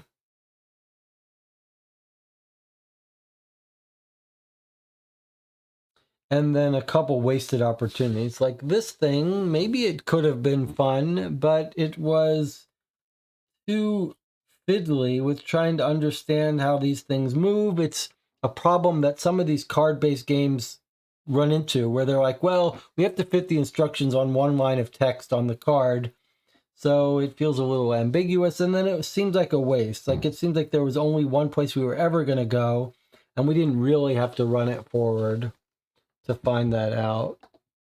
So a miss for me. I would give SideQuest Nemesis a pass, but that doesn't change my very positive feelings about SideQuest 7th Sea. Certainly, if you play SideQuest Nemesis first by accident, then you should definitely check out 7th Sea. Jonathan says, they took a swing at it. It's a bit odd. Seems like it's referencing mechanics from the Nemesis games, but I don't think it would really satisfy Nemesis fans. Yeah.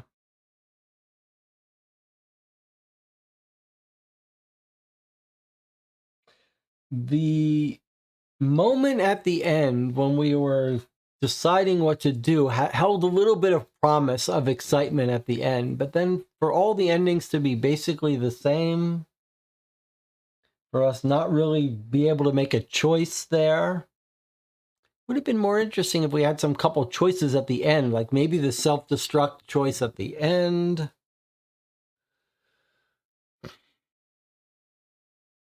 All right, well, look, I am grateful to have this group to play with. I can't imagine trying to play this purely by myself. The table would be flipped, everything would be on the ground. But I always have fun playing with you guys. Were there really any hints, or did it give answers? Oh, there was definitely a full hint system here. Here's a full hint for each lettered puzzle, and each lettered puzzle actually has subsequent hints that are scattered around here. So yeah, it does actually have a pretty substantial hint system. In addition to using the hints as the answer checks for the open-ended questions. Maybe some of the frustration with some of those puzzles can be chalked up to language translation. Anyway, I had a blast. Keep your eye open for my review in the next day or two of Medical Mysteries New York City Emergency Room. I think I'll probably put up a spoiler-free review of these two side quest games soon. I may want to get a game of Detective played beforehand, just because it uses a similar mechanic with the 3D board. And then we'll decide what game we want to play next. Maybe a 7 Citadel playthrough. I am curious to check out the new top-down camera to see if it makes a difference. Remember to join me on Sunday at 1 p.m. for the 3-year anniversary channel update. If you've got questions ahead of time, I'd love to hear them. Otherwise, I hope you just join me for that. We'll talk, we'll chat, we'll have some coffee, we'll relax, we'll look back on the 3 years of the channel and look ahead. I'll see you next time.